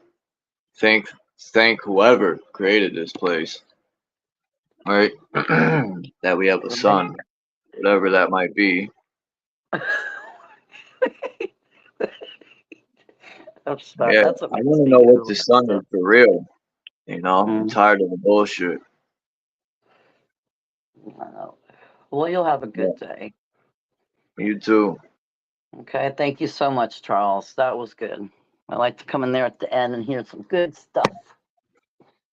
Okay. Yeah, thank you, Kimba, and Thank you, Lucid, Charles. and Mind's Eye, and who else came up? Oh, Renegade One came by. Oh, that's That right. was dope. And who else? Oh, and Dom came up for a second. And I Okay. appreciate. Thank you for that book, Jay Heighton. That was dope, man. I'm gonna read that book. 16. What is it called? 16 emergency landings. You know, for flight paths that prove there's 16 flight paths that have emergency landings and all that prove the Earth isn't a ball. Because when you line them up, it don't make sense. I've seen that before. But that and water, even water alone, man, water alone destroys the globe. Water alone. You know, I wouldn't even really debate globular people with their theories and stuff, the theory of gravity and all that. I just say water and walk away and drop the mic. Yeah, I don't even go on that topic because for me, it might not be any of them. It might just be some big circle jerk for everyone to loop around and talk on because look how many people are trying to break apart these subjects, you know, whether it's flat earth, this or that. It's probably not shaped like that at all. And then if you got the people that think it's a matrix, well, if it's a matrix, then what size would it really be if you believe you're in a matrix? I So see, just there's think all these different we're elements. inside of the cosmic egg or the gyroscope. Because in the gyroscope got that flat line that'll keep you level inside of the like who even knows if there's energy or what the firmament is or any of that stuff. It ain't certain. They're all theories until we could say it's factual if we go there ourselves and visualize it. But taking someone's word for it, especially where the word's coming from, like one day I was thinking, I'm just gonna say this quick. What if everything was a bunch of bullshit? Just to, like this place could be inside of a giant stadium, right? That's huge. That you know maybe the Giants build, these taller people build. It could be like inside of a greenhouse, and the light and stars and everything is being created from some machine that's in the center, that's creating the sun and the moon and the cycles and all that. Everything could be just like that movie. When he walks out of the fucking dome and shit. I always forget that movie with Jim Carrey, and he plays that fucking Truman Show. reporter. Yeah, the Truman Show. Yeah. You know, everything could be made up to, you know, it's a possibility. I think that sometimes, like, because look where all the source and information is coming from. The same school system that gives us a lot of this stuff. That's where a lot of information comes from. These colleges and all these philosophers and these people that create this shit for everyone. It's like, you know, we're too busy trying to regurgitate what they're giving us instead of living our own life. So Right. I do it, you know, because I'm so used to it. But A lot of us do it. Everyone, just about everyone does, you know? I mean, you start to figure out things and you want to know things and you start going over it, it's going to happen, you know? yeah, it's a true man. My fault. It isn't true man. I think it is, but it really means true man. Yeah. And when I heard that, I was like, damn, how come I didn't think of that or see that? Right? It's right in my face. True man. Yep. True man. Damn. I think it symbolizes the prison you build. Like, all right, let's say this is a prison, but whatever.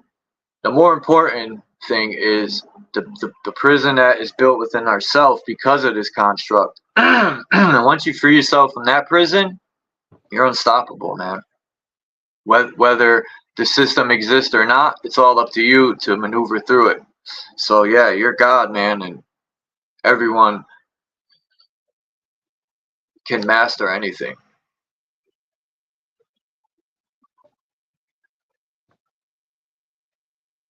It's all up to self.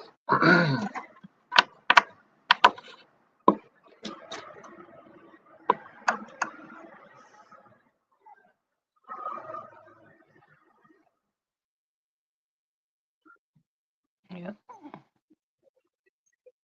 So you got to Because go that's in how I look at town. religion. Sorry. Religion, I just want to say, religion and the education department build prisons within the mind. A lot of the stuff is like the slavery mind state, to accept a prison within the prison within the prison. Fuck a physical prison. The mental prison's the worst. But like seriously, Ray said, free your mind and the rest will follow. Yeah. But I I believe appreciate that. it. Yeah, I believe that, Charles. A prison inside a prison inside a prison, right? Yep. Free your mind, the rest will follow. All right, Charles, I'm going to leave. Have a good day. I got to get back All right, outside. have a great And day that too. All right. And peace to everyone in the chat. This was a fire time. Great time. Great 4 hours. Hope you have a great day, man. And I'm out like Trout. I got shit to do, unfortunately. And I'll see y'all next time.